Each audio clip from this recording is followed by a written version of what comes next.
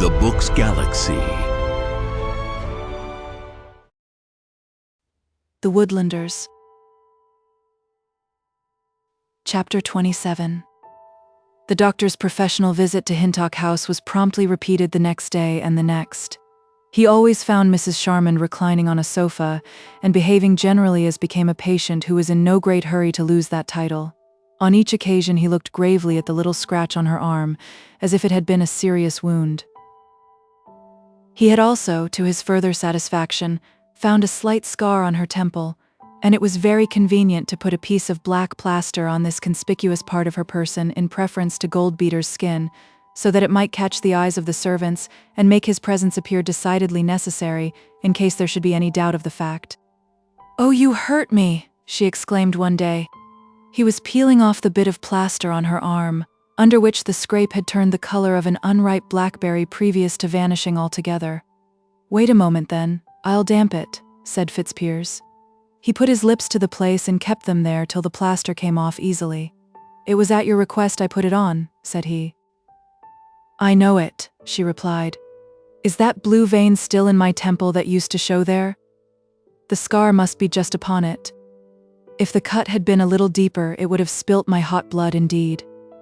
Fitzpiers examined so closely that his breath touched her tenderly, at which their eyes rose to an encounter, hers showing themselves as deep and mysterious as interstellar space. She turned her face away suddenly. "Ah, none of that, I cannot coquette with you," she cried. "Don't suppose I consent to for one moment. Our poor, brief, youthful hour of lovemaking was too long ago to bear continuing now. It is as well that we should understand each other on that point before we go further. Coquet, nor I with you. As it was when I found the historic gloves, so it is now. I might have been and may be foolish, but I am no trifler. I naturally cannot forget that little space in which I flitted across the field of your vision in those days of the past, and the recollection opens up all sorts of imaginings. Suppose my mother had not taken me away," she murmured, her dreamy eyes resting on the swaying tip of a distant tree. "I should have seen you again. And then? Then the fire would have burned higher and higher. What would have immediately followed I know not, but sorrow and sickness of heart at last. Why? Well, that's the end of all love, according to nature's law. I can give no other reason." "Oh, don't speak like that," she exclaimed. "Since we are only picturing the possibilities of that time, don't, for pity's sake, spoil the picture." Her voice sank almost to a whisper as she added, with an incipient pout upon her full lips, "Let me think at least that if you had really loved me at all seriously, you would have loved me forever and ever." "You are right. Think it with all your heart," said he. "It is a pleasant thought and costs nothing." She weighed that remark in silence a while. "Did you ever hear anything of me from then till now?" she inquired. "Not a word." "So much the better. I had to fight the battle of life as well as you. I may tell you about it some day, but don't ever ask me to do it, and particularly do not press me to tell you now." Thus the 2 or 3 days that they had spent in tender acquaintance on the romantic slopes above the Neckar were stretched out in retrospect to the length and importance of years, made to form a canvas for infinite fancies, idle dreams, luxurious melancholies, and sweet, alluring assertions which could neither be proved nor disproved. Grace was never mentioned between them, but a rumor of his proposed domestic changes somehow reached her ears. "Doctor, you are going away," she exclaimed, confronting him with accusatory reproach in her large dark eyes no less than in her rich cooing voice. "Oh yes, you are," she went on, springing to her feet with an air which might almost have been called passionate.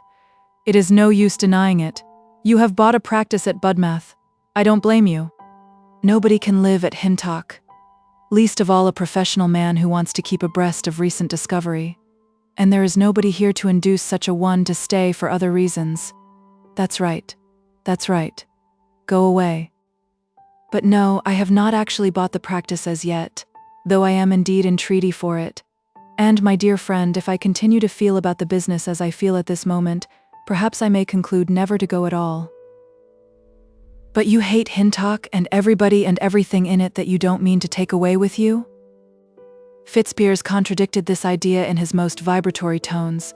and she lapsed into the frivolous archness under which she hid passions of no mean strength, strange, smoldering, erratic passions, kept down like a stifled conflagration, but bursting out now here, now there, the only certain element in their direction being its unexpectedness. If one word could have expressed her, it would have been inconsequence. She was a woman of perversities, delighting in frequent contrasts. She liked mystery in her life, in her love, in her history. To be fair to her, there was nothing in the latter which she had any great reason to be ashamed of, and many things of which she might have been proud, but it had never been fathomed by the honest minds of Hintock, and she rarely volunteered her experiences. As for her capricious nature, the people on her estates grew accustomed to it, and with that marvelous subtlety of contrivance in steering round odd tempers that is found in sons of the soil and dependents generally, they managed to get along under her government rather better than they would have done beneath a more equable rule. Now, with regard to the doctor's notion of leaving Hintock, he had advanced further towards completing the purchase of the Budmouth surgeon's goodwill than he had admitted to Mrs. Charmond. The whole matter hung upon what he might do in the ensuing 24 hours. The evening after leaving her, he went out into the lane and walked and pondered between the high hedges, now greenish-white with wild clematis, here called Old Man's Beard, from its aspect later in the year. The letter of acceptance was to be written that night, after which his departure from Hintock would be irrevocable. But could he go away, remembering what had just passed?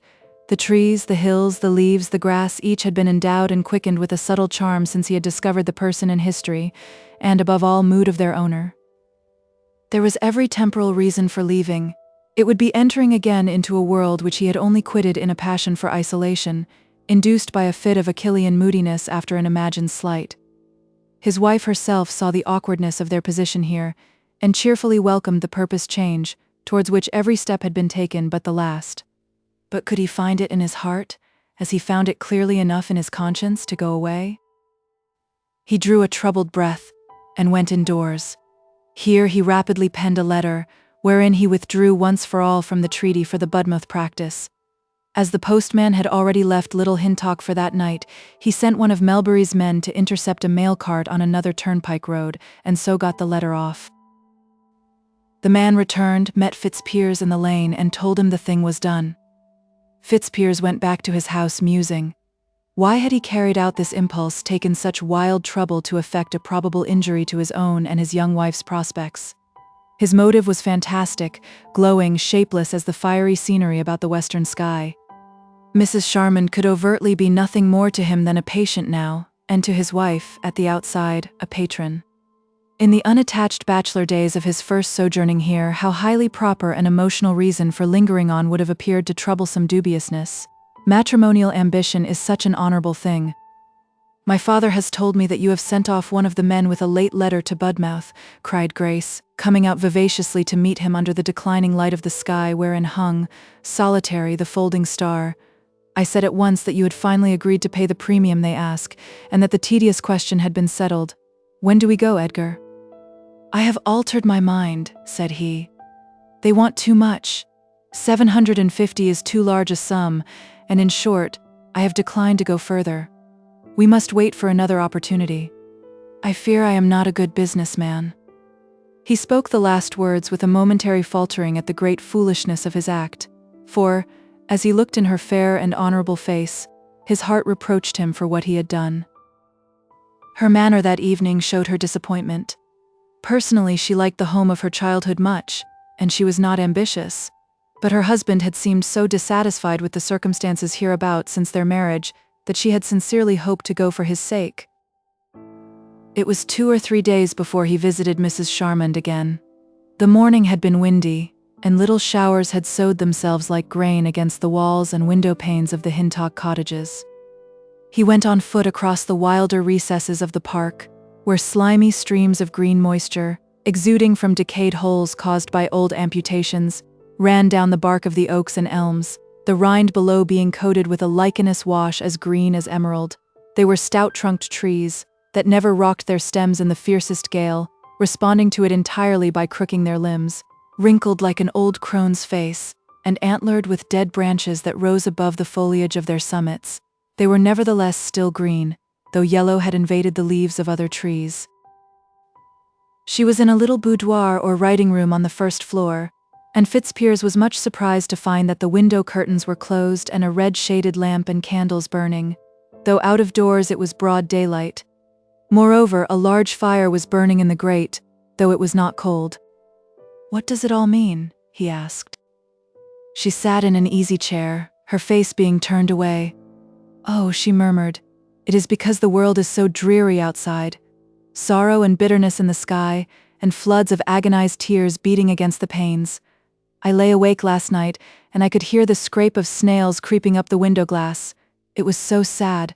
My eyes were so heavy this morning that I could have wept my life away. I cannot bear you to see my face.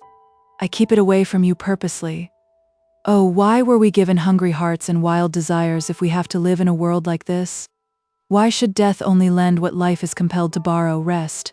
Answer that, Dr. Fitzpiers. You must eat of a second tree of knowledge before you can do it, Felice Charmand. Then, when my emotions have exhausted themselves, I become full of fears till I think I shall die for very fear. The terrible insistencies of society, how severe they are, and cold and inexorable, ghastly towards those who are made of wax and not of stone. Oh, I am afraid of them. A stab for this error and a stab for that. Correctives and regulations framed that society may tend to perfection. An end which I don't care for in the least. Yet for this, all I do care for has to be stunted and starved."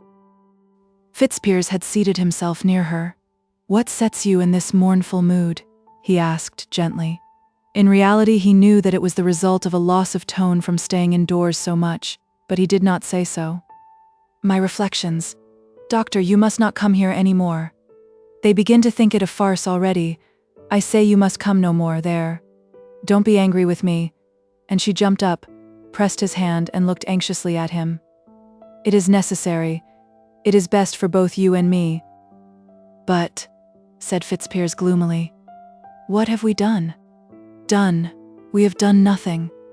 Perhaps we have thought the more. However, it is all vexation. I am going away to Middleton Abbey, near Shottsford, where a relative of my late husband lives, who is confined to her bed. The engagement was made in London, and I can't get out of it. Perhaps it is for the best that I go there till all this is past. When are you going to enter on your new practice and leave Hintock behind forever, with your pretty wife on your arm?" "I have refused the opportunity. I love this place too well to depart." "You have?" she said, regarding him with wild uncertainty. "Why do you ruin yourself in that way?" "Great heaven, what have I done?" "Nothing. Besides, you are going away." "Oh yes, but only to Middleton Abbey for a month or two. Yet perhaps I shall gain strength there, particularly strength of mind. I require it. And when I come back, I shall be a new woman, and you can come and see me safely then, and bring your wife with you, and we'll be friends, she and I. Oh, how this shutting up of one's self does lead to indulgence in idle sentiments. I shall not wish you to give your attendance to me after today, but I am glad that you are not going away if your remaining does not injure your prospects at all." As soon as he had left the room, the mild friendliness she had preserved in her tone at parting, the playful sadness with which she had conversed with him, equally departed from her. She became as heavy as lead, just as she had been before he arrived. Her whole being seemed to dissolve in a sad powerlessness to do anything, and the sense of it made her lips tremulous and her closed eyes wet. His footsteps again startled her, and she turned round. "I returned for a moment to tell you that the evening is going to be fine. The sun is shining, so do open your curtains and put out those lights. Shall I do it for you?" "Please, if you don't mind." He drew back the window curtains, whereupon the red glow of the lamp and the two candle flames became almost invisible with the flood of late autumn sunlight that poured in. "Shall I come round to you?" he asked, her back being towards him. "No," she replied. "Why not?" "Because I'm crying and I don't want to see you."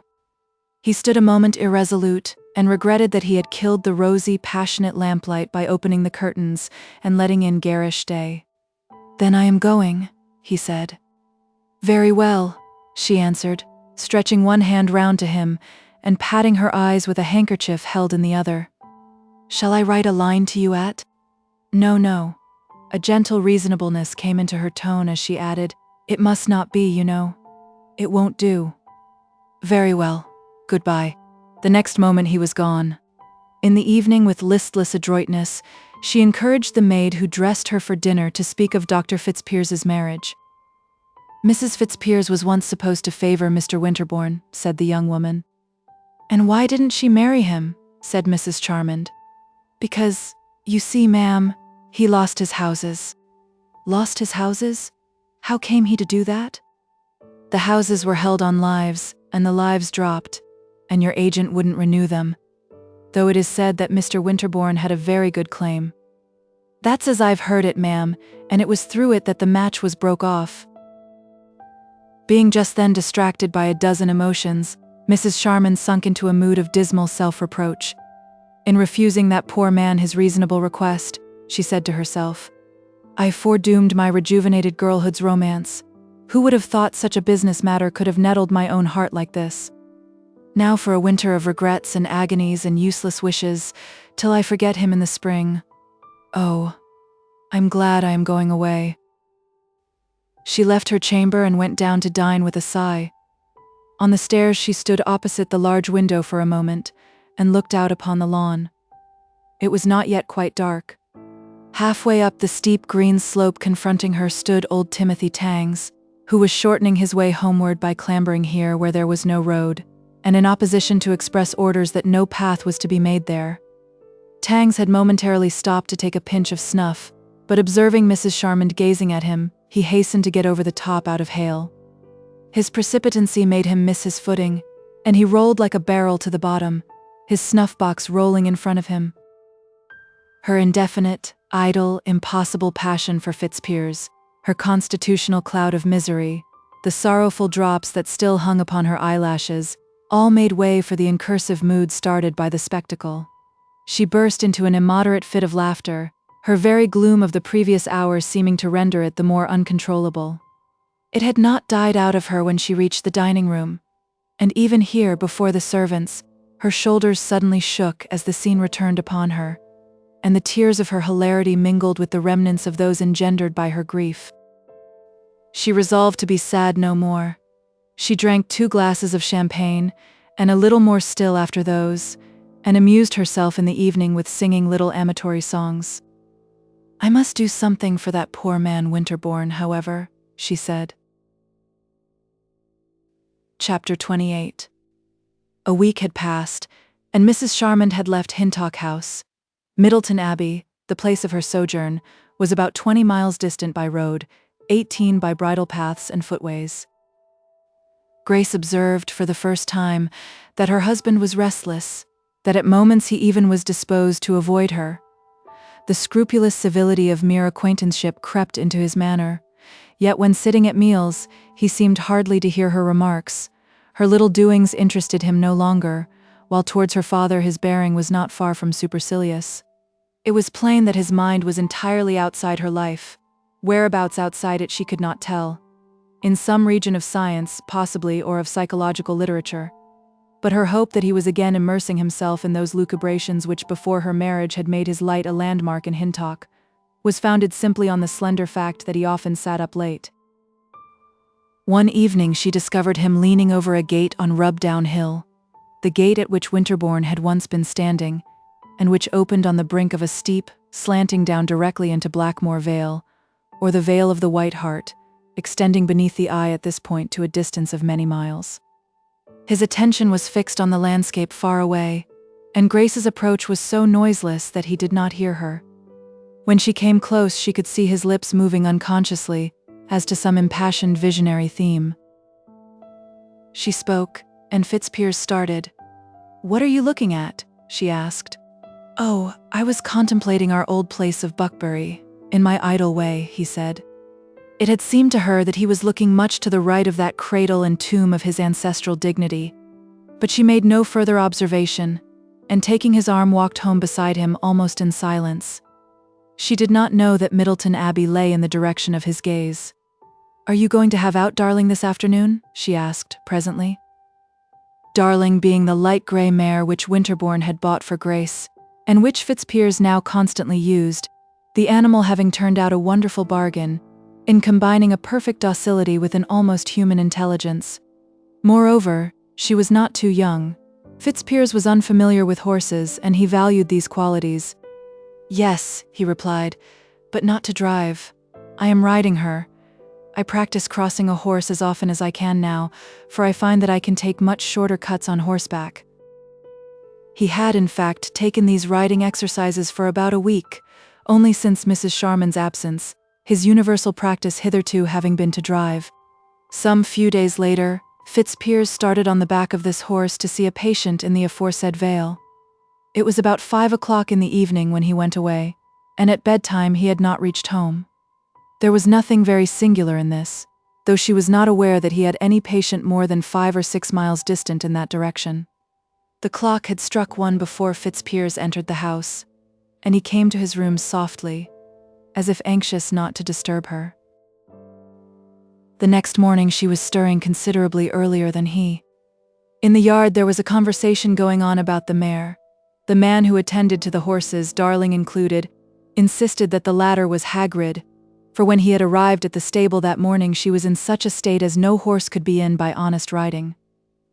It was true that the doctor had stabled her himself when he got home, so that she was not looked after as she would have been if he had groomed and fed her, but that did not account for the appearance she presented. If Mr. Fitzpiers's journey had been only where he had stated, the phenomenal exhaustion of Darling, as thus related, was sufficient to develop a whole series of tales about riding witches and demons, the narration of which occupied a considerable time. Grace returned indoors. In passing through the outer room, she picked up her husband's overcoat, which he had carelessly flung down across a chair. A turnpike ticket fell out of the breast pocket, and she saw that it had been issued at Middleton Gate. He had therefore visited Middleton the previous night, a distance of at least 35 miles on horseback, there and back. During the day she made some inquiries and learned for the first time that Mrs. Sharman was staying at Middleton Abbey. She could not resist an inference, strange as that inference was. A few days later he prepared to start again, at the same time and in the same direction. She knew that the state of the cottager who lived that way was a mere pretext. She was quite sure he was going to Mrs. Sharman. Grace was amazed at the mildness of the passion which the suspicion engendered in her. She was but little excited, and her jealousy was languid even to death. It told tales of the nature of her affection for him. In truth, her antenuptial regard for Fitzpiers had been rather of the quality of awe towards a superior being than of tender solicitude for a lover. It had been based upon mystery and strangeness, the mystery of his past, of his knowledge, of his professional skill, of his beliefs. When this structure of ideals was demolished by the intimacy of common life, and she found him as merely human as the Hintock people themselves, a new foundation was in demand for an enduring and stanch affection, a sympathetic interdependence, wherein mutual weaknesses were made the grounds of a defensive alliance. Fitzpiers had furnished none of that single-minded confidence and truth out of which alone such a second union could spring. Hence it was with a controllable emotion that she now watched the mare brought round. "I'll walk with you to the hill if you are not in a great hurry," she said, rather loath, after all, to let him go. "Do, there's plenty of time," replied her husband. Accordingly he led along the horse and walked beside her, impatient enough nevertheless. Thus they proceeded to the turnpike road and ascended Rubdown Hill to the gate he had been leaning over when she surprised him 10 days before. This was the end of her excursion. Fitzpiers bade her adieu with affection, even with tenderness, and she observed that he looked weary-eyed. "Why do you go tonight?" she said. "You have been called up 2 nights in succession already." "I must go," he answered almost gloomily. "Don't wait up for me." With these words he mounted his horse, passed through the gate which Grace held open for him, and ambled down the steep bridle track to the valley. She closed the gate and watched his descent, and then his journey onward. His way was east, the evening sun which stood behind her back beaming full upon him as soon as he got out from the shade of the hill. Notwithstanding this untoward proceeding, she was determined to be loyal if he proved true, and the determination to love one's best will carry a heart a long way towards making that best an ever-growing thing. The conspicuous coat of the active though blanching mare made horse and rider easy objects for the vision. Though Darling had been chosen with such pains by Winterbourne for Grace, she had never ridden the sleek creature.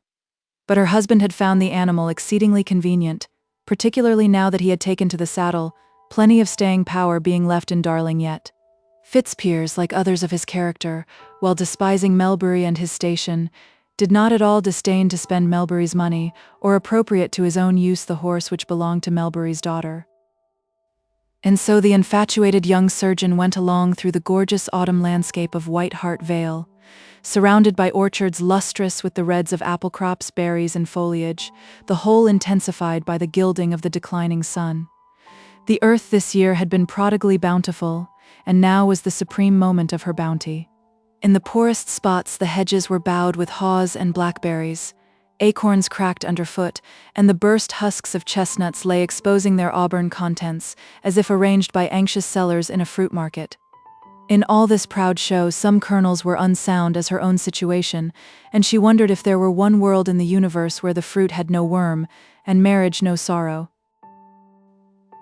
Herr Tannhäuser still moved on, his plodding steed rendering him distinctly visible, yet could she have heard Fitzpiers's voice at that moment she would have found him murmuring, "Towards the lodestar of my one desire I flitted, even as a dizzy moth in the owlet light." But he was a silent spectacle to her now. Soon he rose out of the valley, and skirted a high plateau of the chalk formation on his right, which rested abruptly upon the fruity district of loamy clay, the character and herbage of the two formations being so distinct that the calcareous upland appeared but as a deposit of a few years' antiquity upon the level vale. He kept along the edge of this high, unenclosed country, and the sky behind him being deep violet, she could still see White Darling in relief upon it, a mere speck now, a Wouvermans eccentricity reduced to microscopic dimensions. Upon this high ground he gradually disappeared. Thus she had beheld the pet animal purchased for her own use in pure love of her, by one who had always been true, impressed to convey her husband away from her to the side of a newfound idol. While she was musing on the vicissitudes of horses and wives, she discerned shapes moving up the valley towards her, quite near at hand, though till now hidden by the hedges. Surely they were Giles Winterbourne, with his 2 horses and cider apparatus, conducted by Robert Creedle.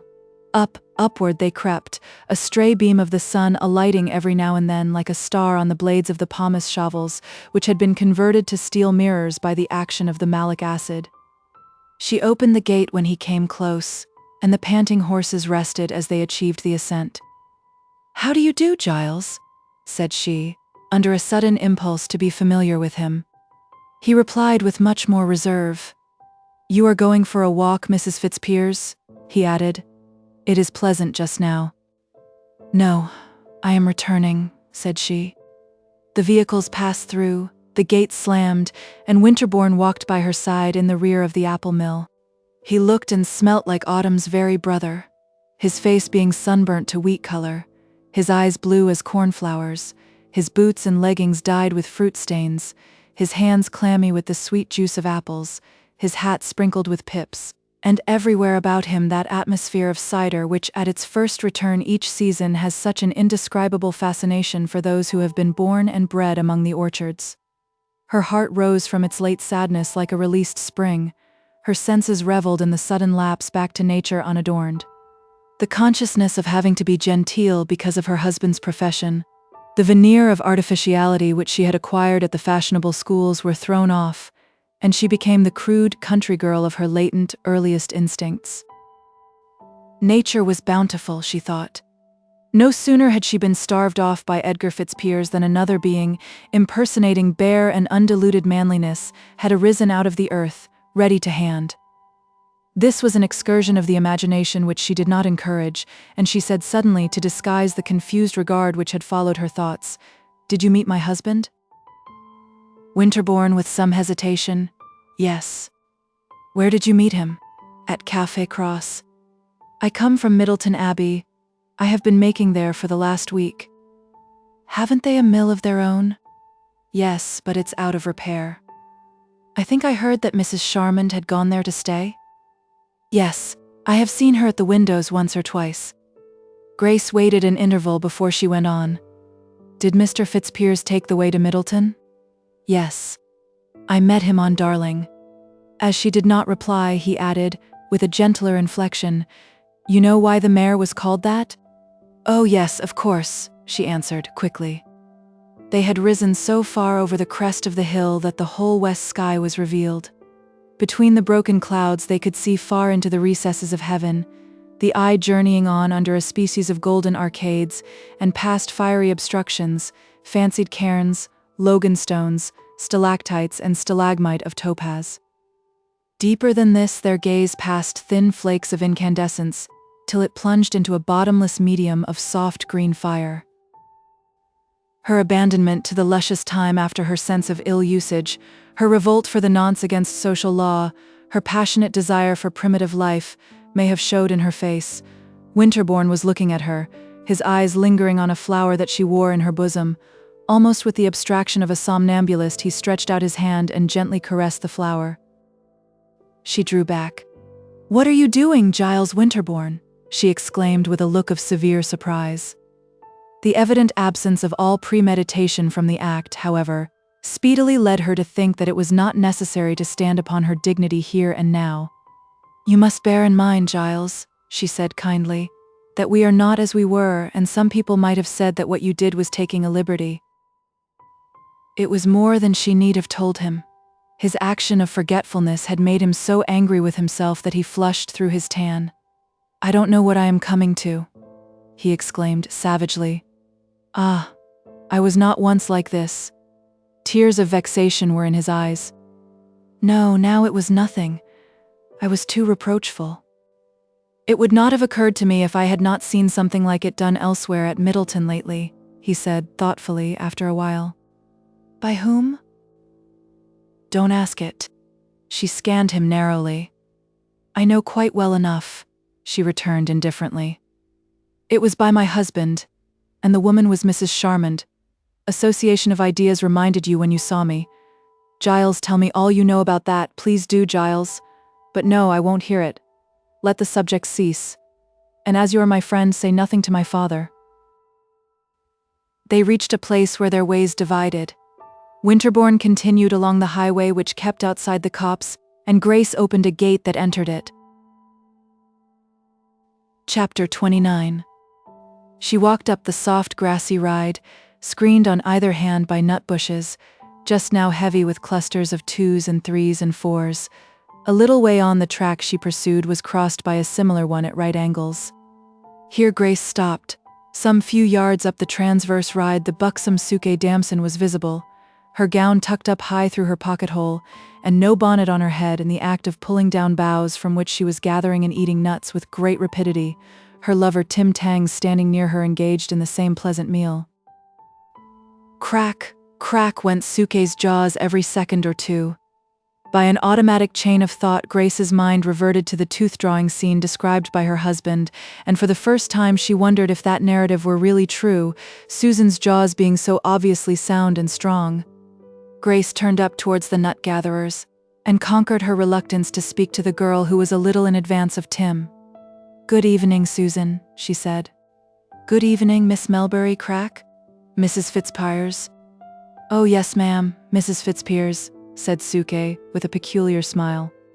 Grace, not to be daunted, continued, "Take care of your teeth, Suke. That accounts for the toothache." "I don't know what an ache is, either in tooth, ear, or head, thank the Lord, Crack." "Nor the loss of one, either?" "See for yourself, ma'am." She parted her red lips and exhibited the whole double row full up and unimpaired. "You have never had one drawn?" "Never." "So much the better for your stomach," said Mrs. Fitzpiers in an altered voice. And turning away quickly, she went on. As her husband's character thus shaped itself under the touch of time, Grace was almost startled to find how little she suffered from that jealous excitement, which is conventionally attributed to all wives in such circumstances. But though possessed by none of that feline wildness which it was her moral duty to experience, she did not fail to know that she had made a frightful mistake in her marriage. Acquiescence in her father's wishes had been degradation to herself. People are not given premonitions for nothing. She should have obeyed her impulse on that early morning, and steadfastly refused her hand. Oh, that plausible tale which her then-betrothed had told her about Suke, the dramatic account of her entreaties to him to draw the aching enemy, and the fine artistic touch he had given to the story by explaining that it was a lovely molar without a flaw. She traced the remainder of the woodland track, dazed by the complications of her position.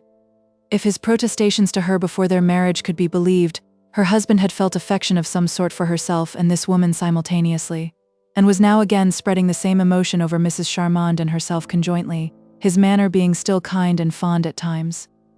But surely, rather than that, he must have played the hypocrite towards her in each case with elaborate completeness, and the thought of this sickened her, for it involved the conjecture that if he had not loved her, his only motive for making her his wife must have been her little fortune.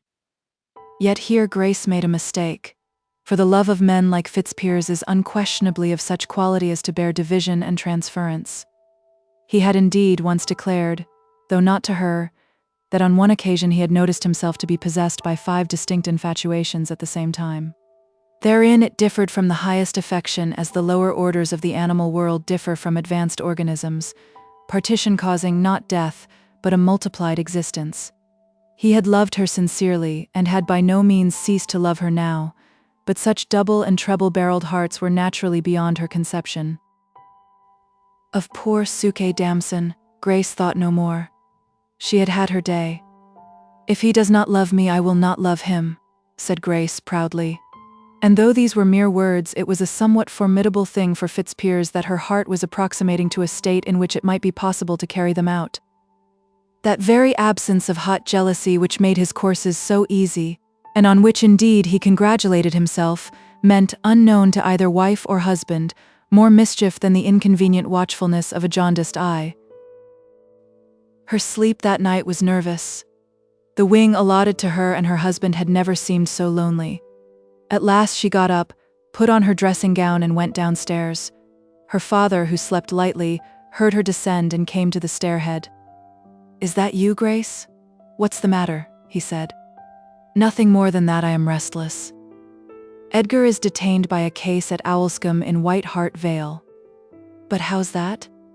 "I saw the woman's husband at Great Hintock just afore bedtime, and she was going on well, and the doctor gone then."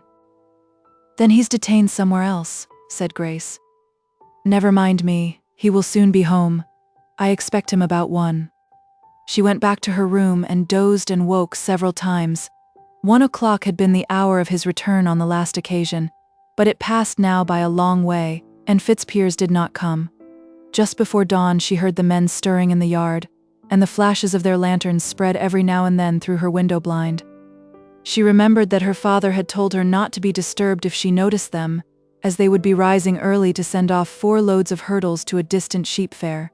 Peeping out, she saw them bustling about, the hollow turner among the rest.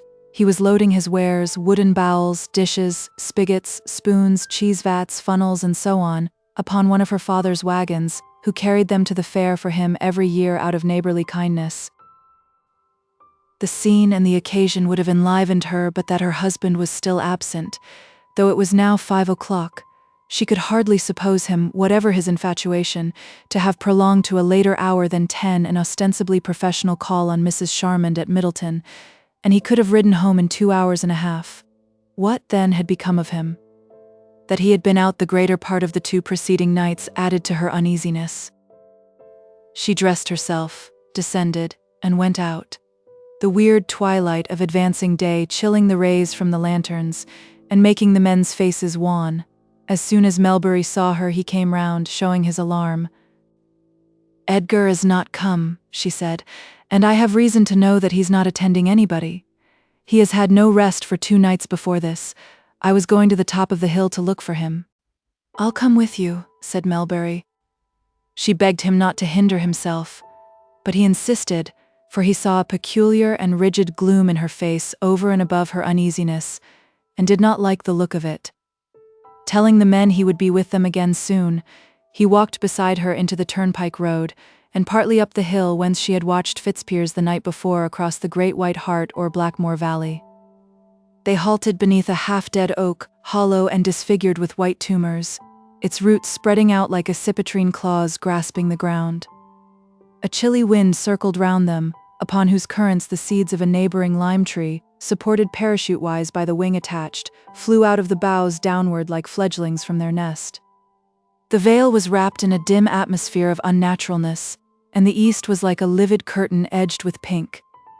There was no sign nor sound of Fitzpiers. "It is no use standing here," said her father. "He may come home 50 ways, why, look here.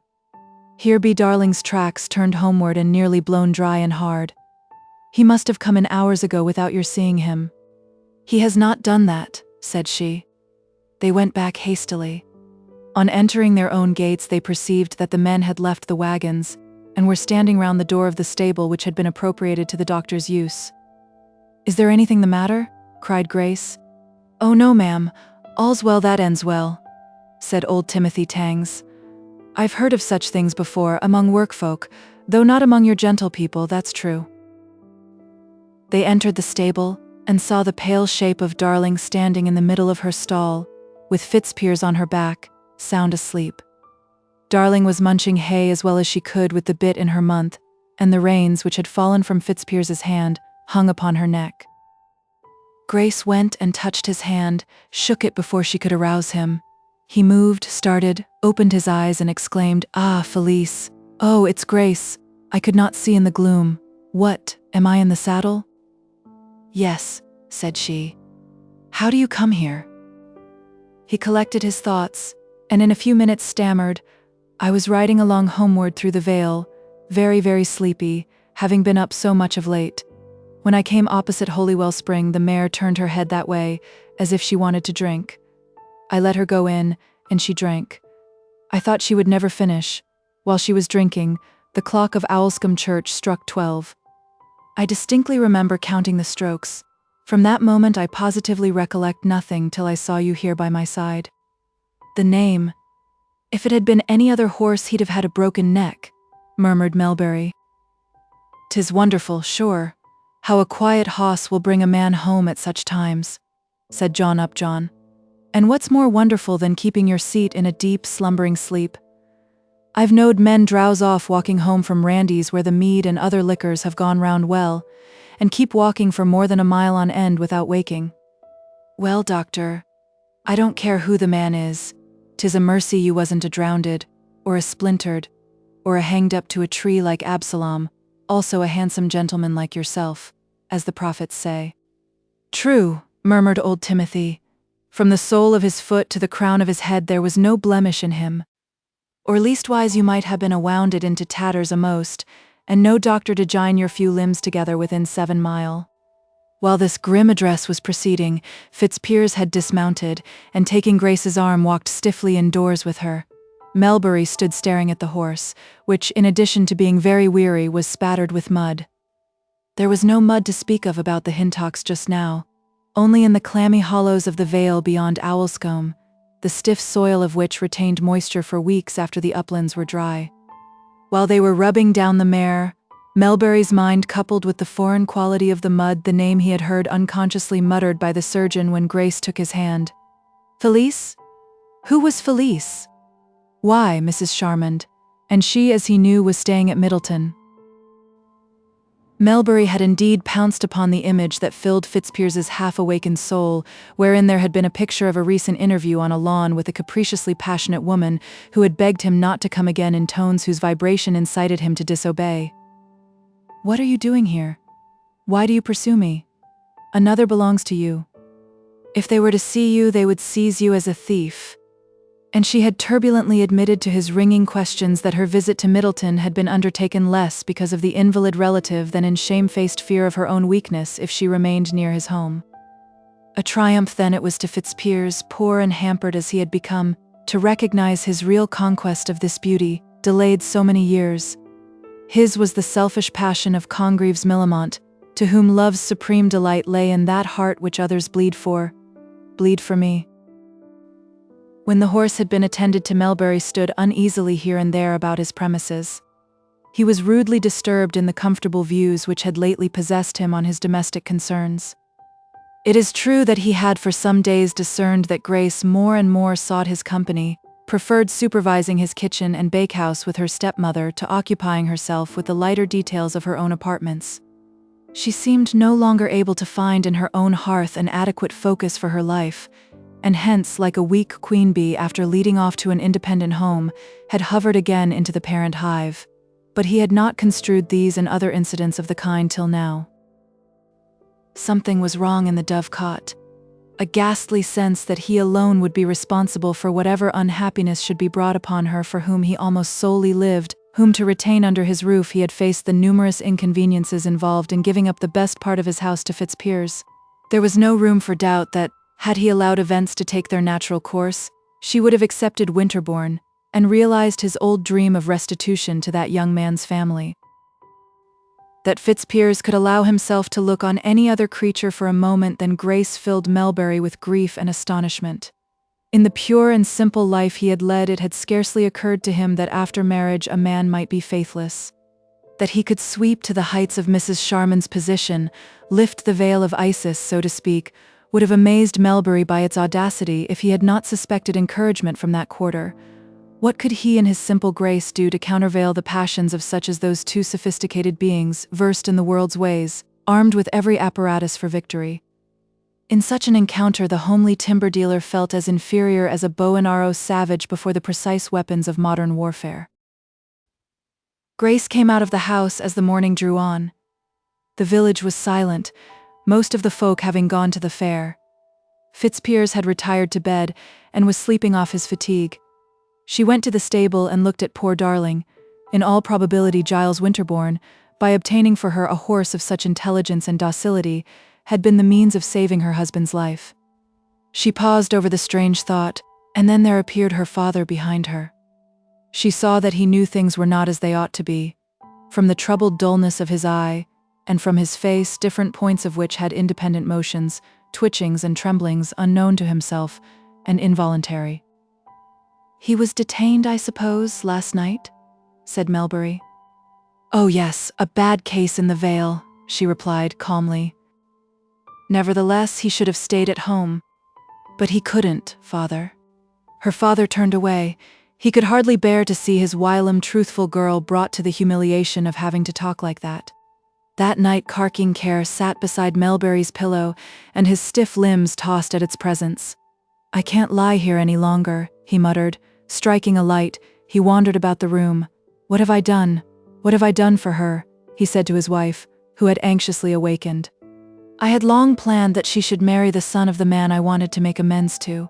Do ye mind how I told you all about it, Lucy, the night before she came home? Ah, but I was not content with doing right. I wanted to do more." "Don't raft yourself without good need, George," she replied. "I won't quite believe that things are so much amiss. I won't believe that Mrs. Sharman has encouraged him. Even supposing she has encouraged a great many, she can have no motive to do it now. What's so likely as that she is not yet quite well, and doesn't care to let another doctor come near her?" He did not heed. Grace used to be so busy every day, with fixing a curtain here and driving a tin tack there, but she cares for no employment now. "Do you know anything of Mrs. Sharman's past history? Perhaps that would throw some light upon things."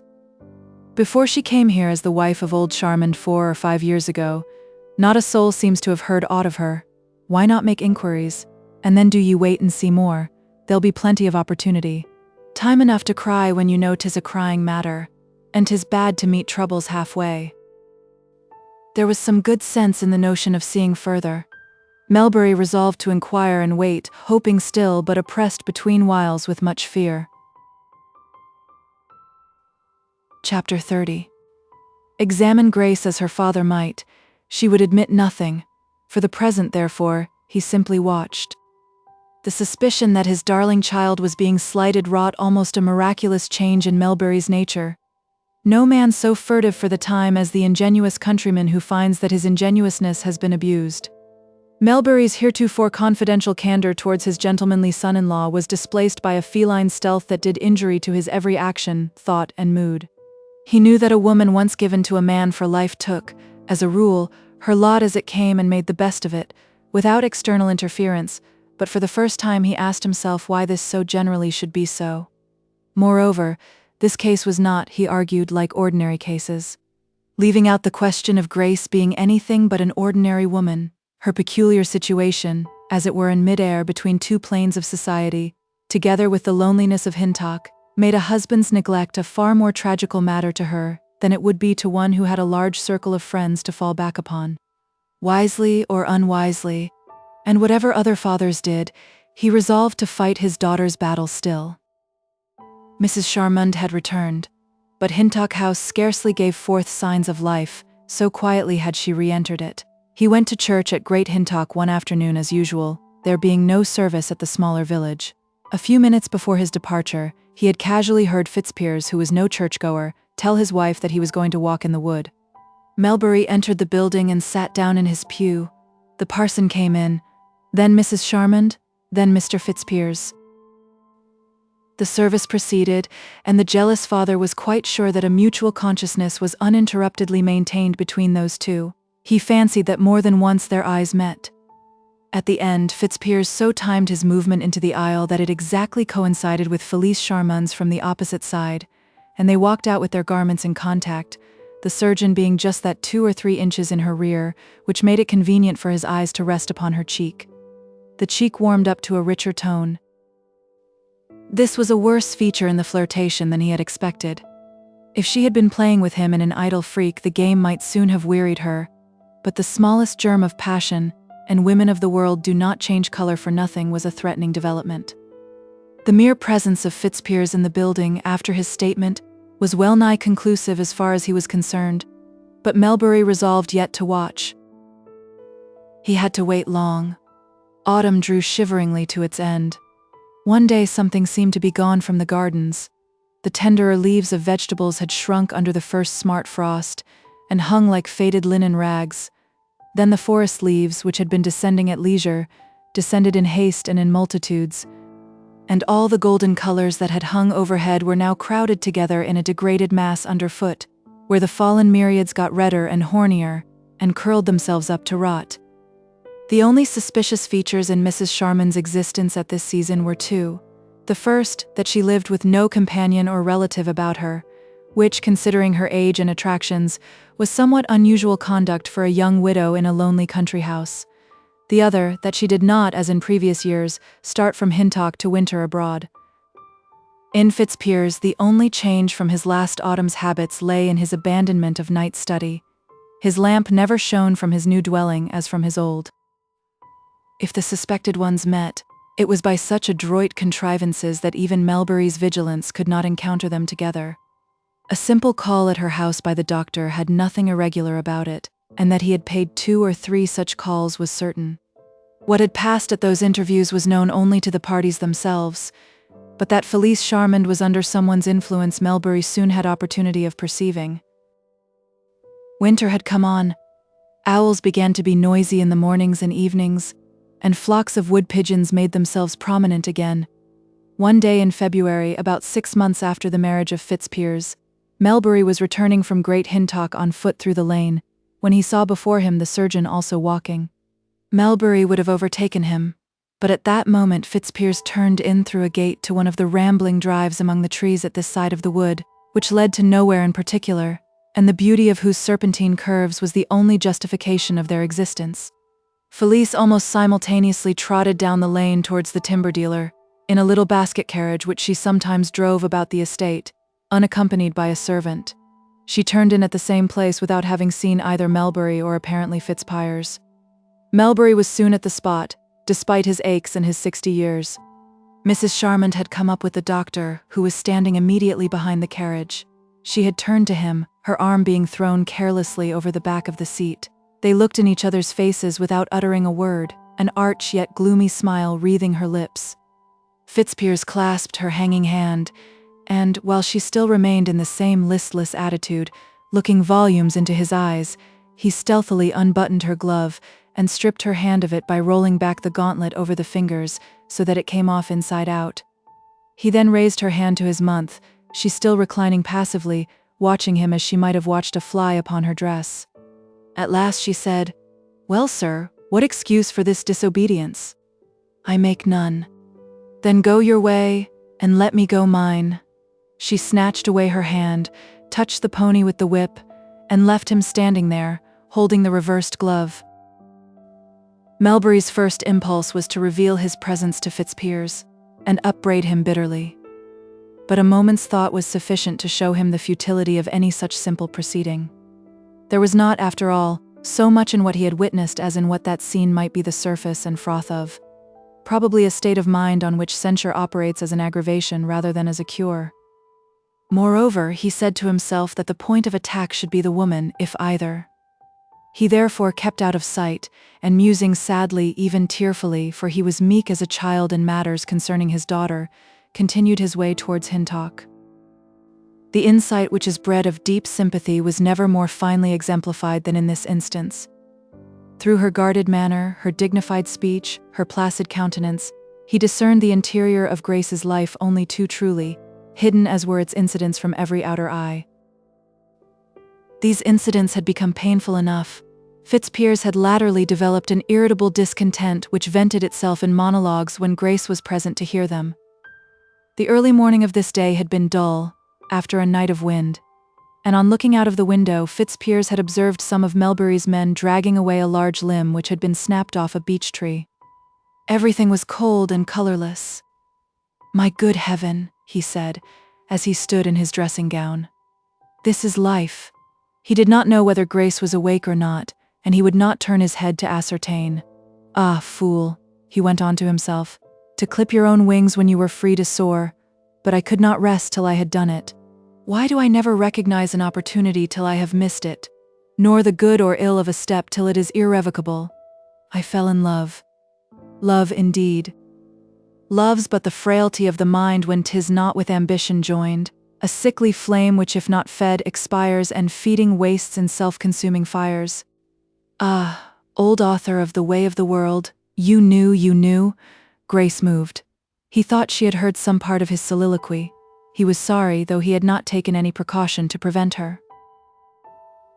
He expected a scene at breakfast, but she only exhibited an extreme reserve. It was enough, however, to make him repent that he should have done anything to produce discomfort, for he attributed her manner entirely to what he had said. But Grace's manner had not its cause either in his sayings or in his doings. She had not heard a single word of his regrets. Something even nearer home than her husband's blighted prospects, if blighted they were, was the origin of her mood, a mood that was the mere continuation of what her father had noticed when he would have preferred a passionate jealousy in her, as the more natural. She had made a discovery, one which to a girl of honest nature was almost appalling. She had looked into her heart, and found that her early interest in Giles Winterbourne had become revitalized into luxuriant growth by her widening perceptions of what was great and little in life. His homeliness no longer offended her acquired tastes. His comparative want of so-called culture did not now jar on her intellect. His country dress even pleased her eye. His exterior roughness fascinated her. Having discovered by marriage how much that was humanly not great could coexist with attainments of an exceptional order, there was a revulsion in her sentiments from all that she had formerly clung to in this kind. Honesty, goodness, manliness, tenderness, devotion, for her only existed in their purity now in the breasts of unvarnished men. And here was one who had manifested them towards her from his youth up. There was further that never-ceasing pity in her soul for Giles as a man whom she had wronged, a man who had been unfortunate in his worldly transactions, while, not without a touch of sublimity, he had, like Horatio, borne himself throughout his scathing, as one in suffering all, that suffers nothing. It was these perceptions, and no subtle catching of her husband's murmurs, that had bred the abstraction visible in her. When her father approached the house after witnessing the interview between Fitzpiers and Mrs. Charmond, Grace was looking out of her sitting-room window, as if she had nothing to do or think of or care for. He stood still. "Ah, Grace," he said, regarding her fixedly. "Yes, father," she murmured. "Waiting for your dear husband?" he inquired, speaking with the sarcasm of pitiful affection. "Oh no, not especially. He has a great many patients to see this afternoon." Melbury came quite close. "Grace, what's the use of talking like that when you know here? Come down and walk with me out in the garden, child." He unfastened the door in the ivy-laced wall and waited. This apparent indifference alarmed him. He would far rather that she had rushed in all the fire of jealousy to Hintock House, regardless of conventionality, confronted and attacked Felice Charmande Unguibus at Rostro, and accused her even in exaggerated shape of stealing away her husband. Such a storm might have cleared the air. She emerged in a minute or two and they went inside together. "You know as well as I do," he resumed, "that there is something threatening mischief to your life, and yet you pretend you do not. Do you suppose I don't see the trouble in your face every day? I am very sure that this quietude is wrong conduct in you. You should look more into matters. I am quiet because my sadness is not of a nature to stir me to action. Melbury wanted to ask her a dozen questions. Did she not feel jealous? Was she not indignant? But a natural delicacy restrained him. You are very tame and let alone, I am bound to say, he remarked pointedly. I am what I feel, father, she repeated. He glanced at her, and there returned upon his mind the scene of her offering to wed Winterbourne instead of Fitzpiers in the last days before her marriage, and he asked himself if it could be the fact that she loved Winterbourne, now that she had lost him, more than she had ever done when she was comparatively free to choose him. What would you have me do? She asked in a low voice. He recalled his mind from the retrospective pain to the practical matter before them. I would have you go to Mrs. Charmond, he said. Go to Mrs. Charmond, what for? Said she. Well, if I must speak plain, dear Grace, to ask her, appeal to her in the name of your common womanhood, and your many like sentiments on things, not to make unhappiness between you and your husband. It lies with her entirely to do one or the other that I can see. Grace's face had heated at her father's words, and the very rustle of her skirts upon the box edging bespoke hauteur. I shall not think of going to her, father, of course I could not, she answered. Why don't T want to be happier than you be at present? Said Melbury, more moved on her account than she was herself. I don't wish to be more humiliated. If I have anything to bear, I can bear it in silence. But my dear maid, you are too young, you don't know what the present state of things may lead to. Just see the harm done already. Your husband would have gone away to Budmouth to a bigger practice if it had not been for this. Although it has gone such a little way, it is poisoning your future even now. Mrs. Charmond is thoughtlessly bad. Not bad by calculation, and just a word to her now might save a peck of woes. Ah, I loved her once, said Grace, with a broken articulation, and she would not care for me then. Now I no longer love her. Let her do her worst. I don't care. You ought to care. You have got into a very good position to start with. You have been well educated, well tended, and you have become the wife of a professional man of unusually good family. Surely you ought to make the best of your position. I don't see that I ought. I wish I had never got into it. I wish you had never thought of educating me. I wish I worked in the woods like Marty South. I hate genteel life, and I want to be no better than she. Why? Said her amazed father.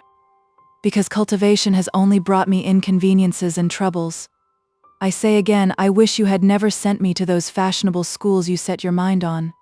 It all arose out of that, father. If I had stayed at home, I should have married. She closed up her mouth suddenly and was silent, and he saw that she was not far from crying. Melbury was much grieved. What? And would you like to have grown up as we be here in Hintock, knowing no more, and with no more chance of seeing good life than we have here? Yes.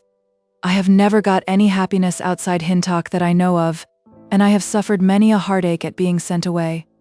Oh, the misery of those January days when I had got back to school, and left you all here in the woods so happy. I used to wonder why I had to bear it, and I was always a little despised by the other girls at school, because they knew where I came from, and that my parents were not in so good a station as theirs. Her poor father was much hurt at what he thought her ingratitude and intractability. He had admitted to himself bitterly enough that he should have let young hearts have their way, or rather should have helped on her affection for Winterbourne, and given her to him according to his original plan. But he was not prepared for her deprecation of those attainments whose completion had been a labor of years, and a severe tax upon his purse. Very well, he said, with much heaviness of spirit. If you don't like to go to her, I don't wish to force you. And so the question remained for him still. How should he remedy this perilous state of things? For days he sat in a moody attitude over the fire, a pitcher of cider standing on the hearth beside him, and his drinking horn inverted upon the top of it.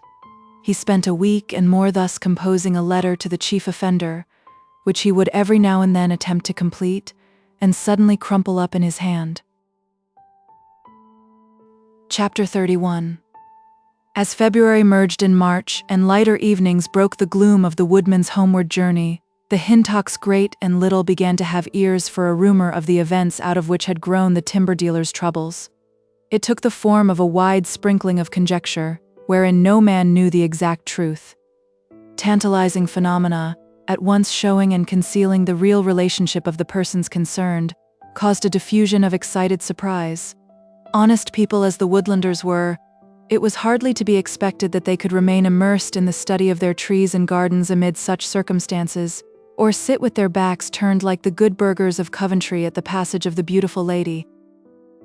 Rumor, for a wonder, exaggerated little.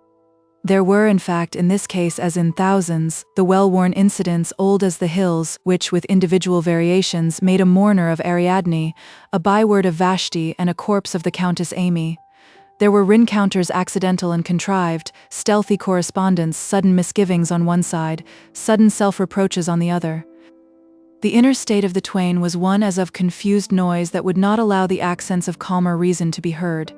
Determinations to go in this direction, and headlong plunges in that, dignified safeguards, undignified collapses, not a single rash step by deliberate intention, and all against judgment. It was all that Melbury had expected and feared. It was more, for he had overlooked the publicity that would be likely to result, as it now had done. What should he do? Appeal to Mrs. Charmond himself, since Grace would not. He bethought himself of Winterbourne, and resolved to consult him, feeling the strong need of some friend of his own sex to whom he might unburden his mind. He had entirely lost faith in his own judgment. That judgment on which he had relied for so many years seemed recently, like a false companion unmasked, to have disclosed unexpected depths of hypocrisy and speciousness where all had seemed solidity. He felt almost afraid to form a conjecture on the weather, or the time, or the fruit promise, so great was his self-abasement. It was a rimy evening when he set out to look for Giles. The woods seemed to be in a cold sweat, beads of perspiration hung from every bare twig, the sky had no color, and the trees rose before him as haggard, gray phantoms, whose days of substantiality were past. Melbury seldom saw Winterbourne now, but he believed him to be occupying a lonely hut just beyond the boundary of Mrs. Charmond's estate, though still within the circuit of the woodland. The timber merchant's thin legs stalked on through the pale, damp scenery, his eyes on the dead leaves of last year, while every now and then a hasty "aye" escaped his lips in reply to some bitter proposition. His notice was attracted by a thin blue haze of smoke, behind which arose sounds of voices and chopping. Bending his steps that way, he saw Winterbourne just in front of him. It just now happened that Giles, after being for a long time apathetic and unemployed, had become one of the busiest men in the neighborhood. It is often thus: fallen friends lost sight of, we expect to find starving. We discover them going on fairly well, without any solicitation or desire for profit on his part. He had been asked to execute during that winter a very large order for hurdles and other copseware, for which purpose he had been obliged to buy several acres of brushwood standing. He was now engaged in the cutting and manufacture of the same, proceeding with the work daily like an automaton. The hazel tree did not belie its name today. The whole of the copsewood where the mist had cleared returned purest tints of that hue amid which Winterbourne himself was in the act of making a hurdle, the stakes being driven firmly into the ground in a row, over which he bent and wove the twigs. Beside him was a square, compact pile like the altar of Cain, formed of hurdles already finished, which bristled on all sides with the sharp points of their stakes. At a little distance the men in his employ were assisting him to carry out his contract. Rows of copsewood lay on the ground as it had fallen under the axe, and a shelter had been constructed near at hand, in front of which burned the fire whose smoke had attracted him. The air was so dank that the smoke hung heavy, and crept away amid the bushes without rising from the ground. After wistfully regarding Winterbourne a while, Melbury drew nearer, and briefly inquired of Giles how he came to be so busily engaged, with an undertone of slight surprise that Winterbourne could seem so thriving after being deprived of Grace. Melbury was not without emotion at the meeting, for Grace's affairs had divided them, and ended their intimacy of old times. Winterbourne explained just as briefly, without raising his eyes from his occupation of chopping a bough that he held in front of him. "'Twill be up in April before you get it all cleared?" said Melbury. Yes, there or thereabouts, said Winterbourne, a chop of the billhook jerking the last word into two pieces. There was another interval. Melbury still looked on, a chip from Winterbourne's hook occasionally flying against the waistcoat and legs of his visitor, who took no heed. Ah, Giles, you should have been my partner. You should have been my son-in-law, the old man said at last. It would have been far better for her and for me. Winterbourne saw that something had gone wrong with his former friend, and throwing down the switch he was about to interweave, he responded only too readily to the mood of the timber dealer. Is she ill? He said, hurriedly. No, no. Melbury stood without speaking for some minutes, and then, as though he could not bring himself to proceed, turned to go away. Winterbourne told one of his men to pack up the tools for the night and walked after Melbury. Heaven forbid that I should seem too inquisitive, sir, he said, especially since we don't stand as we used to stand to one another, but I hope it is well with them all over your way? No, said Melbury, no. He stopped, and struck the smooth trunk of a young ash tree with the flat of his hand. I would that his ear had been where that rind is, he exclaimed. I should have treated him to little compared with what he deserves. Now, said Winterbourne, don't be in a hurry to go home. I've put some cider down to warm in my shelter here, and we'll sit and drink it and talk this over. Melbury turned unresistingly as Giles took his arm, and they went back to where the fire was and sat down under the screen, the other woodman having gone. He drew out the cider mug from the ashes and they drank together. Giles, you ought to have had her, as I said just now, repeated Melbury. I'll tell you why for the first time. He thereupon told Winterbourne, as with great relief, the story of how he won away Giles's father's chosen one, by nothing worse than a lover's cajoleries, it is true, but by means which, except in love, would certainly have been pronounced cruel and unfair. He explained how he had always intended to make reparation to Winterbourne the father by giving grace to Winterbourne the son, till the devil tempted him in the person of Fitzpiers, and he broke his virtuous vow. How highly I thought of that man, to be sure. Who'd have supposed he'd have been so weak and wrong-headed as this? You ought to have had her, Giles, and there's an end on. Winterbourne knew how to preserve his calm under this unconsciously cruel tearing of a healing wound to which Melbury's concentration on the more vital subject had blinded him. The young man endeavored to make the best of the case for Grace's sake. She would hardly have been happy with me, he said, in the dry, unimpassioned voice under which he hid his feelings. I was not well enough educated, too rough, in short. I couldn't have surrounded her with the refinements she looked for anyhow at all. Nonsense, you are quite wrong there, said the unwise old man, doggedly. She told me only this day that she hates refinements and such like. All that my trouble and money bought for her in that way is thrown away upon her quite. She'd fain be like Marty South. Think o' that. That's the top of her ambition. Perhaps she's right. Giles, she loved you under the rind, and, what's more, she loves ye still. Worse luck for the poor maid. If Melbury only had known what fires he was recklessly stirring up, he might have held his peace. Winterbourne was silent a long time.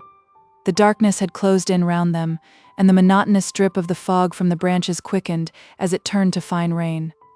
Oh, she never cared much for me, Giles managed to say, as he stirred the embers with a brand. She did and does, I tell ye, said the other, obstinately. However, all that's vain talking now. What I come to ask you about is a more practical matter, how to make the best of things as they are. I am thinking of a desperate step, of calling on the woman Charmond. I am going to appeal to her since Grace will not. 'Tis she who holds the balance in her hands, not he. While she's got the will to lead him astray, he will follow, poor, unpractical, lofty-notioned dreamer. And how long she'll do it depends upon her whim. Did ye ever hear anything about her character before she came to Hintock? She's been a bit of a charmer in her time, I believe, replied Giles, with the same level quietude, as he regarded the red coals. One who has smiled where she is not loved and loved where she is not married. Before Mr. Charmond made her his wife, she was a play actress. Hey, but how close you have kept all this, Giles. What besides? Mr. Charmond was a rich man, engaged in the iron trade in the north, 20 or 30 years older than she. He married her and retired, and came down here and bought this property, as they do nowadays." "Yes, yes, I know all about that, but the other I did not know. I fear it bodes no good. For how can I go and appeal to the forbearance of a woman in this matter who has made cross loves and crooked entanglements her trade for years? I thank ye, Giles, for finding it out, but it makes my plan the harder that she should have belonged to that unstable tribe." Another pause ensued, and they looked gloomily at the smoke that beat about the hurdles which sheltered them, through whose weavings a large drop of rain fell at intervals and spat smartly into the fire. Mrs. Charmant had been no friend to Winterbourne, but he was manly, and it was not in his heart to let her be condemned without a trial. "She is said to be generous," he answered. "You might not appeal to her in vain." "It shall be done," said Melbury, rising. "For good or for evil, to Mrs. Charmant I'll go." Chapter 32. At 9 o'clock the next morning, Melbury dressed himself up in shining broadcloth, creased with folding and smelling of camphor, and started for Hintock House. He was the more impelled to go at once by the absence of his son-in-law in London for a few days, to attend, really or ostensibly, some professional meetings. He said nothing of his destination either to his wife or to Grace, fearing that they might entreat him to abandon so risky a project, and went out unobserved. He had chosen his time with a view, as he supposed, of conveniently catching Mrs. Charmant when she had just finished her breakfast, before any other business people should be about, if any came. Plodding thoughtfully onward, he crossed a glade lying between Little Hintock Woods and the plantation which abutted on the park, and the spot being open, he was discerned there by Winterbourne from the copse on the next hill, where he and his men were working. Knowing his mission, the younger man hastened down from the copse and managed to intercept the timber merchant. "I have been thinking of this, sir," he said, "and I am of opinion that it would be best to put off your visit for the present." But Melbury would not even stop to hear him. His mind was made up. The appeal was to be made, and Winterbourne stood and watched him sadly till he entered the second plantation and disappeared. Melbury rang at the tradesman's door of the manor house, and was at once informed that the lady was not yet visible, as indeed he might have guessed had he been anybody but the man he was. Melbury said he would wait, whereupon the young man informed him in a neighborly way that, between themselves, she was in bed and asleep. "Never mind," said Melbury, retreating into the court. "I'll stand about here." Charged so fully with his mission, he shrank from contact with anybody. But he walked about the paved court till he was tired, and still nobody came to him. At last he entered the house and sat down in a small waiting room, from which he got glimpses of the kitchen corridor and of the white-capped maids flitting jauntily hither and thither. They had heard of his arrival but had not seen him enter, and imagining him still in the court, discussed freely the possible reason of his calling. They marveled at his temerity, for though most of the tongues which had been let loose attributed the chief blameworthiness to Fitzpiers, these of her household preferred to regard their mistress as the deeper sinner. Melbury sat with his hands resting on the familiar knobbed thorn walking stick, whose growing he had seen before he enjoyed its use. The scene to him was not the material environment of his person, but a tragic vision that traveled with him like an envelope. Through this vision the incidents of the moment but gleamed confusedly here and there, as an outer landscape through the high-colored scenes of a stained window. He waited thus an hour and a half, 2 hours. He began to look pale and ill, whereupon the butler, who came in, asked him to have a glass of wine. Melbury roused himself and said, "No, no, is she almost ready?" "She is just finishing breakfast," said the butler. "She will soon see you now. I am just going up to tell her you are here." "What? Haven't you told her before?" said Melbury. "Oh no," said the other. "You see, you came so very early." At last the bell rang. Mrs. Charmant could see him. She was not in her private sitting room when he reached it, but in a minute he heard her coming from the front staircase, and she entered where he stood. At this time of the morning Mrs. Charmant looked her full age and more. She might almost have been taken for the typical femme de 30 ans, though she was really not more than 7 or 8 and 20. There being no fire in the room, she came in with a shawl thrown loosely round her shoulders, and obviously without the least suspicion that Melbury had called upon any other errand than timber. Felice was, indeed, the only woman in the parish who had not heard the rumor of her own weaknesses. She was at this moment living in a fool's paradise in respect of that rumor, though not in respect of the weaknesses themselves, which, if the truth be told, caused her grave misgivings. "Do sit down, Mr. Melbury. You have felled all the trees that were to be purchased by you this season, except the oaks, I believe." "Yes," said Melbury. "How very nice. It must be so charming to work in the woods just now." She was too careless to affect an interest in an extraneous person's affairs so consummately as to deceive in the manner of the perfect social machine. Hence her words, "very nice," "so charming," were uttered with a perfunctoriness that made them sound absurdly unreal. "Yes, yes," said Melbury in a reverie. He did not take a chair, and she also remained standing. Resting upon his stick, he began, "Mrs. Charmond, I have called upon a more serious matter, at least to me, than tree-throwing, and whatever mistakes I make in my manner of speaking upon it to you, madam, do me the justice to set 'em down to my want of practice, and not to my want of care." Mrs. Charmond looked ill at ease. She might have begun to guess his meaning, but apart from that, she had such dread of contact with anything painful, harsh, or even earnest, that his preliminaries alone were enough to distress her. "Yes, what is it?" she said. "I am an old man," said Melbury, "whom, somewhat late in life, God thought fit to bless with one child, and she a daughter. Her mother was a very dear wife to me, but she was taken away from us when the child was young, and the child became precious as the apple of my eye to me, for she was all I had left to love. For her sake entirely I married a second wife, a homespun woman who had been kind as a mother to her. In due time the question of her education came on, and I said, I will educate the maid well if I live upon bread to do it. Of her possible marriage I could not bear to think, for it seemed like a death that she should cleave to another man, and grow to think his house her home rather than mine. But I saw it was the law of nature that this should be, and that it was for the maid's happiness that she should have a home when I was gone, and I made up my mind without a murmur to help it on for her sake. In my youth I had wronged my dead friend, and to make amends I determined to give her, my most precious possession, to my friend's son, seeing that they liked each other well. Things came about which made me doubt if it would be for my daughter's happiness to do this, inasmuch as the young man was poor, and she was delicately reared. Another man came and paid court to her, one her equal in breeding and accomplishments. In every way it seemed to me that he only could give her the home which her training had made a necessity almost. I urged her on, and she married him. But ma'am, a fatal mistake was at the root of my reckoning. I found that this well-born gentleman I had calculated on so surely was not stanch of heart, and that therein lay a danger of great sorrow for my daughter. Madam, he saw you, and you know the rest. I have come to make no demands, to utter no threats. I have come simply as a father in great grief about this only child, and I beseech you to deal kindly with my daughter, and to do nothing which can turn her husband's heart away from her forever.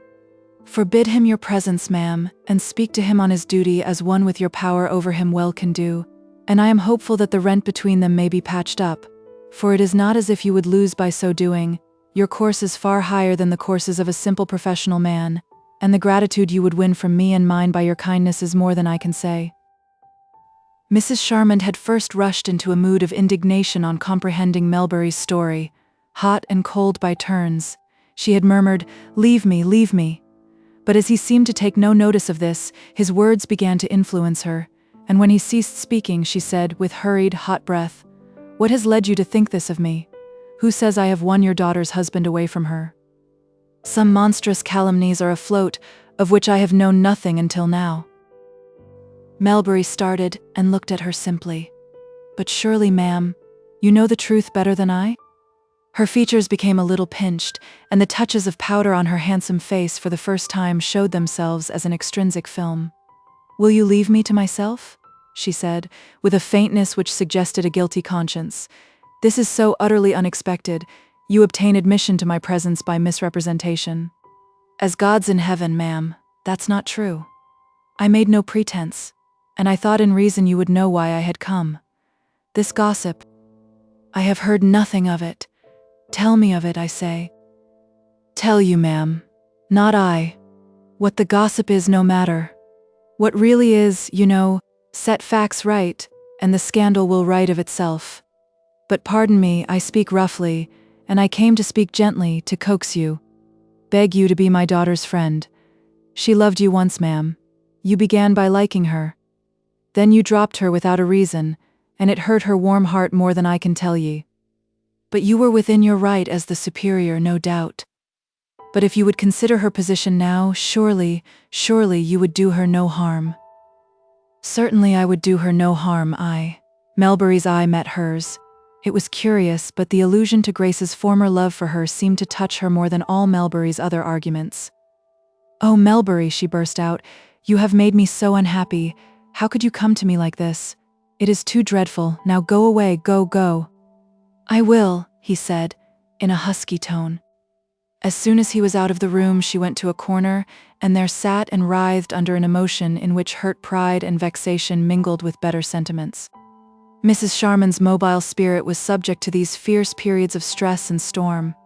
She had never so clearly perceived till now that her soul was being slowly invaded by a delirium which had brought about all this, that she was losing judgment and dignity under it, becoming an animated impulse only, a passion incarnate. A fascination had led her on. It was as if she had been seized by a hand of velvet, and this was where she found herself, overshadowed with sudden night, as if a tornado had passed by.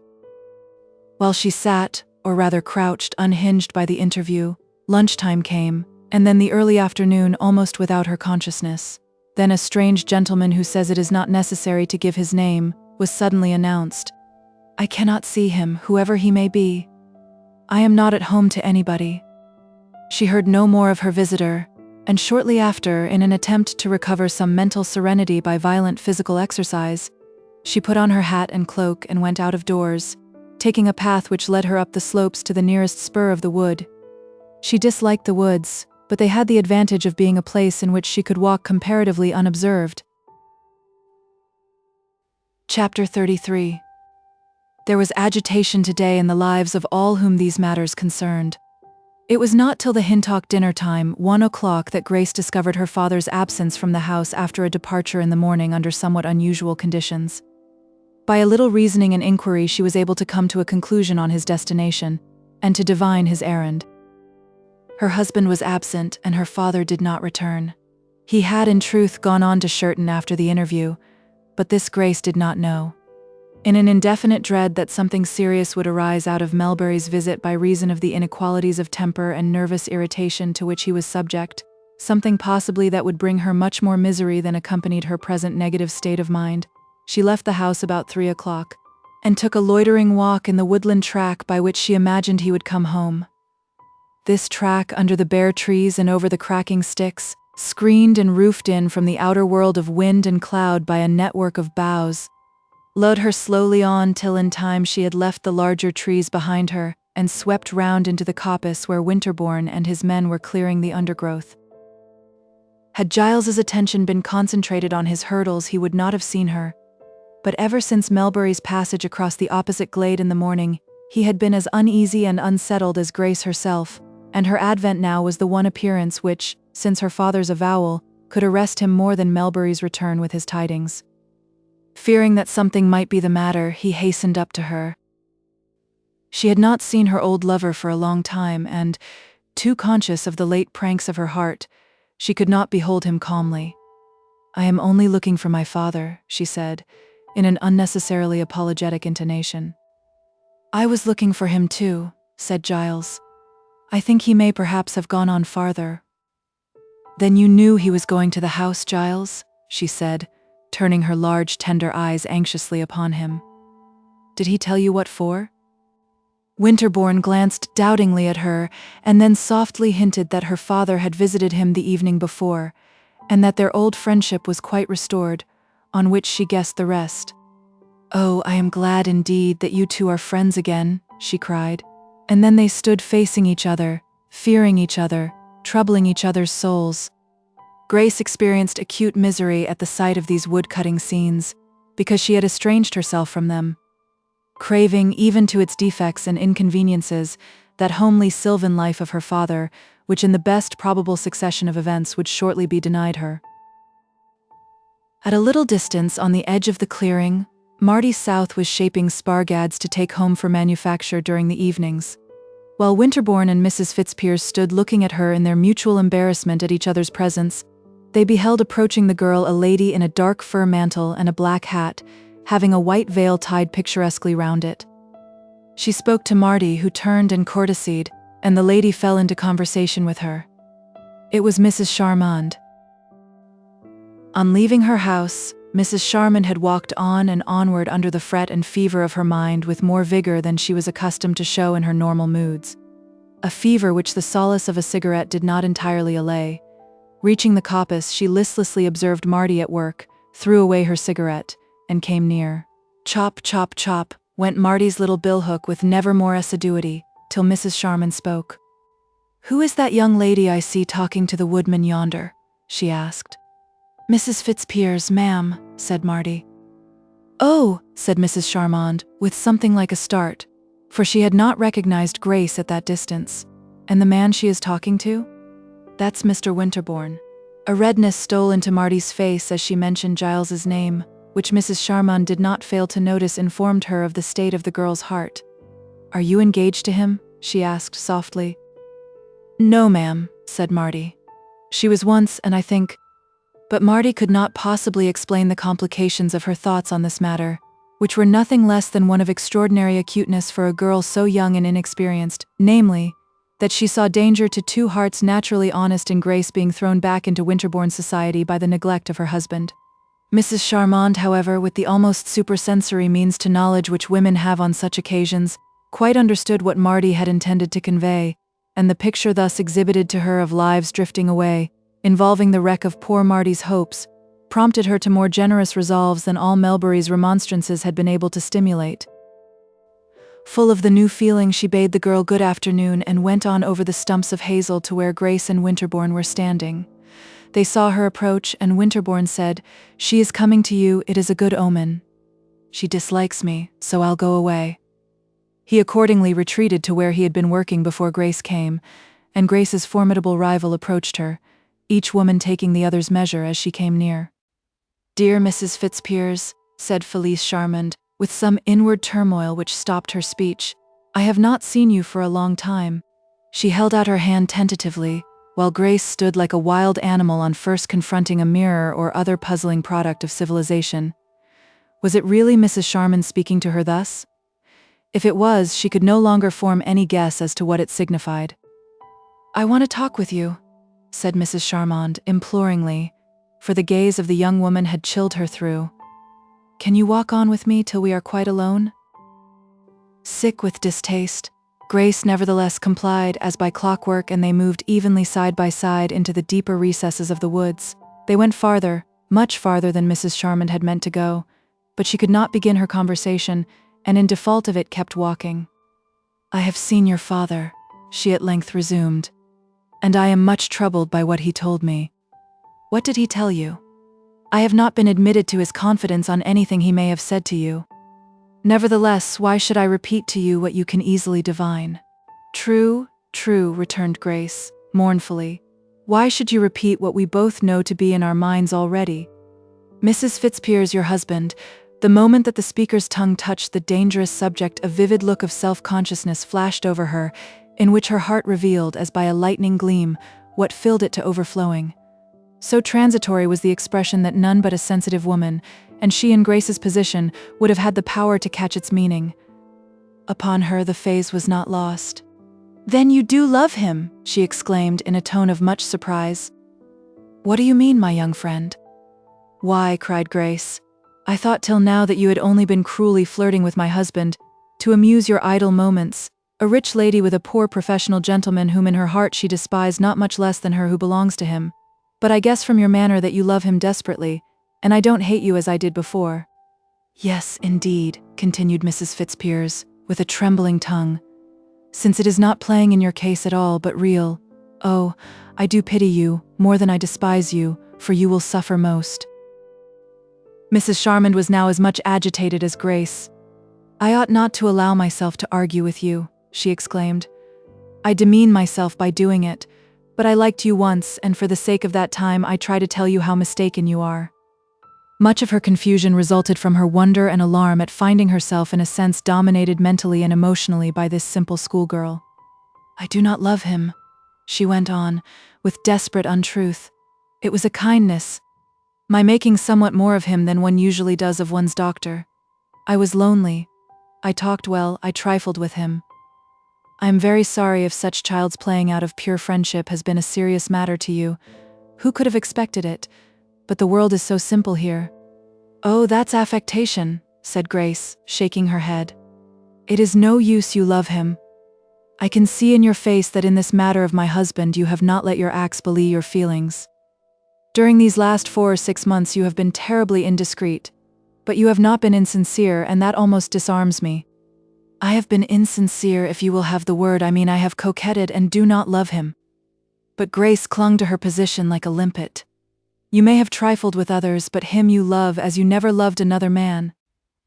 "Oh well, I won't argue," said Mrs. Charmond, laughing faintly. "And you come to reproach me for it, child?" "No," said Grace magnanimously. "You may go on loving him if you like, I don't mind at all. You'll find it, let me tell you, a bitterer business for yourself than for me in the end.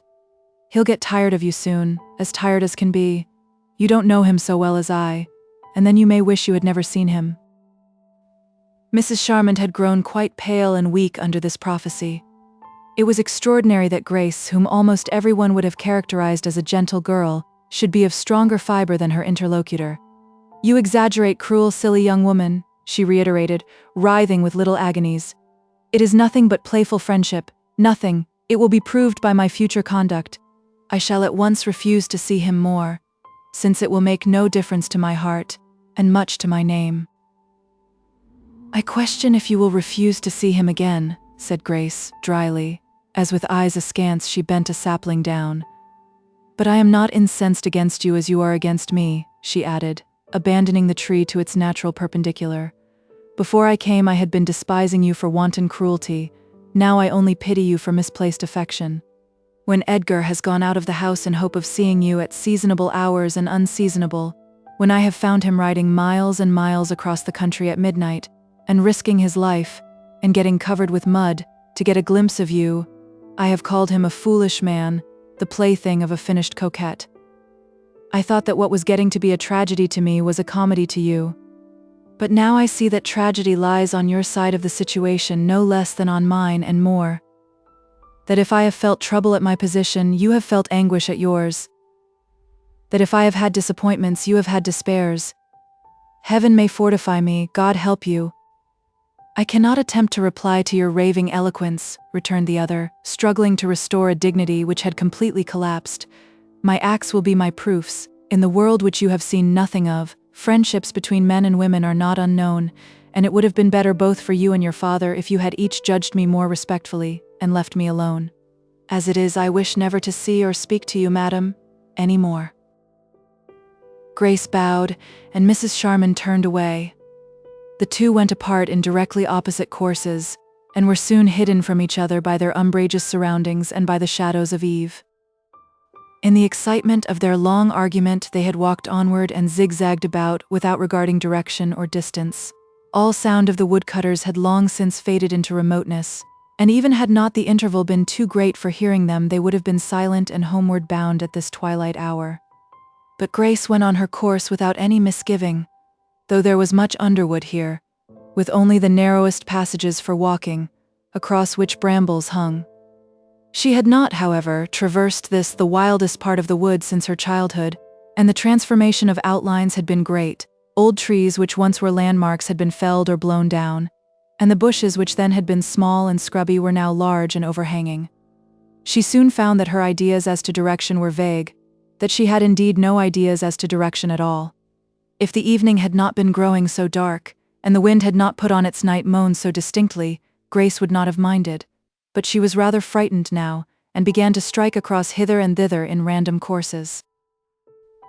Denser grew the darkness, more developed the wind voices, and still no recognizable spot or outlet of any kind appeared, nor any sound of the hintocks floated near, though she had wandered probably between 1 and 2 hours, and began to be weary. She was vexed at her foolishness, since the ground she had covered, if in a straight line, must inevitably have taken her out of the wood to some remote village or other. But she had wasted her forces in countermarches, and now, in much alarm, wondered if she would have to pass the night here.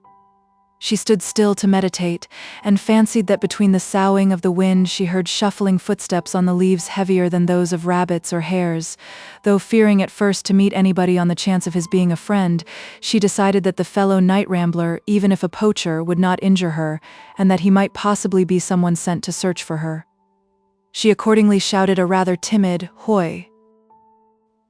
The cry was immediately returned by the other person, and Grace, running at once in the direction whence it came, beheld an indistinct figure hastening up to her as rapidly.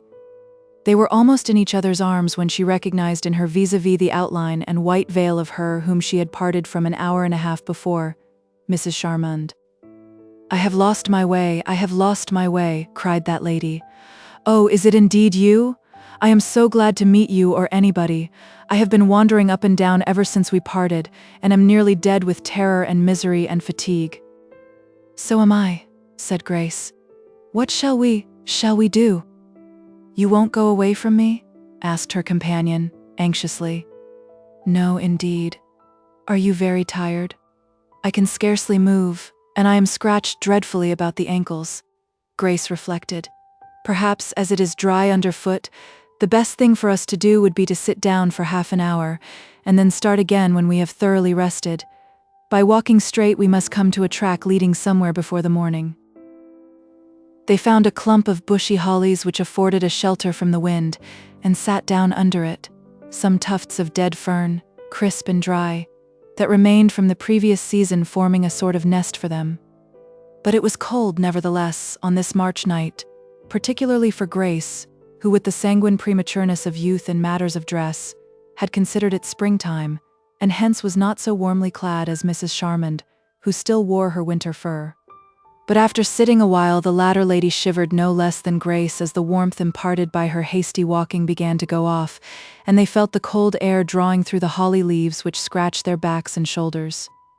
Moreover, they could hear some drops of rain falling on the trees, though none reached the nook in which they had ensconced themselves.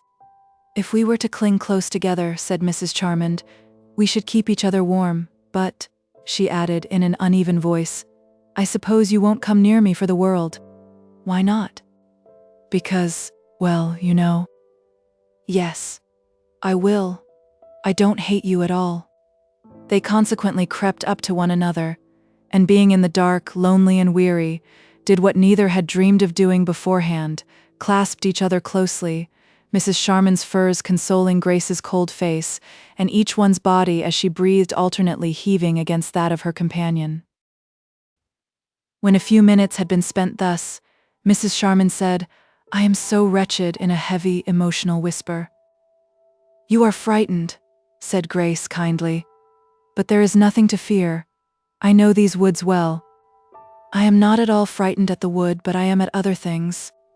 Mrs. Charmand embraced Grace more and more tightly, and the younger woman could feel her neighbor's breathings grow deeper and more spasmodic, as though uncontrollable feelings were germinating. "After I had left you," she went on, "I regretted something I had said. I have to make a confession, I must make it," she whispered brokenly, the instinct to indulge in warmth of sentiment which had led this woman of passions to respond to Fitzpiers in the first place leading her now to find luxurious comfort in opening her heart to his wife. "I said to you I could give him up without pain or deprivation, that he had only been my pastime. That was untrue, it was said to deceive you. I could not do it without much pain, and, what is more dreadful, I cannot give him up even if I would, of myself alone." "Why, because you love him, you mean?" Felice Charmand denoted assent by a movement. "I knew I was right," said Grace exaltedly, "but that should not deter you," she presently added in a moral tone. "Oh, do struggle against it, and you will conquer." "You are so simple, cried Felice. "You think because you guessed my assumed indifference to him to be a sham, that you know the extremes that people are capable of going to. But a good deal more may have been going on than you have fathomed with all your insight. I cannot give him up until he chooses to give up me. But surely you are the superior in station and in every way, and the cut must come from you." "Chut! Must I tell verbatim, you simple child? Oh, I suppose I must. I shall eat away my heart if I do not let out all after meeting you like this and finding how guileless you are. She thereupon whispered a few words in the girl's ear and burst into a violent fit of sobbing. Grace started roughly away from the shelter of the fir and sprang to her feet. "Oh my God!" she exclaimed, thunderstruck at a revelation transcending her utmost suspicion. "Can it be? Can it be?" She turned as if to hasten away, but Felice Charman's sobs came to her ear. Deep darkness circled her about. The funereal trees rocked and chanted their diriges and placebos around her, and she did not know which way to go. After a moment of energy, she felt mild again and turned to the motionless woman at her feet. "Are you rested?" she asked, in what seemed something like her own voice grown 10 years older. Without an answer, Mrs. Charman slowly rose. "You mean to betray me?" she said from the bitterest depths of her soul. "Oh, fool, fool, I—" "No," said Grace shortly. "I mean no such thing, but let us be quick now. We have a serious undertaking before us. Think of nothing but going straight on." They walked on in profound silence, pulling back boughs now growing wet, and treading down woodbine, but still keeping a pretty straight course. Grace began to be thoroughly worn out, and her companion too, when, on a sudden, they broke into the deserted highway at the hilltop on which the Shirton man had waited for Mrs. Dollery's van. Grace recognized the spot as soon as she looked around her. "How we have got here I cannot tell," she said with cold civility. "We have made a complete circuit of Little Hintock. The hazel copse is quite on the other side. Now we have only to follow the road." They dragged themselves onward, turned into the lane, passed the track to Little Hintock, and so reached the park. "Here I turn back," said Grace in the same passionless voice. "You are quite near home." Mrs. Charman stood inert, seeming appalled by her late admission. "I have told you something in a moment of irresistible desire to unburden my soul, which all but a fool would have kept silent as the grave," she said. "I cannot help it now. Is it to be a secret, or do you mean war?" "A secret, certainly," said Grace mournfully. "How can you expect war from such a helpless, wretched being as I? And I'll do my best not to see him. I am his slave, but I'll try." Grace was naturally kind, but she could not help using a small dagger now. "Pray don't distress yourself," she said with exquisitely fine scorn. "You may keep him for me." Had she been wounded instead of mortified, she could not have used the words, but Fitzpiers's hold upon her heart was slight. They parted thus and there, and Grace went moodily homeward. Passing Marty's cottage, she observed through the window that the girl was writing instead of chopping as usual, and wondered what her correspondence could be. Directly afterwards, she met people in search of her, and reached the house to find all in serious alarm. She soon explained that she had lost her way, and her general depression was attributed to exhaustion on that account. Could she have known what Marty was writing, she would have been surprised. The rumor which agitated the other folk of Hintock had reached the young girl, and she was penning a letter to Fitzpiers to tell him that Mrs. Charmand wore her hair. It was poor Marty's only card, and she played it, knowing nothing of fashion, and thinking her revelation a fatal one for a lover. Chapter 34. It was at the beginning of April, a few days after the meeting between Grace and Mrs. Charmand in the wood, that Fitzpiers, just returned from London, was travelling from Shirton Abbas to Hintock in a hired carriage. In his eye there was a doubtful light, and the lines of his refined face showed a vague disquietude. He appeared now like one of those who impress the beholder as having suffered wrong in being born. His position was in truth gloomy, and to his appreciative mind it seemed even gloomier than it was. His practice had been slowly dwindling of late, and now threatened to die out altogether, the irrepressible old Dr. Jones capturing patients up to Fitzpiers's very door. Fitzpiers knew only too well the latest and greatest cause of his unpopularity, and yet so illogical is man. The second branch of his sadness grew out of a remedial measure proposed for the first, a letter from Felice Charmand imploring him not to see her again. To bring about their severance still more effectually, she added, she had decided during his absence upon almost immediate departure for the continent.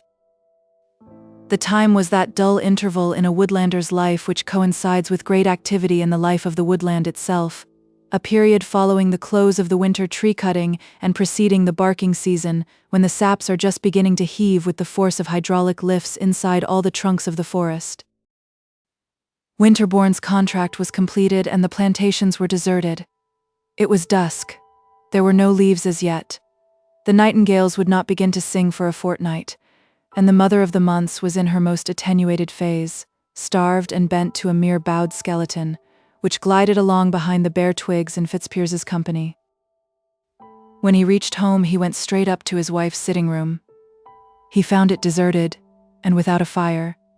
He had mentioned no day for his return. Nevertheless, he wondered why she was not there waiting to receive him. On descending to the other wing of the house and inquiring of Mrs. Melbury, he learned with much surprise that Grace had gone on a visit to an acquaintance at Shottsford Forum 3 days earlier. That tidings had on this morning reached her father of her being very unwell there, in consequence of which he had ridden over to see her. Fitzpiers went upstairs again, and the little drawing-room, now lighted by a solitary candle, was not rendered more cheerful by the entrance of Grammer Oliver with an apronful of wood, which she threw on the hearth while she raked out the grate and rattled about the fire-irons, with a view to making things comfortable. Fitzpiers considered that Grace ought to have let him know her plans more accurately before leaving home in a freak like this. He went desultorily to the window, the blind of which had not been pulled down, and looked out at the thin, fast-sinking moon, and at the tall stalk of smoke rising from the top of Suke Damson's chimney, signifying that the young woman had just lit her fire to prepare supper. He became conscious of a discussion in progress on the opposite side of the court. Somebody had looked over the wall to talk to the Sawyers, and was telling them in a loud voice news in which the name of Mrs. Charmond soon arrested his ears. "Grammer, don't make so much noise with that grate," said the surgeon, at which Grammer reared herself upon her knees and held the fuel suspended in her hand, while Fitzpiers half opened the casement. "She is off to foreign lands again at last, have made up her mind quite sudden-like, and it is thoughted she'll leave in a day or two. She's been all as if her mind were low for some days past, with a sort of sorrow in her face, as if she reproached her own soul. She's the wrong sort of woman for Hintock, hardly knowing a beech from a woke that I own. But I don't care who the man is. She's been a very kind friend to me. Well, the day after tomorrow is the Sabbath day, and without charity we are but tinkling simples, but this I do say, that her going will be a blessed thing for a certain married couple who remain." The fire was lighted, and Fitzpiers sat down in front of it, restless as the last leaf upon a tree, a sort of sorrow in her face, as if she reproached her own soul. Poor Felice! How Felice's frame must be pulsing under the conditions of which he had just heard the caricature. How her fair temples must ache. What a mood of wretchedness she must be in. But for the mixing up of his name with hers, and her determination to sunder their too close acquaintance on that account, she would probably have sent for him professionally. She was now sitting alone, suffering, perhaps wishing that she had not forbidden him to come again.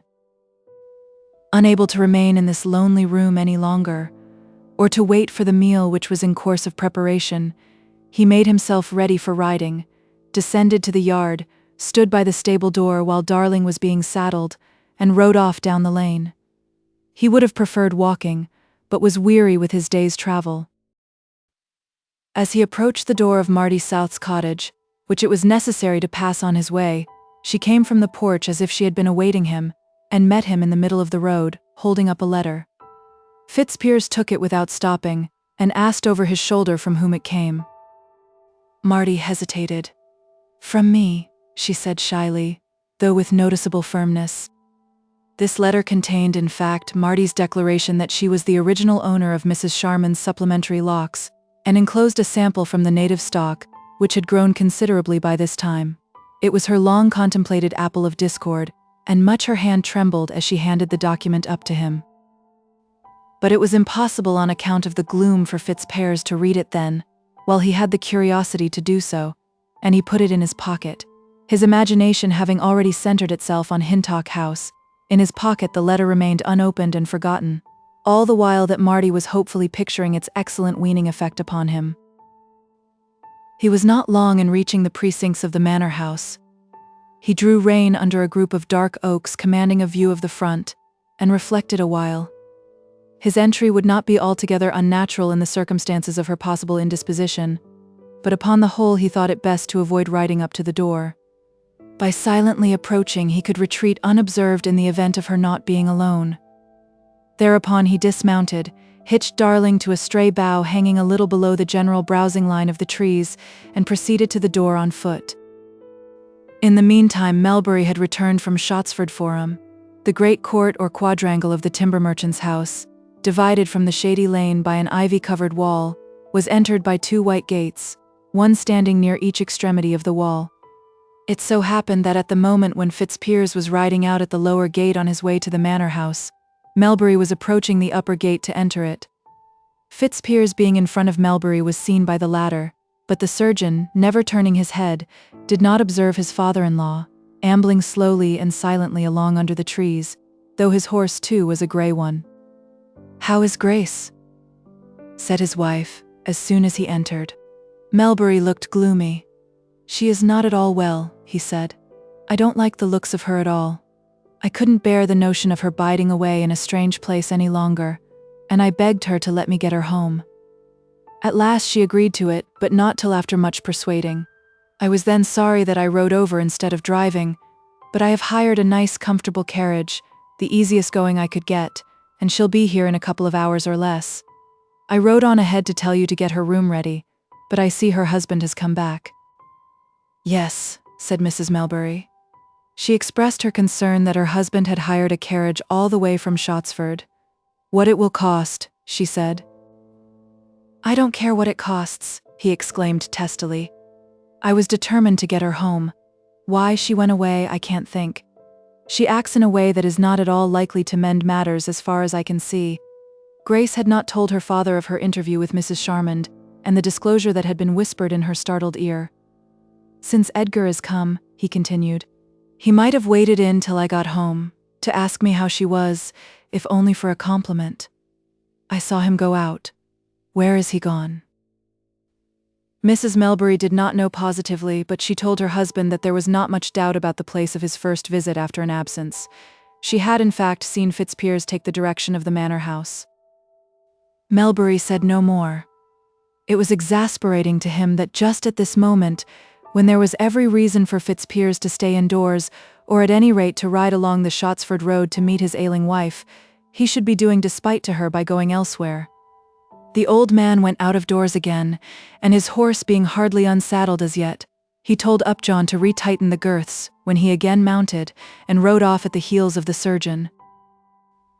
By the time that Melbury reached the park, he was prepared to go any lengths in combating this rank and reckless errantry of his daughter's husband. He would fetch home Edgar Fitzpiers tonight by some means, rough or fair. In his view there could come of his interference nothing worse than what existed at present, and yet to every bad there is a worse.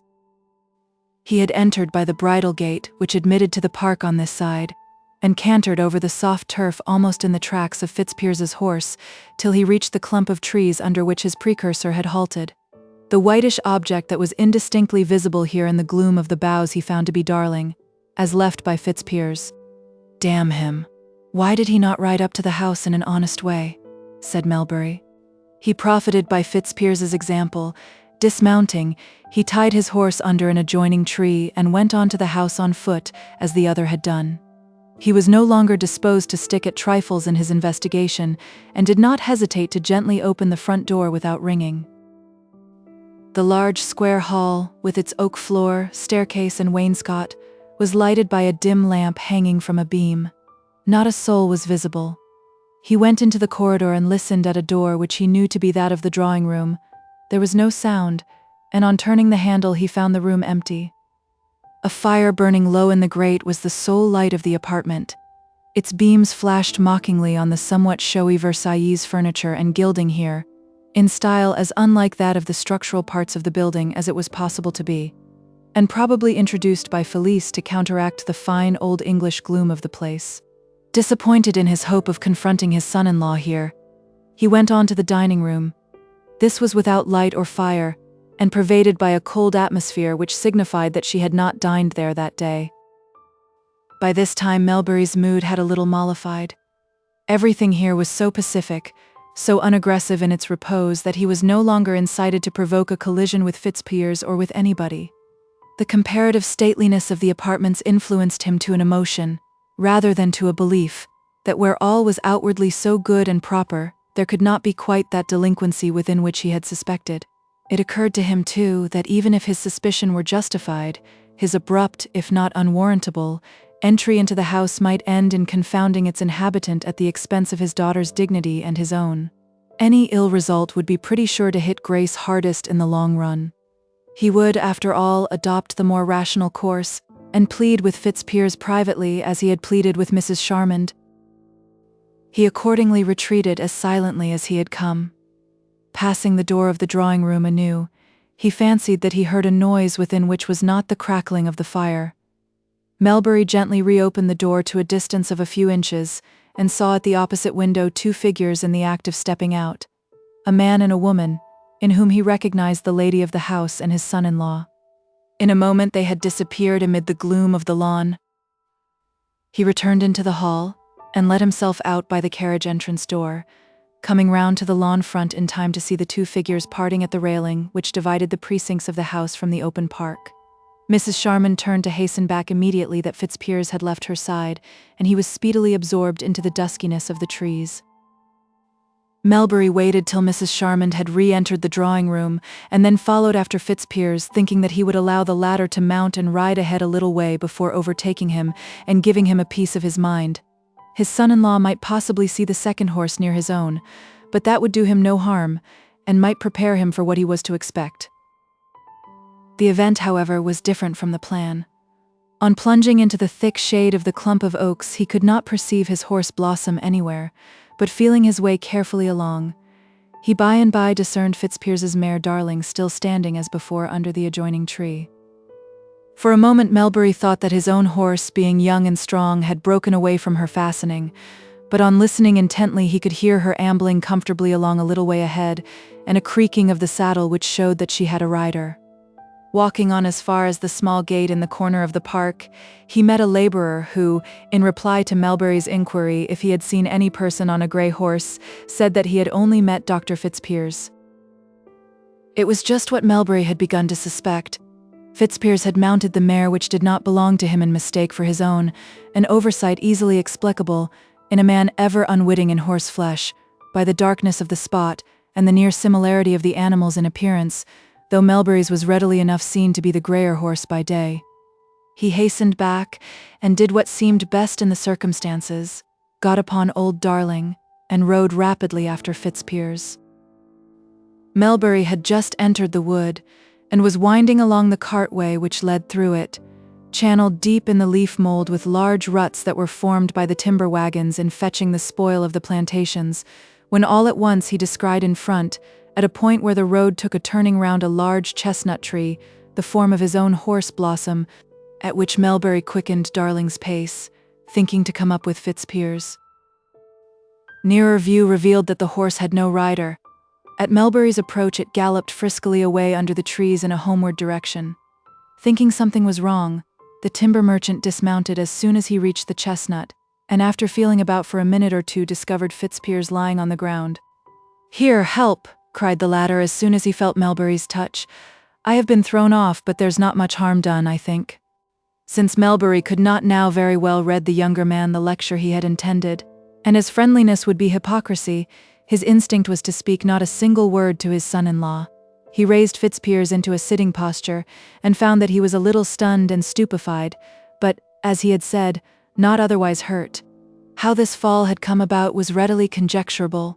Fitzpiers, imagining there was only old Darling under him, had been taken unawares by the younger horse's sprightliness. Melbury was a traveller of the old-fashioned sort.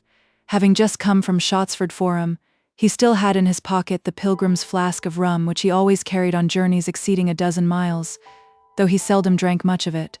He poured it down the surgeon's throat, with such effect that he quickly revived. Melbury got him on his legs, but the question was what to do with him. He could not walk more than a few steps, and the other horse had gone away. With great exertion Melbury contrived to get him astride Darling, mounting himself behind, and holding Fitzpiers round his waist with one arm. Darling, being broad, straight-backed, and high in the withers, was well able to carry double, at any rate as far as Hintock, and at a gentle pace. Chapter 35. The mare paced along with firm and cautious tread through the copse where Winterbourne had worked, and into the heavier soil where the oaks grew, past Great Willie, the largest oak in the wood, and thence towards Nelcombe Bottom, intensely dark now with overgrowth, and popularly supposed to be haunted by the spirits of the fratricides exorcised from Hintock House. By this time Fitzpiers was quite recovered as to physical strength, but he had eaten nothing since making a hasty breakfast in London that morning, his anxiety about Felice having hurried him away from home before dining. As a consequence, the old rum administered by his father-in-law flew to the young man's head and loosened his tongue, without his ever having recognized who it was that had lent him a kindly hand. He began to speak in desultory sentences, Melbury still supporting him. "I've come all the way from London today," said Fitzpiers. "Ah, that's the place to meet your equals. I live at Hintock, worse, at Little Hintock, and I am quite lost there. There's not a man within 10 miles of Hintock who can comprehend me. I tell you, farmer, what's your name, that I'm a man of education. I know several languages, the poets and I are familiar friends. I used to read more in metaphysics than anybody within 50 miles, and since I gave that up there's nobody can match me in the whole county of Wessex as a scientist. Yet I am doomed to live with tradespeople in a miserable little hole like Hintock." "Indeed," muttered Melbury. Fitzpiers, increasingly energized by the alcohol, here reared himself up suddenly from the bowed posture he had hitherto held, thrusting his shoulders so violently against Melbury's breast as to make it difficult for the old man to keep a hold on the reins. "People don't appreciate me here," the surgeon exclaimed, lowering his voice. He added, softly and slowly, "Except one. Except one. A passionate soul as warm as she is clever, as beautiful as she is warm, and as rich as she is beautiful. I say, old fellow, those claws of yours clutch me rather tight, rather like the eagles, you know, that ate out the liver of Pri the man on Mount Caucasus. People don't appreciate me, I say, except her. Ah, gods, I am an unlucky man. She would have been mine, she would have taken my name, but unfortunately it cannot be so. I stooped to mate beneath me, and now I rue it." The position was becoming a very trying one for Melbury corporeally and mentally. He was obliged to steady Fitzpiers with his left arm, and he began to hate the contact.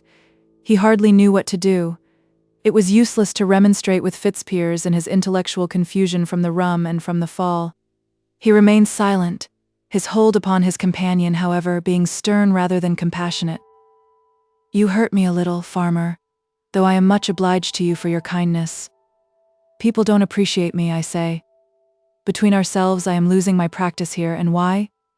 Because I see matchless attraction where matchless attraction is, both in person and position. I mention no names, so nobody will be the wiser, but I have lost her in a legitimate sense, that is. If I were a free man now, things have come to such a pass that she could not refuse me, while with her fortune, which I don't covet for itself, I should have a chance of satisfying an honorable ambition, a chance I have never had yet, and now never shall have, probably." Melbury, his heart throbbing against the other's backbone, and his brain on fire with indignation, ventured to mutter huskily, "Why?" The horse ambled on some steps before Fitzpiers replied, "Because I am tied and bound to another by law, as tightly as I am to you by your arm. Not that I complain of your arm, I thank you for helping me. Well, where are we? Not nearly home yet? Home, say I. It is a home, when I might have been at the other house over there." In a stupefied way he flung his hand in the direction of the park. "I was just 2 months too early in committing myself. Had I only seen the other first?" Here the old man's arm gave Fitzpiers a convulsive shake. "What are you doing?" continued the latter. "Keep still, please, or put me down. I was saying that I lost her by a mere little 2 months. There is no chance for me now in this world, and it makes me reckless. Unless indeed anything should happen to the other one. She is amiable enough, but if anything should happen to her, and I hear she is ill, well, if it should, I should be free, and my fame, my happiness would be ensured." These were the last words that Fitzpiers uttered in his seat in front of the timber merchant. Unable longer to master himself, Melbury, the skin of his face compressed, whipped away his spare arm from Fitzpiers's waist and seized him by the collar. "You heartless villain, after all that we have done for ye," he cried, with a quivering lip, "and the money of hers that you've had, and the roof we've provided to shelter ye. It is to me, George Melbury, that you dare to talk like that." The exclamation was accompanied by a powerful swing from the shoulder, which flung the young man headlong into the road. Fitzpiers fell with a heavy thud upon the stumps of some undergrowth which had been cut during the winter preceding. Darling continued her walk for a few paces farther and stopped. "God forgive me," Melbury murmured, repenting of what he had done. "He tried me too sorely, and now perhaps I've murdered him." He turned round in the saddle and looked towards the spot on which Fitzpiers had fallen. To his great surprise, he beheld the surgeon rise to his feet with a bound as if unhurt, and walk away rapidly under the trees. Melbury listened till the rustle of Fitzpiers's footsteps died away. It might have been a crime, but for the mercy of Providence in providing leaves for his fall, he said to himself. And then his mind reverted to the words of Fitzpiers, and his indignation so mounted within him that he almost wished the fall had put an end to the young man there and then. He had not ridden far when he discerned his own grey mare standing under some bushes. Leaving Darling for a moment, Melbury went forward and easily caught the younger animal, now disheartened at its freak. He then made the pair of them fast to a tree and, turning back, endeavored to find some trace of Fitzpiers, feeling pitifully that, after all, he had gone further than he intended with the offender. But though he threaded the wood hither and thither, his toes ploughing layer after layer of the little horny scrolls that had once been leaves, he could not find him. He stood still listening and looking round. The breeze was oozing through the network of boughs as through a strainer. The trunks and larger branches stood against the light of the sky in the forms of writhing men, gigantic candelabra, pikes, halberds, lances, and whatever besides the fancy chose to make of them.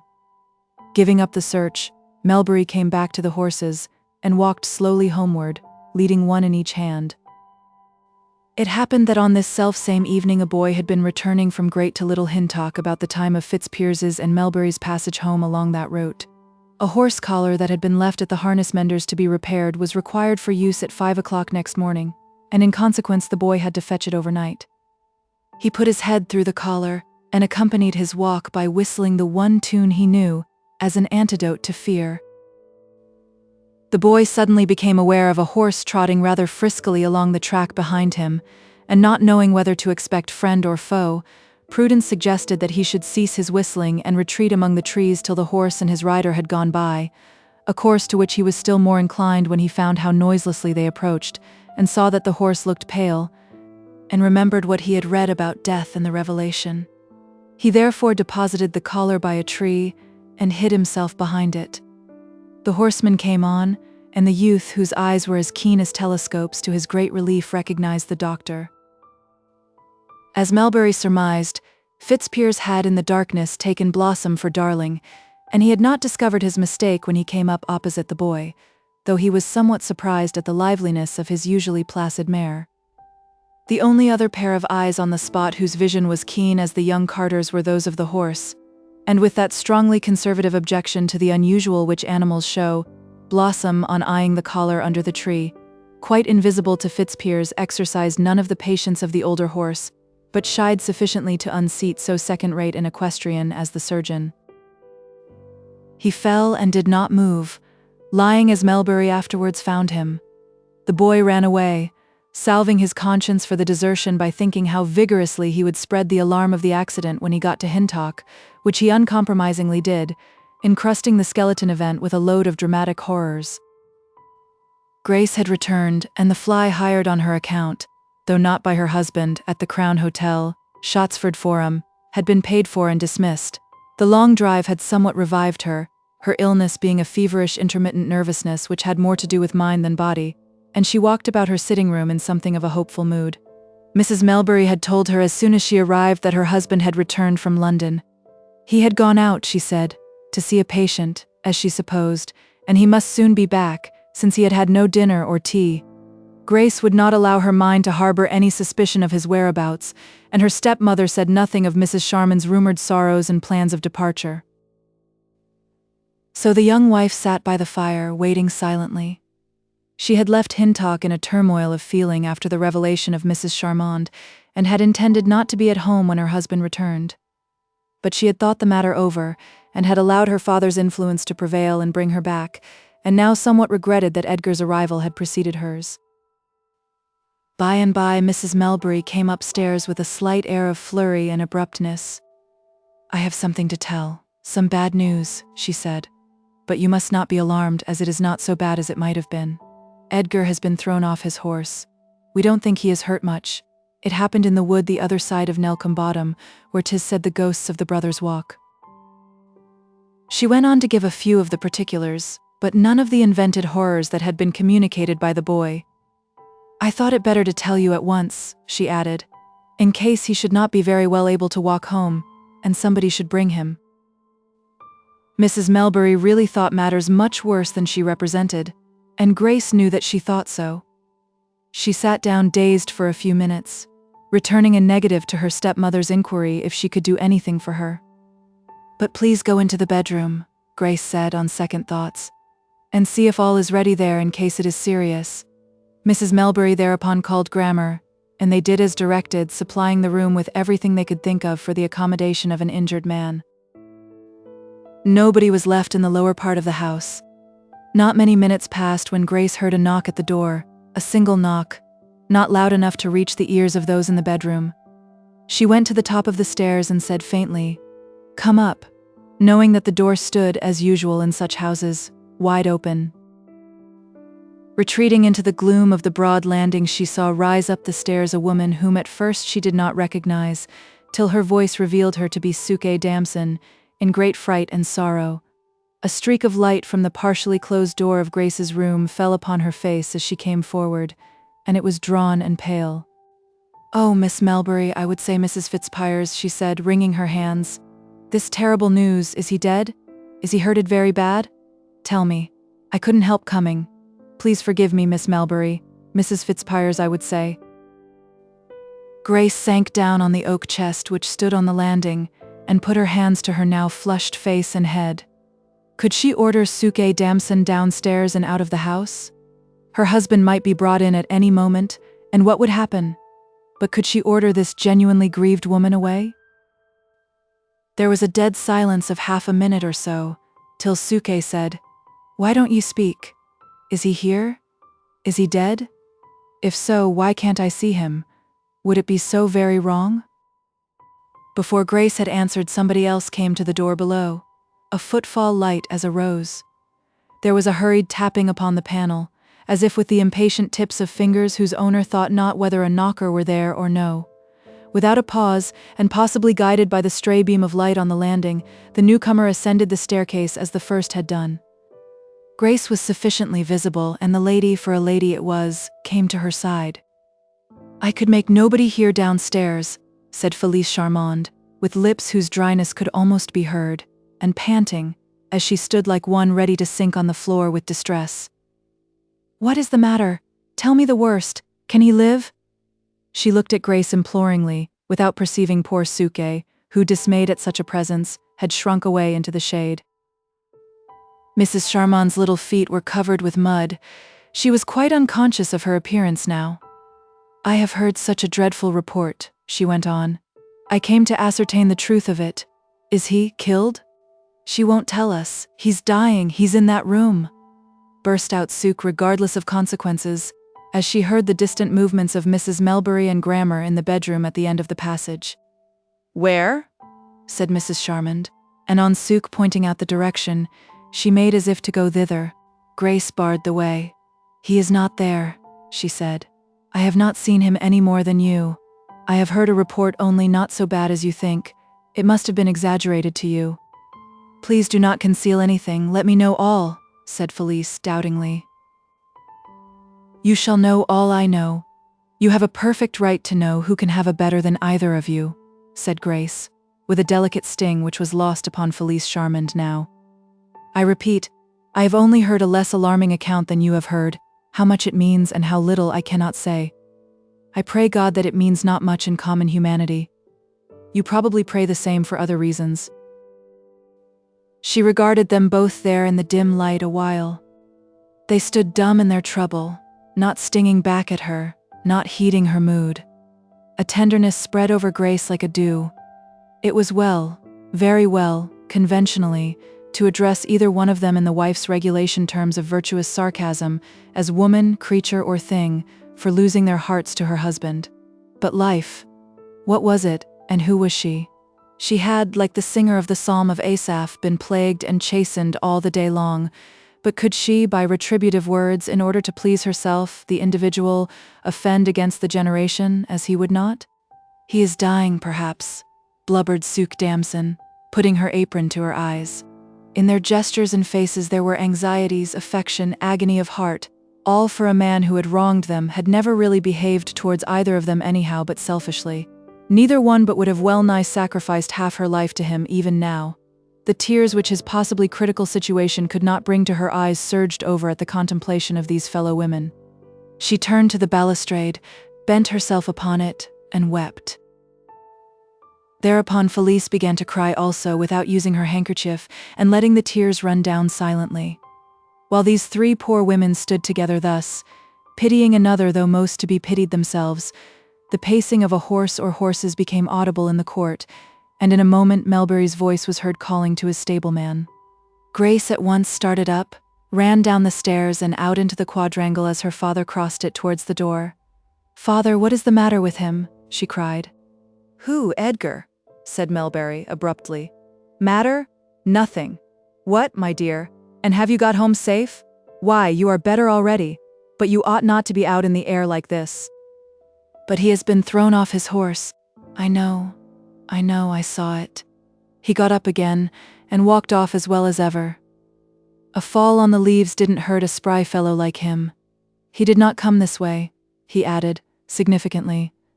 "I suppose he went to look for his horse. I tried to find him, but could not. But after seeing him go away under the trees, I found the horse, and have led it home for safety. So he must walk. Now, don't you stay out here in this night air." She returned to the house with her father. When she had again ascended to the landing, and to her own rooms beyond it, was a great relief to her to find that both Petticoat the First and Petticoat the Second of her bien-aimée had silently disappeared. They had, in all probability, heard the words of her father, and departed with their anxieties relieved. Presently her parents came up to Grace, and busied themselves to see that she was comfortable. Perceiving soon that she would prefer to be left alone, they went away. Grace waited on. The clock raised its voice now and then, but her husband did not return. At her father's usual hour for retiring, he again came in to see her. "Do not stay up," she said as soon as he entered. "I am not at all tired. I will sit up for him." "I think it will be useless, Grace," said Melbury slowly. "Why?" "I have had a bitter quarrel with him, and on that account I hardly think he will return tonight." "A quarrel? Was that after the fall seen by the boy?" Melbury nodded an affirmative without taking his eyes off the candle. "Yes, it was as we were coming home together," he said. Something had been swelling up in Grace while her father was speaking. "How could you want to quarrel with him?" she cried, suddenly. "Why could you not let him come home quietly if he were inclined to? He is my husband, and now you have married me to him, surely you need not provoke him unnecessarily. First you induce me to accept him, and then you do things that divide us more than we should naturally be divided." "How can you speak so unjustly to me, Grace?"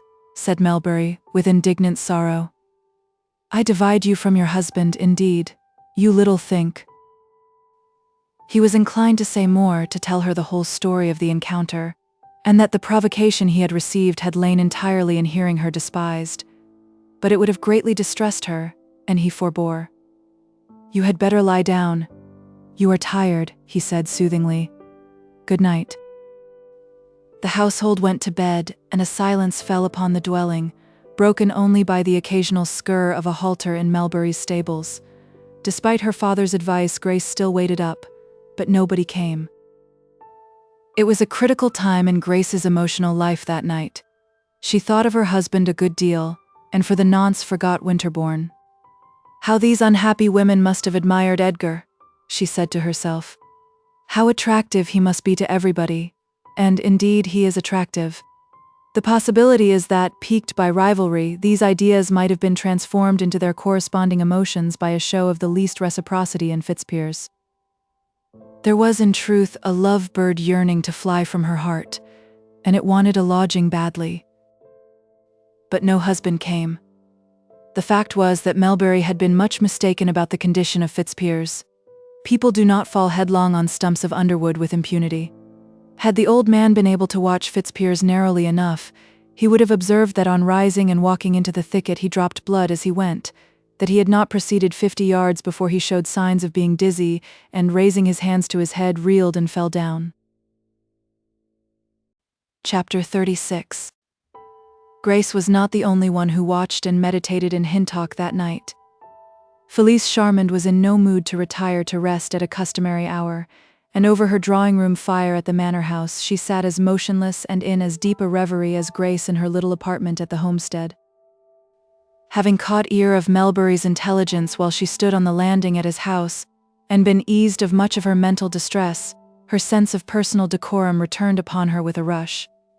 She descended the stairs and left the door like a ghost, keeping close to the walls of the building till she got round to the gate of the quadrangle, through which she noiselessly passed almost before Grace and her father had finished their discourse. Suk Damson had thought it well to imitate her superior in this respect, and descending the back stairs as Felice descended the front, went out at the side door and home to her cottage. Once outside Melbury's gates, Mrs. Charmond ran with all her speed to the manor house, without stopping or turning her head, and splitting her thin boots in her haste. She entered her own dwelling, as she had emerged from it, by the drawing-room window. In other circumstances she would have felt some timidity at undertaking such an unpremeditated excursion alone, but her anxiety for another had cast out her fear for herself.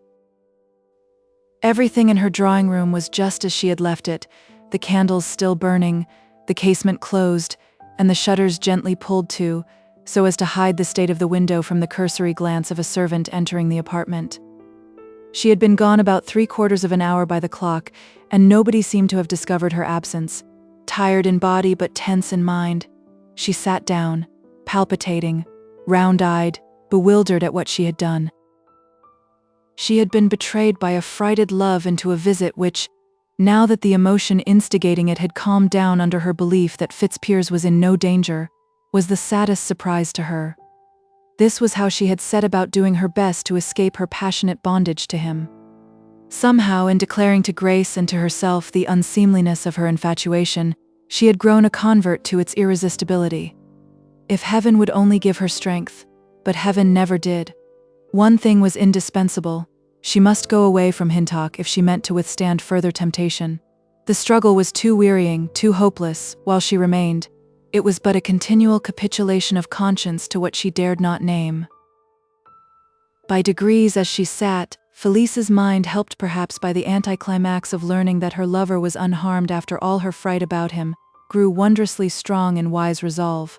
For the moment she was in a mood, in the words of Mrs. Elizabeth Montagu, to run mad with discretion, and was so persuaded that discretion lay in departure that she wished to set about going that very minute.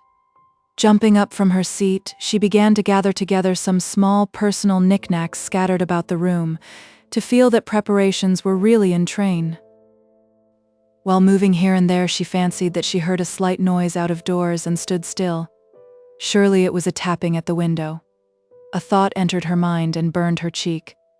He had come to that window before, yet was it possible that he should dare to do so now? All the servants were in bed, and in the ordinary course of affairs she would have retired also. Then she remembered that on stepping in by the casement and closing it, she had not fastened the window shutter, so that a streak of light from the interior of the room might have revealed her vigil to an observer on the lawn. How all things conspired against her keeping faith with Grace. The tapping recommenced, light as from the bill of a little bird. Her illegitimate hope overcame her vow. She went and pulled back the shutter, determining, however, to shake her head at him and keep the casement securely closed. What she saw outside might have struck terror into a heart stouter than a helpless woman's at midnight. In the center of the lowest pane of the window, close to the glass, was a human face, which she barely recognized as the face of Fitzpiers. It was surrounded with the darkness of the night, without, corpse-like in its pallor, and covered with blood. As disclosed in the square area of the pane, it met her frightened eyes like a replica of the sudarium of Saint Veronica. He moved his lips and looked at her imploringly. Her rapid mind pieced together in an instant a possible concatenation of events which might have led to this tragical issue. She unlatched the casement with a terrified hand, and bending down to where he was crouching, pressed her face to his with passionate solicitude.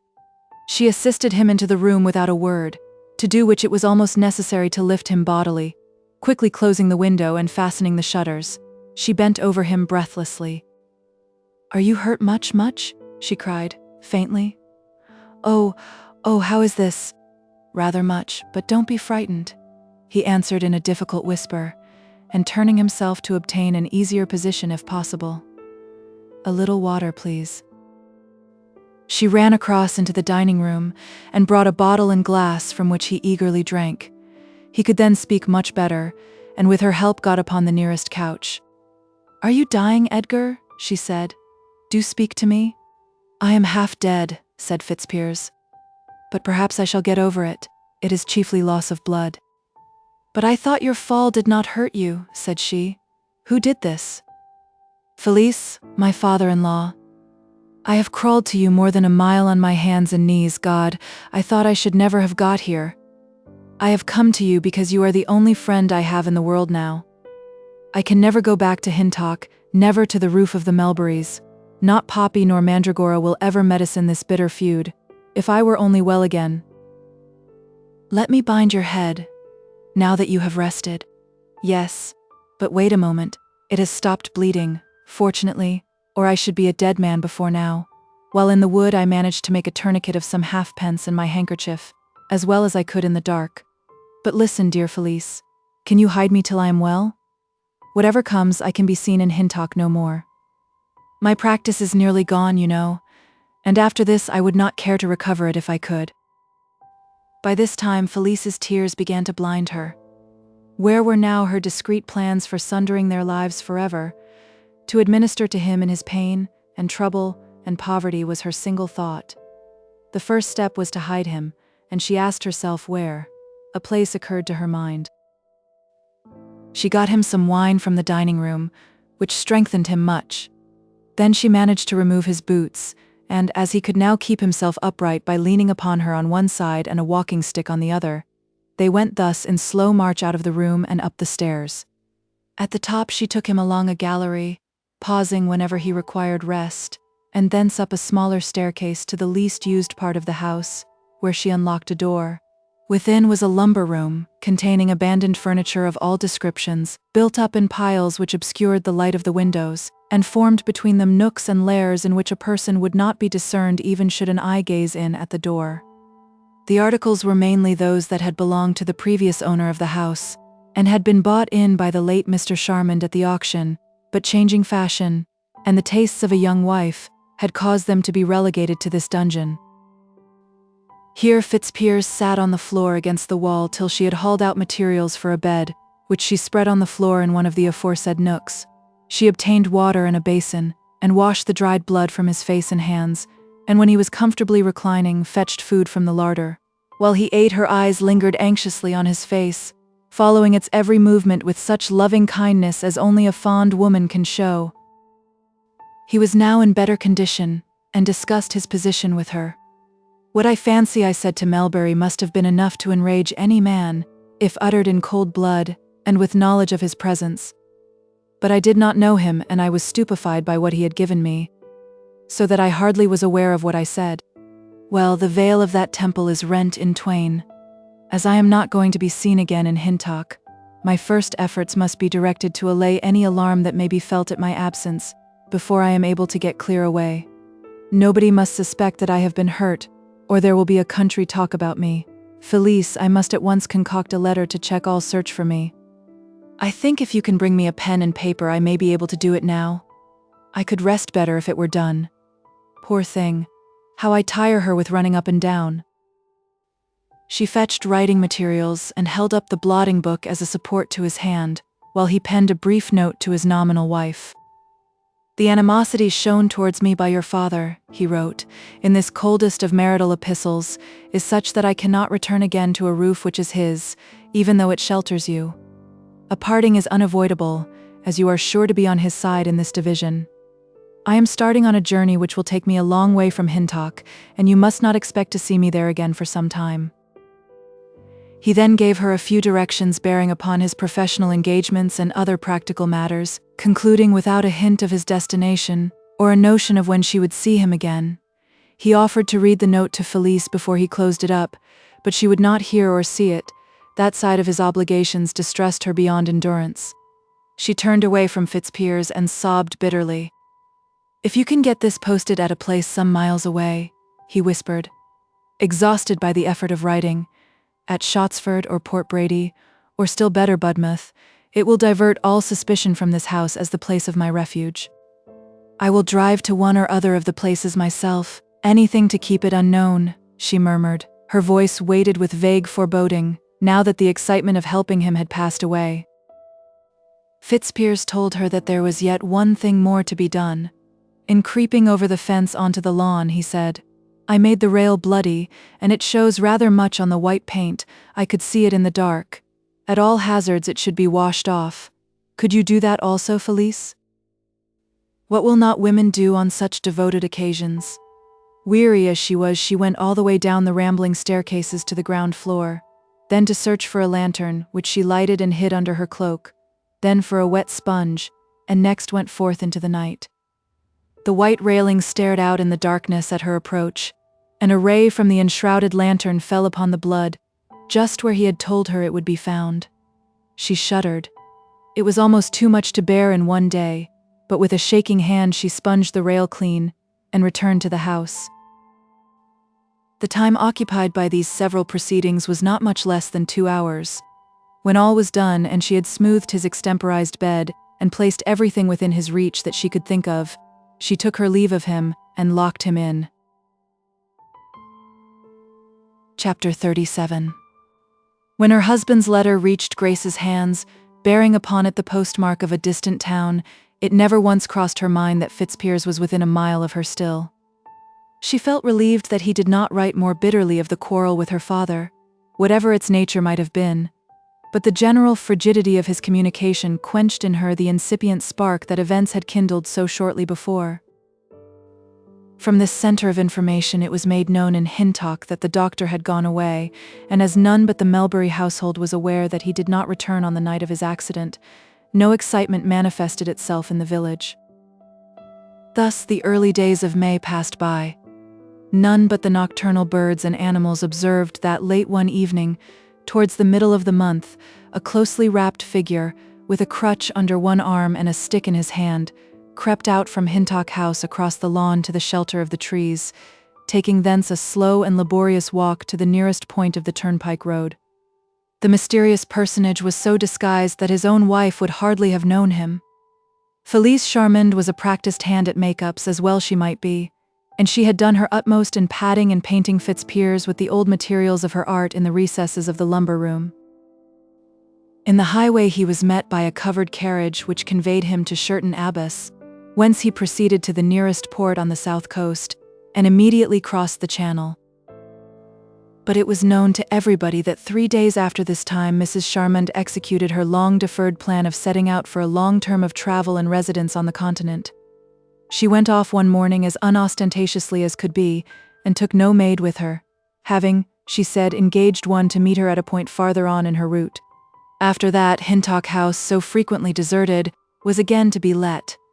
Spring had not merged in summer when a clinching rumor, founded on the best of evidence, reached the parish and neighborhood. Mrs. Charmand and Fitzpiers had been seen together in Baden, in relations which set at rest the question that had agitated the little community ever since the winter. Melbury had entered the valley of humiliation even farther than Grace. His spirit seemed broken, but once a week he mechanically went to market as usual, and here, as he was passing by the conduit one day, his mental condition expressed largely by his gait, he heard his name spoken by a voice formerly familiar.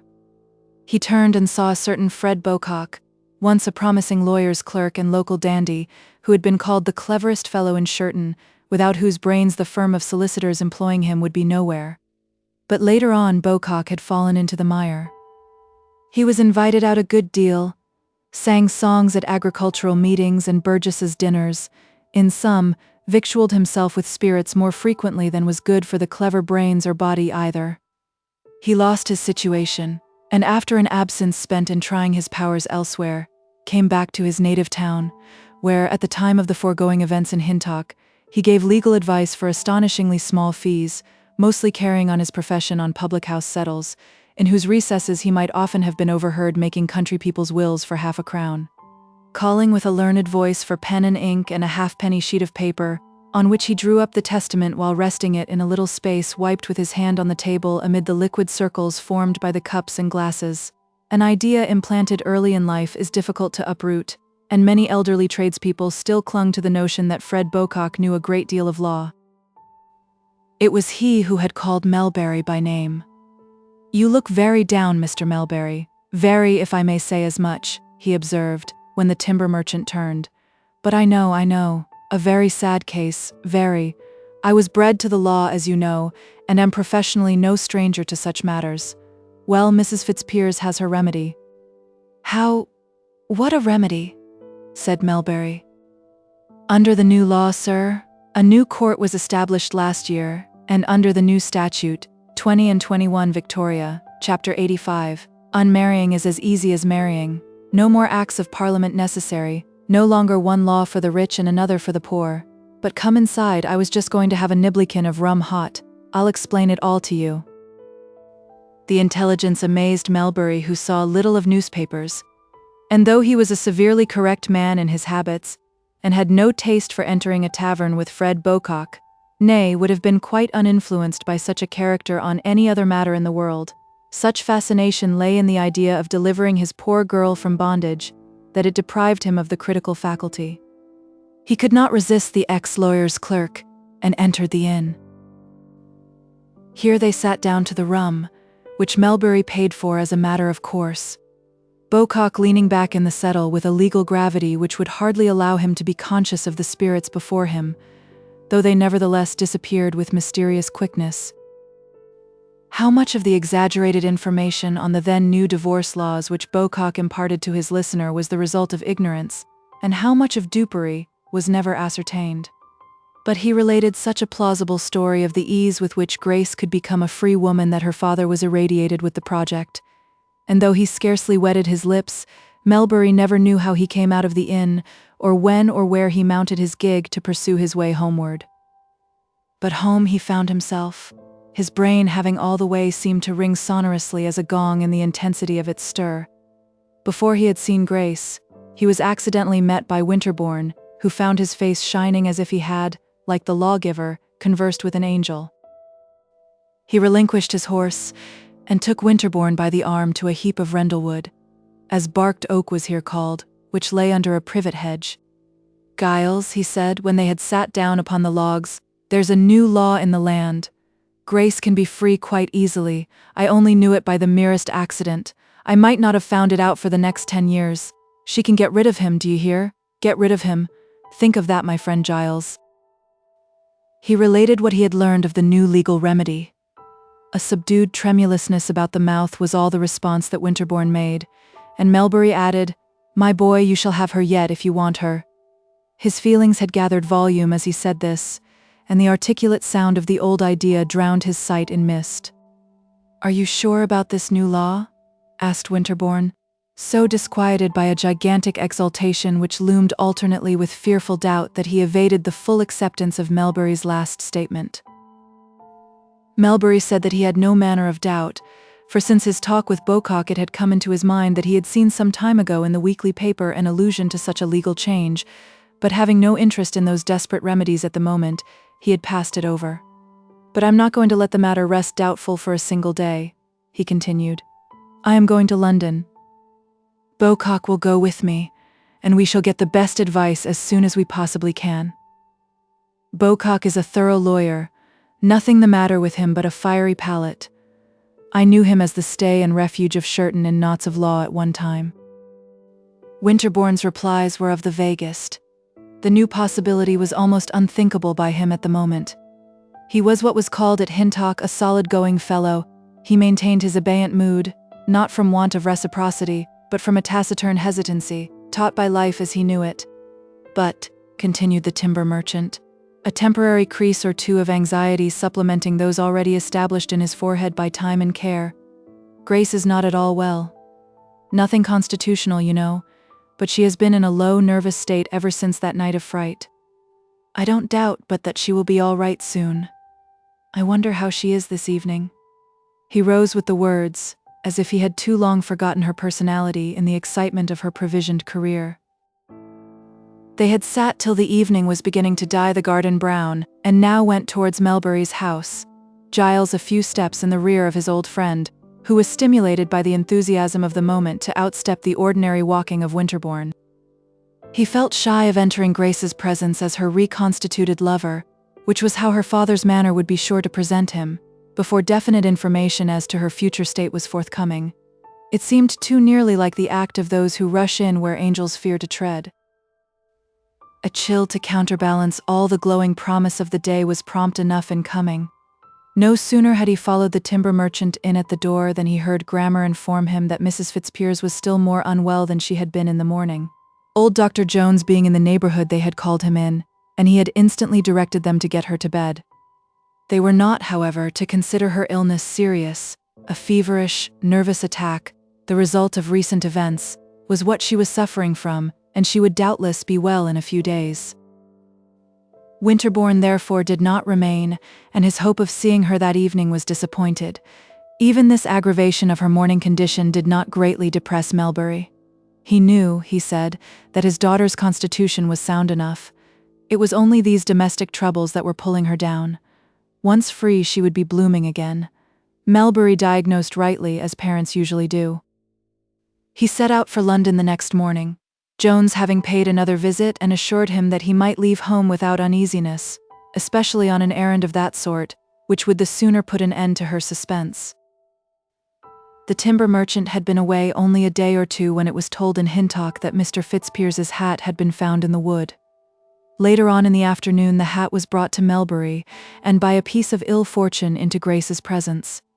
It had doubtless lain in the wood ever since his fall from the horse, but it looked so clean and uninjured, the summer weather and leafy shelter having much favored its preservation, that Grace could not believe it had remained so long concealed. A very little of fact was enough to set her fevered fancy at work at this juncture. She thought him still in the neighborhood. She feared his sudden appearance, and her nervous malady developed consequences so grave that Dr. Jones began to look serious, and the household was alarmed. It was the beginning of June, and the cuckoo at this time of the summer scarcely ceased his cry for more than 2 or 3 hours during the night. The bird's note, so familiar to her ears from infancy, was now absolute torture to the poor girl.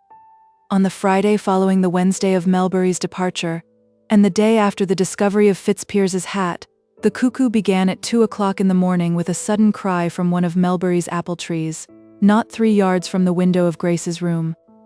"Oh, he is coming," she cried, and in her terror sprang clean from the bed out upon the floor.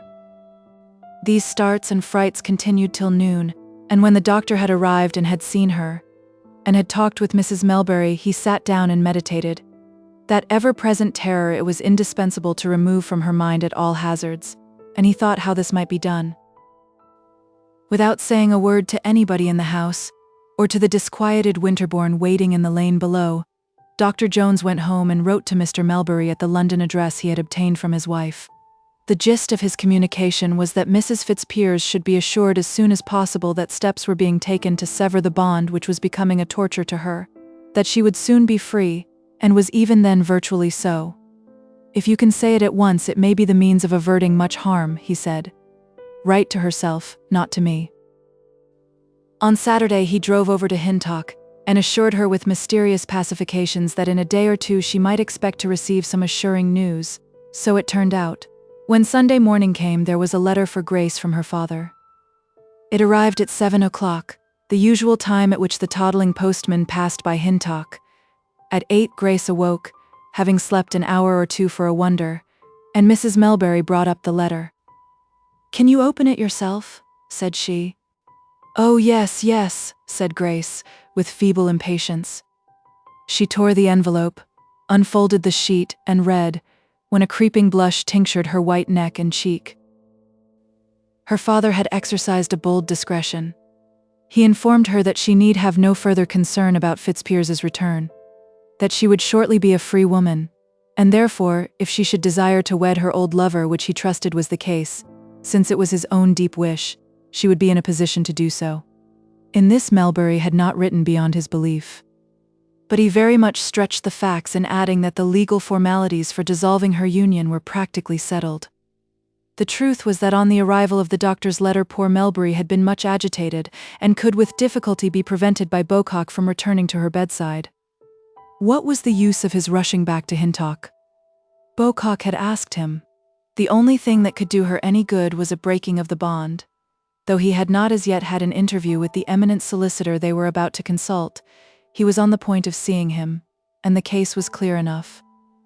Thus the simple Melbury, urged by his parental alarm at her danger by the representations of his companion, and by the doctor's letter, had yielded, and sat down to tell her roundly that she was virtually free.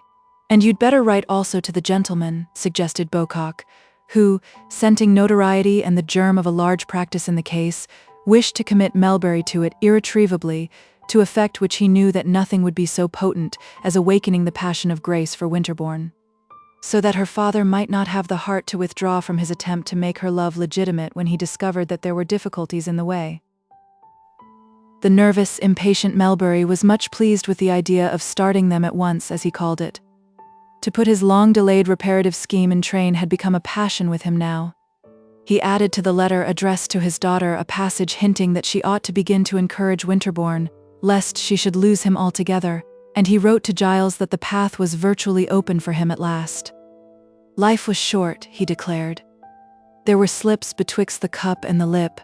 Her interest in him should be reawakened at once, that all might be ready when the good time came for uniting them. Chapter 38. At these warm words Winterbourne was not less dazed than he was moved in heart. The novelty of the avowal rendered what it carried with it inapprehensible by him in its entirety. Only a few short months ago, completely estranged from this family, beholding Grace going to and fro in the distance, clothed with the alienating radiance of obvious superiority, the wife of the then popular and fashionable Fitzpiers, hopelessly outside his social boundary down to so recent a time that flowers then folded were hardly faded yet, he was now asked by that jealously guarding father of hers to take courage to get himself ready for the day when he should be able to claim her. The old times came back to him in dim procession. How he had been snubbed, how Melbury had despised his Christmas party, how that sweet, coy Grace herself had looked down upon him and his household arrangements, and poor Creedle's contrivances. Well, he could not believe it. Surely the adamantine barrier of marriage with another could not be pierced like this. It did violence to custom, yet a new law might do anything. But was it at all within the bounds of probability that a woman who, over and above her own attainments, had been accustomed to those of a cultivated professional man, could ever be the wife of such as he? Since the date of his rejection, he had almost grown to see the reasonableness of that treatment. He had said to himself again and again that her father was right, that the poor sea-oral, Giles Winterbourne, would never have been able to make such a dainty girl happy. Yet, now that she had stood in a position farther removed from his own than at first, he was asked to prepare to woo her. He was full of doubt. Nevertheless, it was not in him to show backwardness. To act so promptly as Melbury desired him to act seemed, indeed, scarcely wise, because of the uncertainty of events. Giles knew nothing of legal procedure, but he did know that for him to step up to Grace as a lover before the bond which bound her was actually dissolved was simply an extravagant dream of her father's overstrained mind. He pitied Melbury for his almost childish enthusiasm, and saw that the aging man must have suffered acutely to be weakened to this unreasoning desire. Winterbourne was far too magnanimous to harbor any cynical conjecture that the timber merchant, in his intense affection for Grace, was courting him now because that young lady, when disunited, would be left in an anomalous position, to escape which a bad husband was better than none.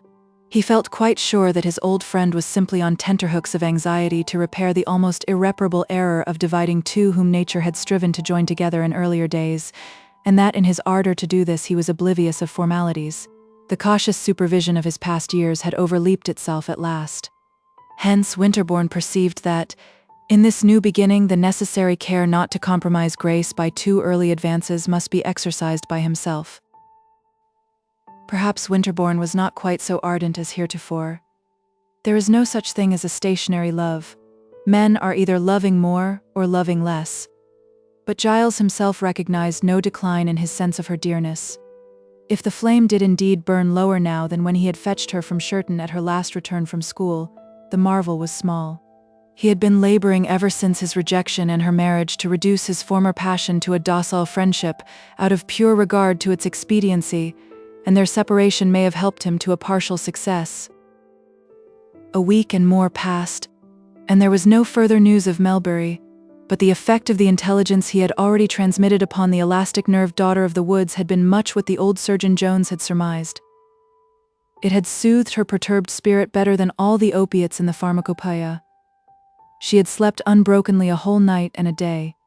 The new law was to her a mysterious, beneficent, godlike entity lately descended upon earth that would make her as she once had been without trouble or annoyance. Her position fretted her, its abstract features rousing an aversion which was even greater than her aversion to the personality of him who had caused it. It was mortifying, productive of slights, undignified. Him she could forget. Her circumstances she had always with her. She saw nothing of Winterbourne during the days of her recovery, and perhaps on that account her fancy wove about him a more romantic tissue than it could have done if he had stood before her with all the specks and flaws inseparable from corporeity. He rose upon her memory as the fruit god and the wood god in alternation, sometimes leafy and smeared with green lichen, as she had seen him among the sappy boughs of the plantations, sometimes cider-stained, and with apple pips in the hair of his arms, as she had met him on his return from cider-making in White Hart Vale, with his vats and presses beside him. In her secret heart she almost approximated to her father's enthusiasm in wishing to show Giles once for all how she still regarded him. The question whether the future would indeed bring them together for life was a standing wonder with her. She knew that it could not with any propriety do so just yet, but reverently believing in her father's sound judgment and knowledge, as good girls are wont to do, she remembered what he had written about her giving a hint to Winterbourne lest there should be risk and delay, and her feelings were not averse to such a step, so far as it could be done without danger at this early stage of the proceedings.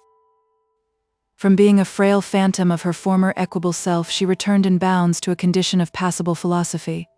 She bloomed again in the face in the course of a few days, and was well enough to go about as usual. One day Mrs. Melbury proposed that for a change she should be driven in the gig to Sherton Market, whither Melbury's man was going on other errands. Grace had no business whatever in Sherton, but it crossed her mind that Winterbourne would probably be there, and this made the thought of such a drive interesting. On the way she saw nothing of him, but when the horse was walking slowly through the obstructions of Sheep Street, she discerned the young man on the pavement. She thought of that time when he had been standing under his apple tree on her return from school, and of the tender opportunity then missed through her fastidiousness. Her heart rose in her throat. She abjured all such fastidiousness now. Nor did she forget the last occasion on which she had beheld him in that town, making cider in the courtyard of the Earl of Wessex Hotel, while she was figuring as a fine lady in the balcony above. Grace directed the man to set her down there in the midst, and immediately went up to her lover. Giles had not before observed her, and his eyes now suppressedly looked his pleasure, without the embarrassment that had formerly marked him at such meetings. When a few words had been spoken, she said archly, "I have nothing to do. Perhaps you are deeply engaged?" "I? Not a bit. My business now at the best of times is small, I am sorry to say." "Well then, I am going into the Abbey. Come along with me." The proposition had suggested itself as a quick escape from publicity, for many eyes were regarding her. She had hoped that sufficient time had elapsed for the extinction of curiosity, but it was quite otherwise. The people looked at her with tender interest as the deserted girl-wife without obtrusiveness, and without vulgarity, but she was ill prepared for scrutiny in any shape. They walked about the abbey aisles and presently sat down. Not a soul was in the building save themselves. She regarded a stained window, with her head sideways, and tentatively asked him if he remembered the last time they were in that town alone. He remembered it perfectly and remarked, "You were a proud miss then, and as dainty as you were high. Perhaps you are now?" Grace slowly shook her head. "Affliction has taken all that out of me," she answered, impressively. "Perhaps I am too far the other way now." As there was something lurking in this that she could not explain, she added, so quickly as not to allow him time to think of it, "Has my father written to you at all?" "Yes," said Winterbourne. She glanced ponderingly up at him. "Not about me?" "Yes." His mouth was lined with charactery which told her that he had been bidden to take the hint as to the future which she had been bidden to give. The unexpected discovery sent a scarlet pulsation through Grace for the moment. However, it was only Giles who stood there, of whom she had no fear, and her self-possession returned. "He said I was to sound you with a view to what you will understand if you care to," continued Winterbourne in a low voice. Having been put on this track by herself, he was not disposed to abandon it in a hurry. They had been children together, and there was between them that familiarity as to personal affairs which only such acquaintanceship can give. "You know, Giles," she answered, speaking in a very practical tone, that is all very well, but I am in a very anomalous position at present, and I cannot say anything to the point about such things as those." "No?" he said, with a stray air as regarded the subject. He was looking at her with a curious consciousness of discovery. He had not been imagining that their renewed intercourse would show her to him thus. For the first time he realized an unexpectedness in her, which, after all, should not have been unexpected. She before him was not the girl Grace Melbury whom he used to know. Of course, he might easily have prefigured as much, but it had never occurred to him. She was a woman who had been married. She had moved on, and without having lost her girlish modesty, she had lost her girlish shyness. The inevitable change, though known to him, had not been heeded, and it struck him into a momentary fixity. The truth was that he had never come into close comradeship with her since her engagement to Fitzpiers, with the brief exception of the evening encounter on Rubdown Hill, when she met him with his cider apparatus, and that interview had been of too cursory a kind for insight. Winterbourne had advanced, too. He could criticize her. Times had been when to criticize a single trait in Grace Melbury would have lain as far beyond his powers as to criticize a deity. This thing was sure. It was a new woman in many ways whom he had come out to see, a creature of more ideas, more dignity, and above all more assurance than the original Grace had been capable of. He could not at first decide whether he were pleased or displeased at this, but upon the whole the novelty attracted him. She was so sweet and sensitive that she feared his silence betokened something in his brain of the nature of an enemy to her. "What are you thinking of that makes those lines come in your forehead?" she asked. "I did not mean to offend you by speaking of the time being premature as yet." Touched by the genuine loving kindness which had lain at the foundation of these words, and much moved, Winterbourne turned his face aside as he took her by the hand. He was grieved that he had criticized her. "You are very good, dear Grace," he said in a low voice. "You are better, much better, than you used to be." "How?" He could not very well tell her how, and said, with an evasive smile, "You are prettier," which was not what he really had meant. He then remained still, holding her right hand in his own right, so that they faced in opposite ways, and as he did not let go, she ventured upon a tender remonstrance. "I think we have gone as far as we ought to go at present, and far enough to satisfy my poor father that we are the same as ever. You see, Giles, my case is not settled yet, and if, suppose I never get free, there should be any hitch or informality." She drew a catching breath and turned pale. The dialogue had been affectionate comedy up to this point. The gloomy atmosphere of the past and the still gloomy horizon of the present had been for the interval forgotten. Now the whole environment came back. The due balance of shade among the light was restored. "It is sure to be all right, I trust?" she resumed in uneasy accents. "What did my father say the solicitor had told him?" "Oh, that all is sure enough. The case is so clear, nothing could be clearer, but the legal part is not yet quite done and finished, as is natural." "Oh no, of course not," she said, sunk in meek thought. But father said it was almost, did he not? Do you know anything about the new law that makes these things so easy? Nothing except the general fact that it enables ill-assorted husbands and wives to part in a way they could not formerly do without an act of Parliament. Have you to sign a paper or swear anything? Is it something like that? Yes, I believe so. How long has it been introduced? About 6 months or a year, the lawyer said. I think.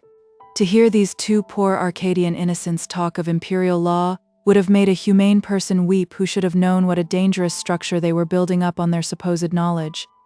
They remained in thought, like children in the presence of the incomprehensible. Giles, she said at last, it makes me quite weary when I think how serious my situation is, or has been. Shall we not go out from here now, as it may seem rather fast of me, our being so long together? I mean, if anybody were to see us? I am almost sure, she added uncertainly, that I ought not to let you hold my hand yet, knowing that the documents or whatever it may be have not been signed, so that I am still as married as ever, or almost. My dear father has forgotten himself. Not that I feel morally bound to anyone else. After what has taken place, no woman of spirit could, now too that several months have passed. But I wish to keep the proprieties as well as I can. Yes, yes. Still, your father reminds us that life is short. I myself feel that it is. That is why I wish to understand you in this that we have begun.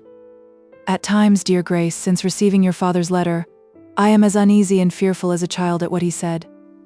If one of us were to die before the formal signing and sealing that is to release you have been done, if we should drop out of the world and never have made the most of this little short but real opportunity, I should think to myself as I sunk down dying, would to my God that I had spoken out my whole heart, given her one poor little kiss when I had the chance to give it.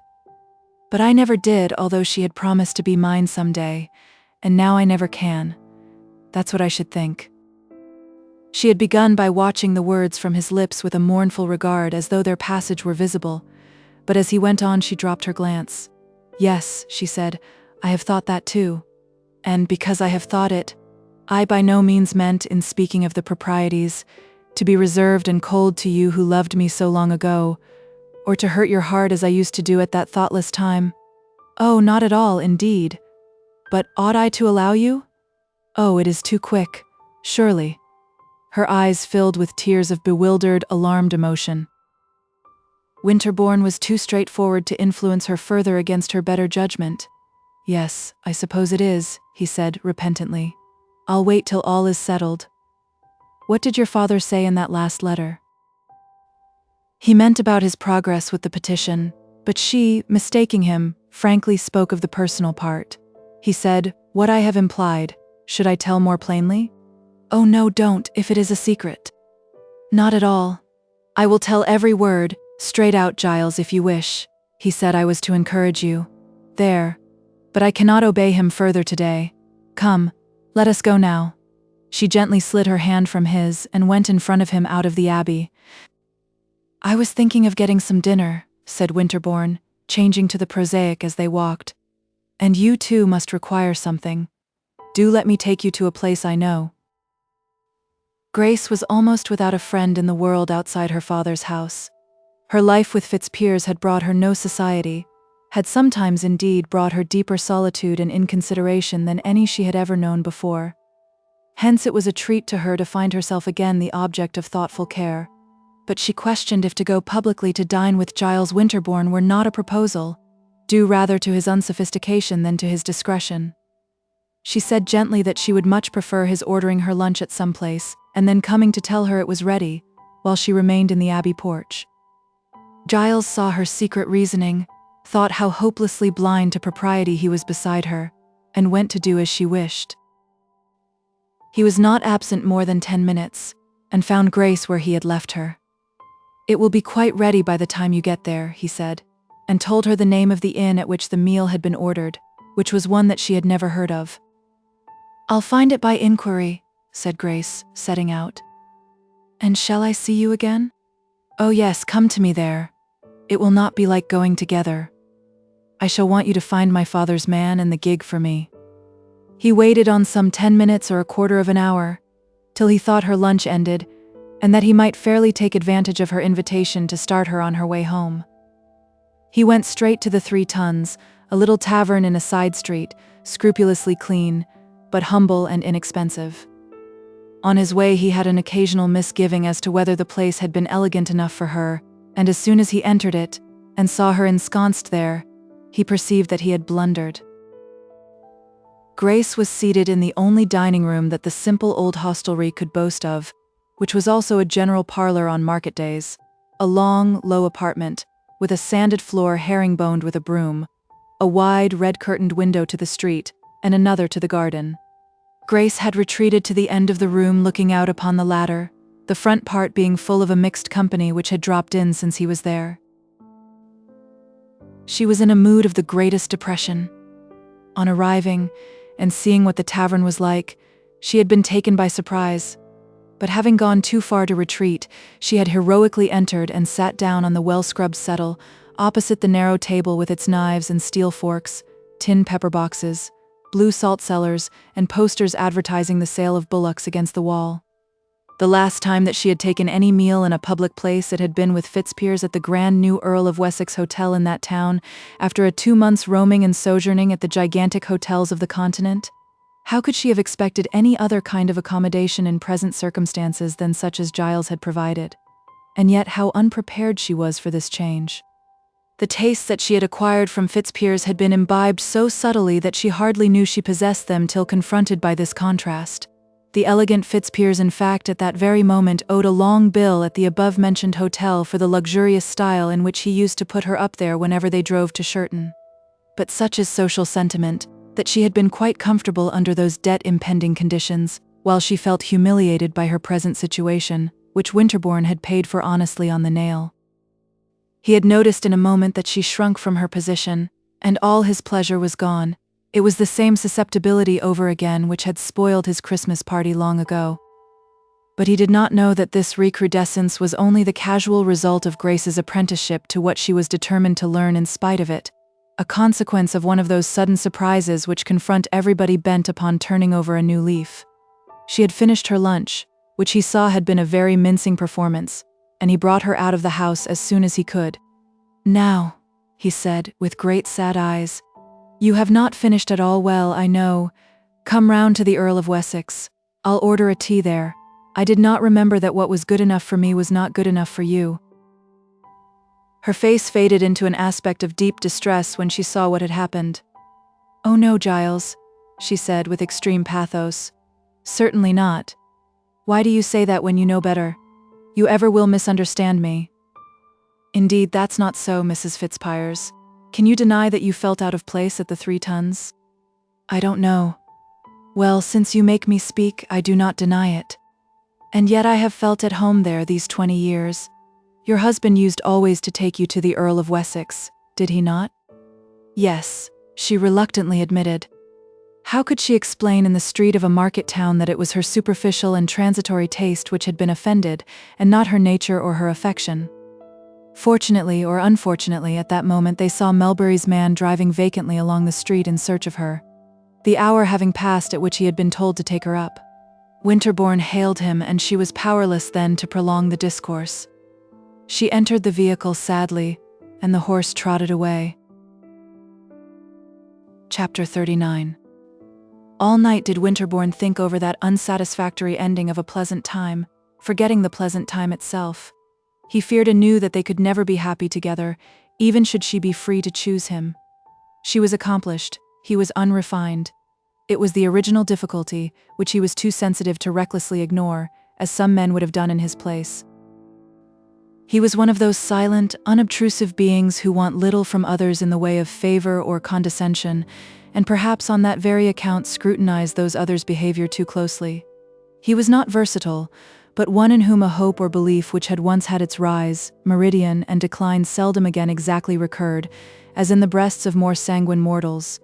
He had once worshipped her, laid out his life to suit her, wooed her, and lost her. Though it was with almost the same zest, it was with not quite the same hope, that he had begun to tread the old tracks again, and allowed himself to be so charmed with her that day. Move another step towards her he would not. He would even repulse her as a tribute to conscience. It would be sheer sin to let her prepare a pitfall for her happiness, not much smaller than the first, by inveigling her into a union with such as he. Her poor father was now blind to these subtleties, which he had formerly beheld as in noontide light. It was his own duty to declare them for her dear sake. Grace, too, had a very uncomfortable night, and her solicitous embarrassment was not lessened the next morning when another letter from her father was put into her hands. Its tenor was an intenser strain of the one that had preceded it. After stating how extremely glad he was to hear that she was better and able to get out of doors, he went on, "This is a wearisome business, the solicitor we have come to see being out of town. I do not know when I shall get home. My great anxiety in this delay is still lest you should lose Giles Winterbourne. I cannot rest at night for thinking that while our business is hanging fire he may become estranged, or go away from the neighborhood. I have set my heart upon seeing him your husband, if you ever have another. Do then, Grace, give him some temporary encouragement, even though it is over early. For when I consider the past, I do think God will forgive me and you for being a little forward. I have another reason for this, my dear. I feel myself going rapidly downhill, and late affairs have still further helped me that way. And until this thing is done, I cannot rest in peace." He added a postscript. "I have just heard that the solicitor is to be seen tomorrow. Possibly, therefore, I shall return in the evening after you get this." The paternal longing ran on all fours with her own desire, and yet in forwarding it yesterday she had been on the brink of giving offense, while craving to be a country girl again just as her father requested. To put off the old Eve, the fastidious Miss, or rather Madam, completely, her first attempt had been beaten by the unexpected vitality of that fastidiousness. Her father, on returning and seeing the trifling coolness of Giles, would be sure to say that the same perversity which had led her to make difficulties about marrying Fitzpiers was now prompting her to blow hot and cold with poor Winterbourne. If the latter had been the most subtle hand at touching the stops of her delicate soul instead of one who had just bound himself to let her drift away from him again, if she would, on the wind of her estranging education, he could not have acted more seductively than he did that day. He chanced to be superintending some temporary work in a field opposite her windows.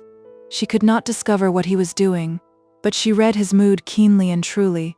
She could see in his coming and going an air of determined abandonment of the whole landscape that lay in her direction. Oh, how she longed to make it up with him. Her father coming in the evening, which meant, she supposed, that all formalities would be in train, her marriage virtually annulled, and she be free to be one again. How could she look him in the face if he should see them estranged thus? It was a fair green evening in June. She was seated in the garden, in the rustic chair which stood under the laurel bushes, made of peeled oak branches that came to Melbury's premises as refuse after barking time. The mass of full-juice leafage on the heights around her was just swayed into faint gestures by a nearly spent wind which, even in its enfeebled state, did not reach her shelter. All day she had expected Giles to call, to inquire how she had got home, or something or other, but he had not come, and he still tantalized her by going athwart and across that orchard opposite. She could see him as she sat. A slight diversion was presently created by Creedle bringing him a letter.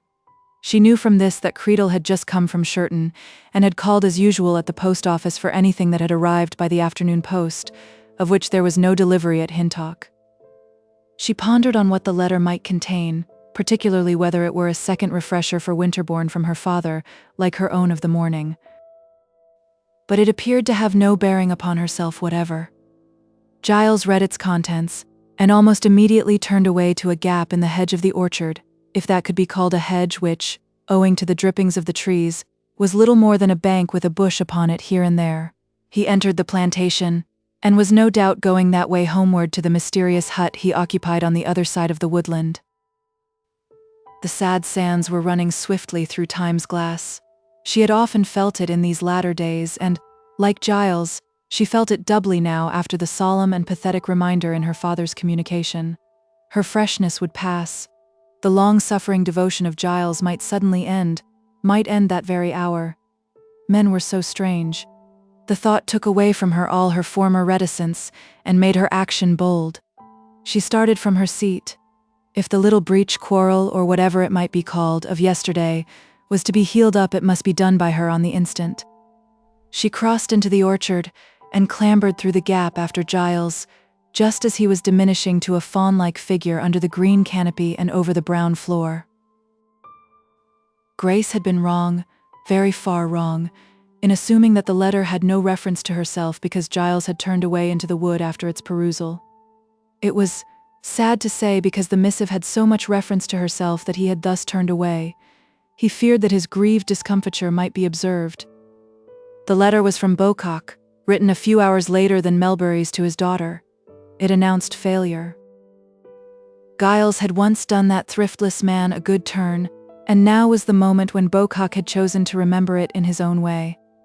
During his absence in town with Melbury, the lawyer's clerk had naturally heard a great deal of the timber merchant's family scheme of justice to Giles, and his communication was to inform Winterbourne at the earliest possible moment that their attempt had failed, in order that the young man should not place himself in a false position towards Grace in the belief of its coming success. The news was, in sum, that Fitzpiers's conduct had not been sufficiently cruel to Grace to enable her to snap the bond. She was apparently doomed to be his wife till the end of the chapter. Winterbourne quite forgot his superficial differences with the poor girl under the warm rush of deep and distracting love for her, which the almost tragical information engendered. To renounce her forever, that was then the end of it for him, after all. There was no longer any question about suitability, or room for tiffs on petty tastes. The curtain had fallen again between them. She could not be his. The cruelty of their late revived hope was now terrible. How could they all have been so simple as to suppose this thing could be done? It was at this moment that, hearing someone coming behind him, he turned and saw her hastening on between the thickets. He perceived in an instant that she did not know the blighting news. "Giles, why didn't you come across to me?" she asked with arch reproach. "Didn't you see me sitting there ever so long?" "Oh yes," he said, in unprepared, extemporized tones, for her unexpected presence caught him without the slightest plan of behavior in the conjuncture. His manner made her think that she had been too chiding in her speech, and a mild scarlet wave passed over her as she resolved to soften it. "I have had another letter from my father," she hastened to continue. "He thinks he may come home this evening, and in view of his hopes it will grieve him if there is any little difference between us, Giles." "There is none," he said, sadly regarding her from the face downward as he pondered how to lay the cruel truth bare. "Still, I fear you have not quite forgiven me about my being uncomfortable at the inn." "I have, Grace, I'm sure. But you speak in quite an unhappy way," she returned, coming up close to him with the most winning of the many pretty airs that appertained to her. "Don't you think you will ever be happy, Giles?" He did not reply for some instants. "When the sun shines on the north front of Sherton Abbey, that's when my happiness will come to me," said he, staring as it were into the earth. "But then that means that there is something more than my offending you and not liking the 3 tons. If it is because I did not like to let you kiss me in the Abbey, well, you know, Giles, that it was not on account of my cold feelings, but because I did certainly, just then, think it was rather premature, in spite of my poor father. That was the true reason, the sole one. But I do not want to be hard. God knows I do not," she said, her voice fluctuating. "And perhaps as I am on the verge of freedom I am not right, after all, in thinking there is any harm in your kissing me." "Oh God," said Winterbourne within himself. His head was turned askance as he still resolutely regarded the ground. For the last several minutes he had seen this great temptation approaching him in regular siege, and now it had come. The wrong, the social sin of now taking advantage of the offer of her lips had a magnitude, in the eyes of one whose life had been so primitive, so ruled by purest household laws, as Giles's, which can hardly be explained. "Did you say anything?" she asked timidly. "Oh no, only that." "You mean that it must be already settled, since my father is coming home?" she said gladly. Winterbourne, though fighting valiantly against himself all this while, though he would have protected Grace's good repute as the apple of his eye, was a man, and as Desdemona said, men are not gods. In face of the agonizing seductiveness shown by her, in her unenlightened schoolgirl simplicity about the laws and ordinances, he betrayed a man's weakness. Since it was so, since it had come to this, that Grace, deeming herself free to do it, was virtually asking him to demonstrate that he loved her, since he could demonstrate it only too truly, since life was short and love was strong, He gave way to the temptation, notwithstanding that he perfectly well knew her to be wedded irrevocably to Fitzpiers. Indeed, he cared for nothing past or future, simply accepting the present and what it brought, desiring once in his life to clasp in his arms her he had watched over and loved so long. She started back suddenly from his embrace, influenced by a sort of inspiration. "Oh, I suppose," she stammered, "that I am really free? That this is right? Is there really a new law?" Father cannot have been too sanguine in saying. He did not answer, and a moment afterwards Grace burst into tears in spite of herself. "Oh, why does not my father come home and explain," she sobbed, "and let me know clearly what I am? It is too trying this, to ask me to, and then to leave me so long in so vague a state that I do not know what to do, and perhaps do wrong." Winterbourne felt like a very Cain, over and above his previous sorrow, how he had sinned against her in not telling her what he knew. He turned aside. The feeling of his cruelty mounted higher and higher. How could he have dreamed of kissing her? He could hardly refrain from tears. Surely nothing more pitiable had ever been known than the condition of this poor young thing, now as heretofore the victim of her father's well-meant but blundering policy. Even in the hour of Melbury's greatest assurance, Winterbourne had harbored a suspicion that no law, new or old, could undo Grace's marriage without her appearance in public, though he was not sufficiently sure of what might have been enacted to destroy, by his own words, her pleasing idea that a mere dash of the pen on her father's testimony was going to be sufficient. But he had never suspected the sad fact that the position was irremediable. Poor Grace, perhaps feeling that she had indulged in too much fluster for a mere kiss, calmed herself at finding how grave he was. "I am glad we are friends again anyhow," she said, smiling through her tears. "Giles, if you had only shown half the boldness before I married that you show now, you would have carried me off for your own first instead of second. If we do marry, I hope you will never think badly of me for encouraging you a little. But my father is so impatient, you know, as his years and infirmities increase, that he will wish to see us a little advanced when he comes. That is my only excuse." To Winterbourne all this was sadder than it was sweet. How could she so trust her father's conjectures? He did not know how to tell her the truth and shame himself, and yet he felt that it must be done. "We may have been wrong," he began, almost fearfully, "in supposing that it can all be carried out while we stay here at Hintock. I am not sure but that people may have to appear in a public court even under the new act, and if there should be any difficulty, and we cannot marry after all." Her cheeks became slowly bloodless. "Oh, Giles," she said, grasping his arm, "you have heard something. What? Cannot my father conclude it there and now? Surely he has done it? Oh, Giles, Giles, don't deceive me. What terrible position am I in?" He could not tell her, try as he would. The sense of her implicit trust in his honor absolutely disabled him. "I cannot inform you," he murmured, his voice as husky as that of the leaves underfoot. "Your father will soon be here. Then we shall know. I will take you home." Inexpressibly dear as she was to him, he offered her his arm with the most reserved air, as he added correctingly, "I will take you at any rate into the drive." Thus they walked on together, Grace vibrating between happiness and misgiving. It was only a few minutes' walk to where the drive ran, and they had hardly descended into it when they heard a voice behind them cry, "Take out that arm." For a moment they did not heed, and the voice repeated more loudly and hoarsely, "Take out that arm." It was Melbury's. He had returned sooner than they expected, and now came up to them. Grace's hand had been withdrawn like lightning on her hearing the second command. "I don't blame you. I don't blame you," he said, in the weary cadence of one broken down with scourgings. "But you two must walk together no more. I have been surprised. I have been cruelly deceived. Giles, don't say anything to me, but go away." He was evidently not aware that Winterbourne had known the truth before he brought it, and Giles would not stay to discuss it with him then. When the young man had gone, Melbury took his daughter indoors to the room he used as his office. There he sat down, and bent over the slope of the bureau, her bewildered gaze fixed upon him. When Melbury had recovered a little, he said, "You are now, as ever, Fitzpiers's wife. I was deluded." He has not done you enough harm. You are still subject to his beck and call." "Then let it be, and never mind, father," she said with dignified sorrow. "I can bear it. It is your trouble that grieves me most." She stooped over him and put her arm round his neck, which distressed Melbury still more.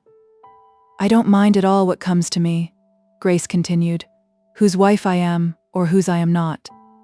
I do love Giles, I cannot help that, and I have gone further with him than I should have done if I had known exactly how things were, but I do not reproach you."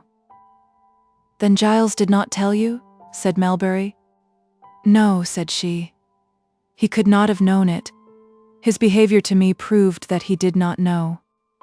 Her father said nothing more, and Grace went away to the solitude of her chamber. Her heavy disquietude had many shapes, and for a time she put aside the dominant fact to think of her too free conduct towards Giles. His love-making had been brief as it was sweet, but would he on reflection condemn her for forwardness? How could she have been so simple as to suppose she was in a position to behave as she had done? Thus she mentally blamed her ignorance, and yet in the center of her heart she blessed it a little for what it had momentarily brought her. Chapter 40. Life among the people involved in these events seemed to be suppressed and hidebound for a while. Grace seldom showed herself outside the house, never outside the garden, for she feared she might encounter Giles Winterbourne, and that she could not bear. This pensive intramural existence of the self-constituted nun appeared likely to continue for an indefinite time. She had learned that there was one possibility in which her formerly imagined position might become real, and only one, that her husband's absence should continue long enough to amount to positive desertion, but she never allowed her mind to dwell much upon the thought. Still less did she deliberately hope for such a result.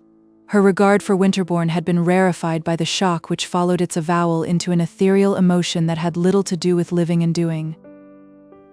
As for Giles, he was lying, or rather sitting, ill at his hut, a feverish indisposition which had been hanging about him for some time, the result of a chill caught the previous winter, seemed to acquire virulence with the prostration of his hopes, but not a soul knew of his languor, and he did not think the case serious enough to send for a medical man. After a few days he was better again, and crept about his home in a great coat, attending to his simple wants as usual with his own hands. So matters stood when the limpid inertion of Grace's pool-like existence was disturbed as by a geyser. She received a letter from Fitzpiers. Such a terrible letter it was in its import, though couched in the gentlest language. In his absence Grace had grown to regard him with toleration, and her relation to him with equanimity, till she had almost forgotten how trying his presence would be. He wrote briefly and unaffectedly. He made no excuses, but informed her that he was living quite alone, and had been led to think that they ought to be together, if she would make up her mind to forgive him. He therefore purported to cross the Channel to Budmouth by the steamer on a day he named, which she found to be 3 days after the time of her present reading. He said that he could not come to Hintock for obvious reasons, which her father would understand even better than herself. As the only alternative, she was to be on the quay to meet the steamer when it arrived from the opposite coast, probably about half an hour before midnight, bringing with her any luggage she might require, join him there, and pass with him into the twin vessel, which left immediately the other entered the harbor, returning thus with him to his continental dwelling place, which he did not name. He had no intention of showing himself on land at all. The troubled Grace took the letter to her father, who now continued for long hours by the fireless summer chimney corner, as if he thought it were winter, the pitcher of cider standing beside him, mostly untasted, and coated with a film of dust. After reading it he looked up. "You shan't go," said he. "I had felt I would not," she answered, "but I did not know what you would say. If he comes and lives in England, not too near here and in a respectable way, and wants you to come to him, I am not sure that I'll oppose him in wishing it," muttered Melbury. "I'd stint myself to keep you both in a genteel and seemly style, but go abroad you never shall with my consent." There the question rested that day. Grace was unable to reply to her husband in the absence of an address, and the morrow came, and the next day, and the evening on which he had requested her to meet him. Throughout the whole of it she remained within the 4 walls of her room. The sense of her harassment, carking doubt of what might be impending, hung like a cowl of blackness over the Melbury household. They spoke almost in whispers, and wondered what Fitzpiers would do next. It was the hope of everyone that, finding she did not arrive, he would return again to France. And as for Grace, she was willing to write to him on the most kindly terms if he would only keep away. The night passed. Grace lying tense and wide awake, and her relatives, in great part, likewise. When they met the next morning, they were pale and anxious, though neither speaking of the subject which occupied all their thoughts. The day passed as quietly as the previous ones, and she began to think that in the rank caprice of his moods, he had abandoned the idea of getting her to join him as quickly as it was formed. All on a sudden, some person who had just come from Sherton entered the house with the news that Mr. Fitzpiers was on his way home to Hintock. He had been seen hiring a carriage at the Earl of Wessex Hotel. Her father and Grace were both present when the intelligence was announced. "Now," said Melbury, "we must make the best of what has been a very bad matter. The man is repenting. The partner of his shame, I hear, is gone away from him to Switzerland, so that chapter of his life is probably over, if he chooses to make a home for ye. I think you should not say him nay, Grace. Certainly he cannot very well live at Hintock without a blow to his pride, but if he can bear that, and likes Hintock best, why, there's the empty wing of the house as it was before." "Oh, father," said Grace, turning white with dismay. "Why not?" said he, a little of his former doggedness returning. He was, in truth, disposed to somewhat more leniency towards her husband just now than he had shown formerly, from a conviction that he had treated him over roughly in his anger. "Surely it is the most respectable thing to do," he continued. "I don't like this state that you are in, neither married nor single. It hurts me, and it hurts you, and it will always be remembered against us in Hintock. There has never been any scandal like it in the family before." "He will be here in less than an hour," murmured Grace. The twilight of the room prevented her father seeing the despondent misery of her face. The one intolerable condition, the condition she had deprecated above all others, was that of Fitzpiers's reinstatement there. "Oh, I won't see him," she said, sinking down. She was almost hysterical. "Try if you cannot," he returned moodily. "Oh yes, I will, she went on inconsequently. "I'll try," and jumping up suddenly she left the room. In the darkness of the apartment to which she flew, nothing could have been seen during the next half hour. But from a corner a quick breathing was audible from this impressible creature, who combined modern nerves with primitive emotions, and was doomed by such coexistence to be numbered among the distressed, and to take her scourgings to their exquisite extremity. The window was open. On this quiet, late summer evening, whatever sound arose in so secluded a district, the chirp of a bird, a call from a voice, the turning of a wheel extended over bush and tree to unwonted distances, very few sounds did arise. But as Grace invisibly breathed in the brown glooms of the chamber, the small remote noise of light wheels came in to her, accompanied by the trot of a horse on the turnpike road. There seemed to be a sudden hitch or pause in the progress of the vehicle, which was what first drew her attention to it. She knew the point whence the sound proceeded, the hilltop over which travelers passed on their way hitherward from Sherton Abbas, the place at which she had emerged from the wood with Mrs. Charmond. Grace slid along the floor and bent her head over the window-sill, listening with open lips. The carriage had stopped, and she heard a man use exclamatory words. Then another said, "What the devil is the matter with the horse?" She recognized the voice as her husband's. The accident, such as it had been, was soon remedied, and the carriage could be heard descending the hill on the Hintock side, soon to turn into the lane leading out of the highway, and then into the drong which led out of the lane to the house where she was. A spasm passed through Grace. The Daphnean instinct, exceptionally strong in her as a girl, had been revived by her widowed seclusion, and it was not lessened by her affronted sentiments towards the Comer, and her regard for another man. She opened some little ivory tablets that lay on the dressing table, scribbled in pencil on one of them. "I am gone to visit one of my school friends," gathered a few toilet necessaries into a handbag, and not 3 minutes after that voice had been heard, her slim form, hastily wrapped up from observation, might have been seen passing out of the back door of Melbury's house. Thence she skimmed up the garden path, through the gap in the hedge, and into the mossy cart track under the trees which led into the depth of the woods. The leaves overhead were now in their latter green, so opaque that it was darker at some of the densest spots than in wintertime, scarce a crevice existing by which a ray could get down to the ground, but in open places she could see well enough. Summer was ending. In the daytime, singing insects hung in every sunbeam. Vegetation was heavy nightly with globes of dew, and after showers, creeping damps and twilight chills came up from the hollows. The plantations were always weird at this hour of eve, more spectral far than in the leafless season, when there were fewer masses and more minute lineality. The smooth surfaces of glossy plants came out like weak, lidless eyes. There were strange faces and figures from expiring lights that had somehow wandered into the canopied obscurity, while now and then low peeps of the sky between the trunks were like sheeted shapes, and on the tips of boughs sat faint cloven tongues. But Grace's fear just now was not imaginative or spiritual, and she heeded these impressions but little. She went on as silently as she could, avoiding the hollows wherein leaves had accumulated, and stepping upon soundless moss and grass tufts. She paused breathlessly once or twice, and fancied that she could hear, above the beat of her strumming pulse, the vehicle containing Fitzpiers turning in at the gate of her father's premises. She hastened on again. The Hintock woods owned by Mrs. Charmond were presently left behind, and those into which she next plunged were divided from the latter by a bank, from whose top the hedge had long ago perished, starved for want of sun. It was with some caution that Grace now walked, though she was quite free from any of the commonplace timidities of her ordinary pilgrimages to such spots.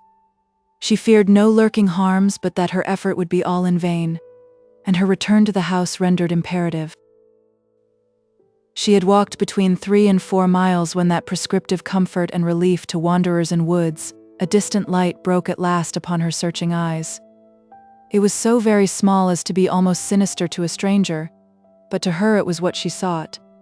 She pushed forward, and the dim outline of a dwelling was disclosed. The house was a square cot of 1 story only, sloping up on all sides to a chimney in the midst. It had formerly been the home of a charcoal burner, in times when that fuel was still used in the county houses. Its only appurtenance was a paled enclosure, there being no garden, the shade of the trees preventing the growth of vegetables. She advanced to the window whence the rays of light proceeded, and the shutters being as yet unclosed, she could survey the whole interior through the panes. The room within was kitchen, parlor, and scullery all in one. The natural sandstone floor was worn into hills and dales by long treading, so that none of the furniture stood level, and the table slanted like a desk. A fire burned on the hearth, in front of which revolved the skinned carcass of a rabbit, suspended by a string from a nail. Leaning with one arm on the mantel shelf stood Winterbourne, his eyes on the roasting animal, his face so rapt that speculation could build nothing on it concerning his thoughts, more than that they were not with the scene before him. She thought his features had changed a little since she saw them last. The firelight did not enable her to perceive that they were positively haggard. Grace's throat emitted a gasp of relief at finding the result so nearly as she had hoped. She went to the door and tapped lightly. He seemed to be accustomed to the noises of woodpeckers, squirrels, and such small creatures, for he took no notice of her tiny signal, and she knocked again. This time he came and opened the door. When the light of the room fell upon her face, he started, and, hardly knowing what he did, crossed the threshold to her, placing his hands upon her 2 arms, while surprise, joy, alarm, sadness chased through him by turns. With Grace it was the same. Even in this stress there was the fond fact that they had met again. Thus they stood, long tears upon their faces, waxen white, with extreme sad delight. He broke the silence by saying in a whisper, "Come in." "No, Giles," she answered hurriedly, stepping yet farther back from the door. "I am passing by, and I have called on you. I won't enter. Will you help me? I am afraid. I want to get by a roundabout way to Shirton, and so to Exbury. I have a schoolfellow there, but I cannot get to Shirton alone. Oh, if you will only accompany me a little way. Don't condemn me, Giles, and be offended. I was obliged to come to you because I have no other help here. 3 months ago you were my lover. Now you are only my friend. The law has stepped in and forbidden what we thought of. It must not be. But we can act honestly, and yet you can be my friend for 1 little hour? I have no other." She could get no further. Covering her eyes with one hand, by an effort of repression she wept a silent trickle. Without a sigh or sob, Winterbourne took her other hand. "What has happened?" he said. "He has come." There was a stillness as of death, till Winterbourne asked, "You mean this, Grace, that I am to help you to get away?" "Yes," said she. "Appearance is no matter. When the reality is right, I have said to myself I can trust you." Giles knew from this that she did not suspect his treachery, if it could be called such, earlier in the summer, when they met for the last time as lovers, and in the intensity of his contrition for that tender wrong, he determined to deserve her faith now at least, and so wipe out that reproach from his conscience. "I'll come at once," he said. "I'll light a lantern." He unhooked a dark lantern from a nail under the eaves, and she did not notice how his hand shook with the slight strain, or dream that in making this offer he was taxing a convalescence which could ill afford such self-sacrifice. The lantern was lit, and they started. Chapter 41. The first 100 yards of their course lay under motionless trees, whose upper foliage began to hiss with falling drops of rain. By the time that they emerged upon a glade, it rained heavily. "This is awkward," said Grace, with an effort to hide her concern. Winterbourne stopped. "Grace," he said, preserving a strictly business manner which belied him, "you cannot go to Sherton tonight." "But I must." "Why? It is 9 miles from here. It is almost an impossibility in this rain."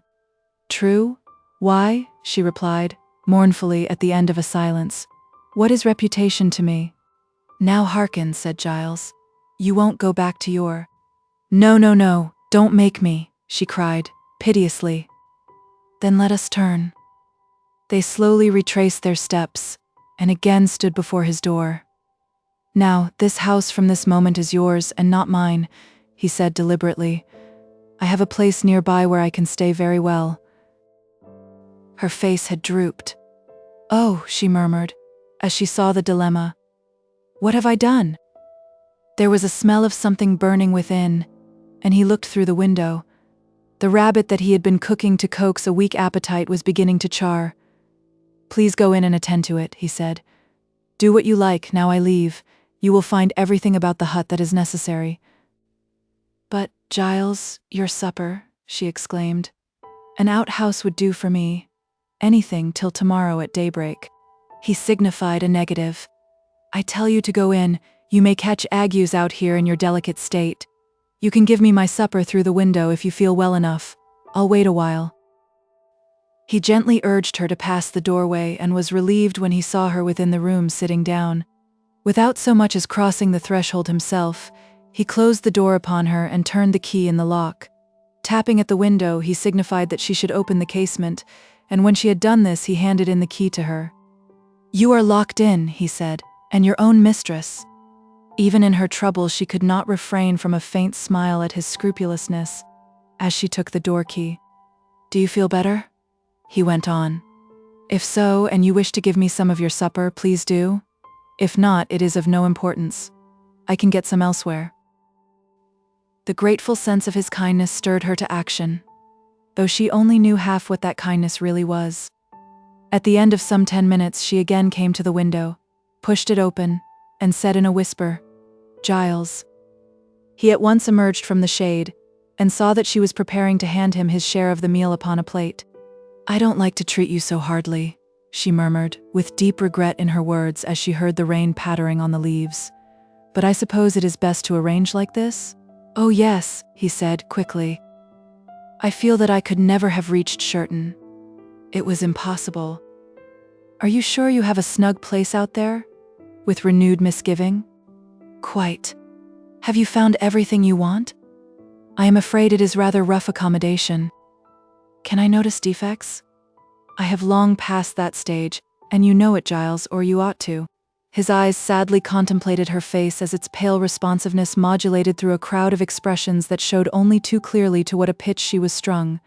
If ever Winterbourne's heart fretted his bosom, it was at this sight of a perfectly defenseless creature conditioned by such circumstances. He forgot his own agony in the satisfaction of having at least found her a shelter. He took his plate and cup from her hands, saying, "Now I'll push the shutter to, and you will find an iron pin on the inside, which you must fix into the bolt. Do not stir in the morning till I come and call you." She expressed an alarmed hope that he would not go very far away. "Oh no, I shall be quite within hail," said Winterbourne. She bolted the window as directed, and he retreated. His snug place proved to be a wretched little shelter of the roughest kind, formed of 4 hurdles thatched with brake fern. Underneath were dry sticks, hay, and other litter of the sort, upon which he sat down, and there in the dark tried to eat his meal.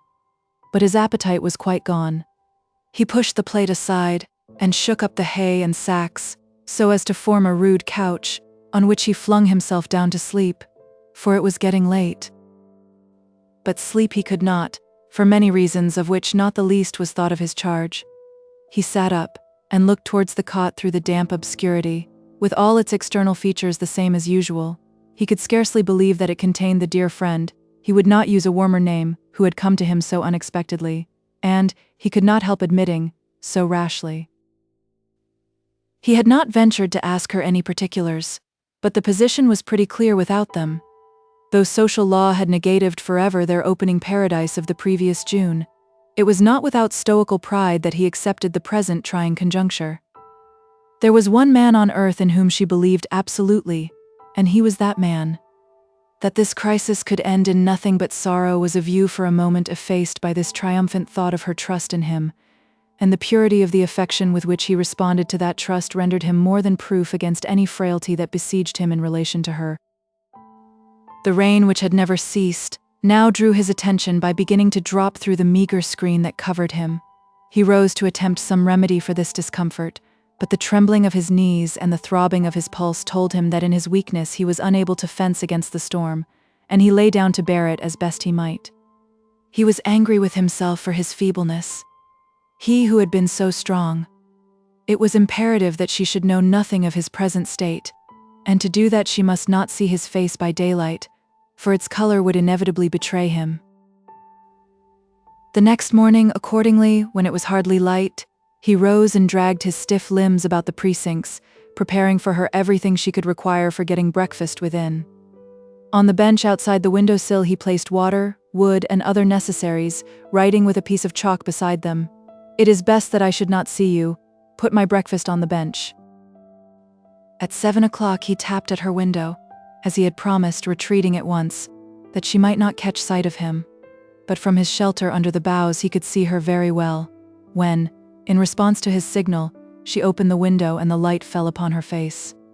The languid largeness of her eyes showed that her sleep had been little more than his own, and the pinkness of their lids, that her waking hours had not been free from tears. She read the writing, seemed, he thought, disappointed, but took up the materials he had provided, evidently thinking him some way off. Giles waited on, assured that a girl who, in spite of her culture, knew what country life was, would find no difficulty in the simple preparation of their food. Within the cot it was all very much as he conjectured, though Grace had slept much longer than he. After the loneliness of the night, she would have been glad to see him, but appreciating his feeling when she read the writing, she made no attempt to recall him. She found abundance of provisions laid in, his plan being to replenish his buttery weekly, and this being the day after the victualling van had called from Shirton. When the meal was ready, she put what he required outside, as she had done with the supper, and notwithstanding her longing to see him, withdrew from the window promptly, and left him to himself. It had been a leaden dawn, and the rain now steadily renewed its fall. As she heard no more of Winterbourne, she concluded that he had gone away to his daily work, and forgotten that he had promised to accompany her to Shirton, an erroneous conclusion, for he remained all day, by force of his condition, within 50 yards of where she was. The morning wore on, and in her doubt when to start, and how to travel, she lingered yet, keeping the door carefully bolted, lest an intruder should discover her. Locked in this place, she was comparatively safe at any rate, and doubted if she would be safe elsewhere. The humid gloom of an ordinary wet day was doubled by the shade and drip of the leafage. Autumn, this year, was coming in with rains. Gazing in her enforced idleness from the one window of the living room, she could see various small members of the animal community that lived unmolested there, creatures of hair, fluff, and scale, the toothed kind and the billed kind, underground creatures, jointed and ringed, circumambulating the hut, under the impression that, Giles having gone away, nobody was there, and eyeing it inquisitively with a view to winter quarters. Watching these neighbors, who knew neither law nor sin, distracted her a little from her trouble, and she managed to while away some portion of the afternoon by putting Giles's home in order and making little improvements which she deemed that he would value when she was gone. Once or twice she fancied that she heard a faint noise amid the trees, resembling a cough, but as it never came any nearer, she concluded that it was a squirrel or a bird. At last the daylight lessened, and she made up a larger fire, for the evenings were chilly. As soon as it was too dark, which was comparatively early, to discern the human countenance in this place of shadows, there came to the window, to her great delight, a tapping which she knew from its method to be Giles's. She opened the casement instantly, and put out her hand to him, though she could only just perceive his outline. He clasped her fingers, and she noticed the heat of his palm and its shakiness. He has been walking fast in order to get here quickly, she thought. How could she know that he had just crawled out from the straw of the shelter hard by, and that the heat of his hand was feverishness? "My dear, good Giles," she burst out, impulsively. "Anybody would have done it for you," replied Winterbourne, with as much matter of fact as he could summon. "About my getting to Exbury?" she said. "I have been thinking," responded Giles with tender deference, "that you had better stay where you are for the present, if you wish not to be caught. I need not tell you that the place is yours as long as you like, and perhaps in a day or two, finding you absent, he will go away. At any rate, in 2 or 3 days I could do anything to assist, such as make inquiries or go a great way towards Sherton Abbas with you, for the cider season will soon be coming on, and I want to run down to the Vale to see how the crops are, and I shall go by the Sherton road. But for a day or two I am busy here." He was hoping that by the time mentioned he would be strong enough to engage himself actively on her behalf. "I hope you do not feel overmuch melancholy in being a prisoner?" She declared that she did not mind it, but she sighed. From long acquaintance they could read each other's heart symptoms like books of large type. "I fear you are sorry you came," said Giles, "and that you think I should have advised you more firmly than I did not to stay." "Oh no, dear, dear friend," answered Grace, with a heaving bosom. "Don't think that that is what I regret. What I regret is my enforced treatment of you, dislodging you, excluding you from your own house. Why should I not speak out? You know what I feel for you, what I have felt for no other living man, what I shall never feel for a man again. But as I have vowed myself to somebody else than you and cannot be released, I must behave as I do behave, and keep that vow. I am not bound to him by any divine law, after what he has done, but I have promised and I will pay." The rest of the evening was passed in his handing her such things as she would require the next day, and casual remarks thereupon, an occupation which diverted her mind to some degree from pathetic views of her attitude towards him, and of her life in general. The only infringement, if infringement it could be called, of his predetermined bearing towards her was an involuntary pressing of her hand to his lips, when she put it through the casement to bid him good night. He knew she was weeping, though he could not see her tears. She again entreated his forgiveness for so selfishly appropriating the cottage, but it would only be for a day or 2 more, she thought, since go she must. He replied yearningly, I don't like you to go away." "Oh, Giles," said she, I know, but I am a woman, and you are a man. I cannot speak more plainly. Whatsoever things are pure, whatsoever things are of good report, you know what is in my mind because you know me so well." "Yes, Grace, yes. I do not at all mean that the question between us has not been settled by the fact of your marriage turning out hopelessly unalterable. I merely meant, well, a feeling no more. In a week at the outside I should be discovered if I stayed here, and I think that by law he could compel me to return to him." "Yes, perhaps you are right. Go when you wish, dear Grace." His last words that evening were a hopeful remark that all might be well with her yet, that Mr. Fitzpiers would not intrude upon her life, if he found that his presence cost her so much pain. Then the window was closed, the shutters folded, and the rustle of his footsteps died away. No sooner had she retired to rest that night than the wind began to rise and, after a few prefatory blasts, to be accompanied by rain. The wind grew more violent, And as the storm went on, it was difficult to believe that no opaque body, but only an invisible, colorless thing, was trampling and climbing over the roof, making branches creak, springing out of the trees upon the chimney, popping its head into the flue, and shrieking and blaspheming at every corner of the walls. As in the old story, the assailant was a specter which could be felt but not seen. She had never before been so struck with the devilry of a gusty night in a wood, because she had never been so entirely alone in spirit as she was now. She seemed almost to be apart from herself, a vacuous duplicate only. The recent self of physical animation and clear intentions was not there. Sometimes a bough from an adjoining tree was swayed so low as to smite the roof in the manner of a gigantic hand smiting the mouth of an adversary, to be followed by a trickle of rain, as blood from the wound. To all this weather Giles must be more or less exposed. How much, she did not know. At last Grace could hardly endure the idea of such a hardship in relation to him. Whatever he was suffering, it was she who had caused it. He vacated his house on account of her. She was not worth such self-sacrifice. She should not have accepted it of him. And then, as her anxiety increased with increasing thought, there returned upon her mind some incidents of her late intercourse with him, which she had heeded but little at the time. The look of his face, what had there been about his face which seemed different from its appearance as of yore? Was it not thinner, less rich in hue, less like that of ripe autumn's brother to whom she had formerly compared him? And his voice, she had distinctly noticed a change in tone. And his gait, surely it had been feebler, stiffer, more like the gait of a weary man. That slight occasional noise she had heard in the day, and attributed to squirrels, it might have been his cough after all.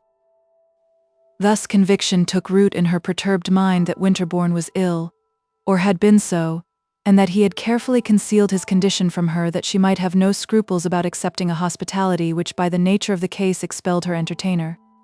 "My own true love, my dear kind friend," she cried to herself. "Oh, it shall not be, it shall not be." She hastily wrapped herself up, and obtained a light, with which she entered the adjoining room, the cot possessing only one floor.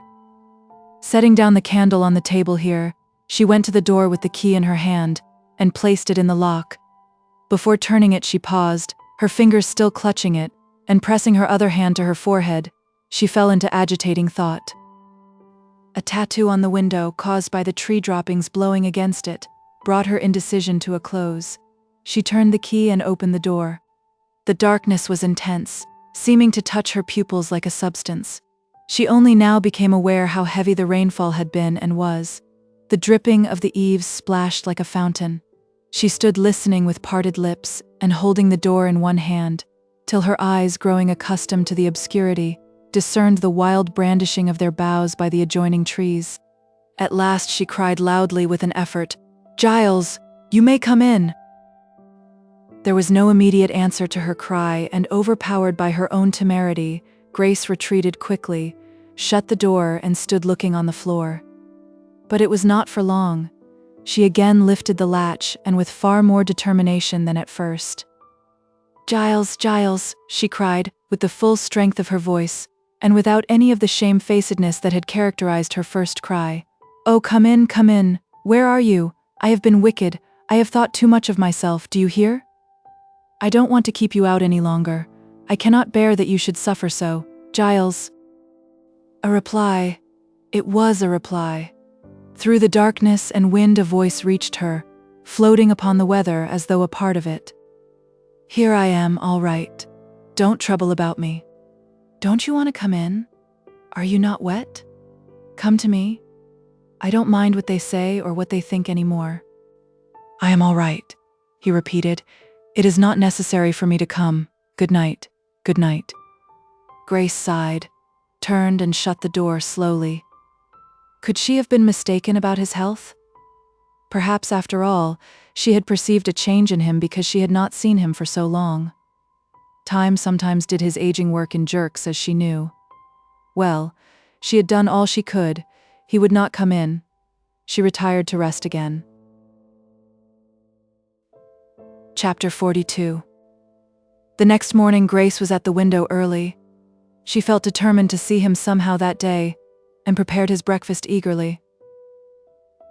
8 o'clock struck, and she had remembered that he had not come to arouse her by a knocking, as usual, her own anxiety having caused her to stir. The breakfast was set in its place without, but he did not arrive to take it, and she waited on. 9 o'clock arrived and the breakfast was cold, and still there was no Giles. A thrush that had been repeating itself a good deal on an opposite bush for some time came and took a morsel from the plate and bolted it, waited, looked around, and took another. At 10 o'clock she drew in the tray and sat down to her own solitary meal. He must have been called away on business early, the rain having cleared off. Yet she would have liked to assure herself, by thoroughly exploring the precincts of the hut, that he was nowhere in its vicinity, but as the day was comparatively fine, the dread lest some stray passenger or woodman should encounter her in such a reconnoiter paralyzed her wish. The solitude was further accentuated today by the stopping of the clock for want of winding, and the fall into the chimney corner of flakes of soot loosened by the rains. At noon she heard a slight rustling outside the window, and found that it was caused by an eft which had crept out of the leaves to bask in the last sunrays that would be worth having till the following May. She continually peeped out through the lattice, but could see little. In front lay the brown leaves of last year, and upon them some yellowish-green ones of this season that had been prematurely blown down by the gale. Above stretched an old beech, with vast armpits, and great pocket-holes in its sides where branches had been amputated in past times. A black slug was trying to climb it. Dead boughs were scattered about like ichthyosauri in a museum, and beyond them were perishing woodbine stems resembling old ropes. From the other window all she could see were more trees, jacketed with lichen and stockinged with moss. At their roots were stemless yellow fungi like lemons and apricots, and tall fungi with more stem than stool. Next were more trees close together, wrestling for existence, their branches disfigured with wounds resulting from their mutual rubbings and blows. It was the struggle between these neighbors that she had heard in the night. Beneath them were the rotting stumps of those of the group that had been vanquished long ago, rising from their mossy setting like decayed teeth from green gums. Farther on were other tufts of moss and islands divided by the shed leaves, variety upon variety, dark green and pale green, moss like little fir trees, like plush, like malachite stars, like nothing on earth except moss. The strain upon Grace's mind in various ways was so great on this the most desolate day she had passed there that she felt it would be well nigh impossible to spend another in such circumstances. The evening came at last. The sun, when its chin was on the earth, found an opening through which to pierce the shade, and stretched irradiated gauzes across the damp atmosphere, making the wet trunks shine, and throwing splotches of such ruddiness on the leaves beneath the beech that they were turned to gory hues.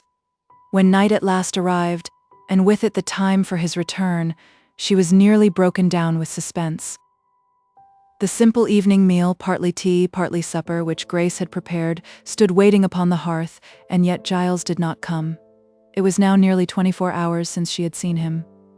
As the room grew darker and only the firelight broke against the gloom of the walls, she was convinced that it would be beyond her staying power to pass the night without hearing from him or from somebody. Yet 8 o'clock drew on, and his form at the window did not appear. The meal remained untasted.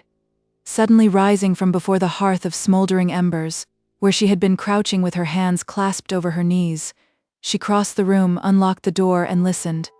Every breath of wind had ceased with the decline of day, but the rain had resumed the steady dripping of the night before. Grace might have stood there 5 minutes when she fancied she heard that old sound, a cough, at no great distance, and it was presently repeated. If it were Winterbourne's, he must be near her. Why, then, had he not visited her? A horrid misgiving that he could not visit her took possession of Grace, and she looked up anxiously for the lantern, which was hanging above her head. To light it and go in the direction of the sound would be the obvious way to solve the dread problem, but the conditions made her hesitate, and in a moment a cold sweat pervaded her at further sounds from the same quarter. They were low mutterings at first, like persons in conversation, but gradually resolving themselves into varieties of one voice. It was an endless monologue, like that we sometimes hear from inanimate nature in deep secret places where water flows, or where ivy leaves flap against stones, but by degrees she was convinced that the voice was Winterbourne's. Yet who could be his listener, so mute and patient? For though he argued so rapidly and persistently, nobody replied. A dreadful enlightenment spread through the mind of Grace. "Oh," she cried, in her anguish, as she hastily prepared herself to go out. "How selfishly correct I am always, too correct. Cruel propriety is killing the dearest heart that ever woman clasped to her own." While speaking thus to herself, she had lit the lantern, and hastening out without further thought, took the direction whence the mutterings had proceeded. The course was marked by a little path, which ended at a distance of about 40 yards in a small erection of hurdles, not much larger than a shock of corn, such as were frequent in the woods and copses when the cutting season was going on. It was too slight even to be called a hovel, and was not high enough to stand upright in, appearing, in short, to be erected for the temporary shelter of fuel. The side towards Grace was open, and turning the light upon the interior, she beheld what her prescient fear had pictured in snatches all the way thither. Upon the straw within, Winterbourne lay in his clothes, just as she had seen him during the whole of her stay here, except that his hat was off, and his hair matted and wild. Both his clothes and the straw were saturated with rain. His arms were flung over his head. His face was flushed to an unnatural crimson. His eyes had a burning brightness, and though they met her own, she perceived that he did not recognize her. "Oh, my Giles," she cried, "what have I done to you?"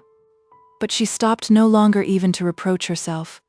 She saw that the first thing to be thought of was to get him indoors. How Grace performed that labor she never could have exactly explained. But by dint of clasping her arms round him, rearing him into a sitting posture, and straining her strength to the uttermost, she put him on one of the hurdles that was loose alongside, and taking the end of it in both her hands, dragged him along the path to the entrance of the hut, and, after a pause for breath, in at the doorway. It was somewhat singular that Giles in his semi-conscious state acquiesced unresistingly in all that she did, but he never for a moment recognized her, continuing his rapid conversation to himself, and seeming to look upon her as some angel or other supernatural creature of the visionary world in which he was mentally living. The undertaking occupied her more than 10 minutes, but by that time, to her great thankfulness, he was in the inner room, lying on the bed, his damp outer clothing removed. Then the unhappy Grace regarded him by the light of the candle. There was something in his look which agonized her, in the rush of his thoughts, accelerating their speed from minute to minute. He seemed to be passing through the universe of ideas like a comet, erratic, inapprehensible, untraceable. Grace's distraction was almost as great as his. In a few moments she firmly believed he was dying. Unable to withstand her impulse, she knelt down beside him, kissed his hands and his face and his hair, exclaiming in a low voice, "How could I? How could I?" Her timid morality had indeed underrated his chivalry till now, though she knew him so well. The purity of his nature, his freedom from the grosser passions, his scrupulous delicacy, had never been fully understood by Grace till this strange self-sacrifice in lonely juxtaposition to her own person was revealed. The perception of it added something that was little short of reverence to the deep affection for him of a woman who, herself, had more of Artemis than of Aphrodite in her constitution. All that a tender nurse could do, Grace did, and the power to express her solicitude in action, unconscious though the sufferer was, brought her mournful satisfaction. She bathed his hot head, wiped his perspiring hands, moistened his lips, cooled his fiery eyelids, sponged his heated skin, and administered whatever she could find in the house that the imagination could conceive as likely to be in any way alleviating, that she might have been the cause, or partially the cause of all this, interfused misery with her sorrow. 6 months before this date a scene, almost similar in its mechanical parts, had been enacted at Hintock House. It was between a pair of persons most intimately connected in their lives with these, outwardly like as it had been. It was yet infinite in spiritual difference, though a woman's devotion had been common to both. Grace rose from her attitude of affection, and bracing her energies, saw that something practical must immediately be done. Much as she would have liked, in the emotion of the moment, to keep him entirely to herself, medical assistance was necessary while there remained a possibility of preserving him alive. Such assistance was fatal to her own concealment, but even had the chance of benefiting him been less than it was, She would have run the hazard for his sake. The question was, where should she get a medical man, competent and near? There was one such man, and only one, within accessible distance. A man who, if it were possible to save Winterbourne's life, had the brain most likely to do it.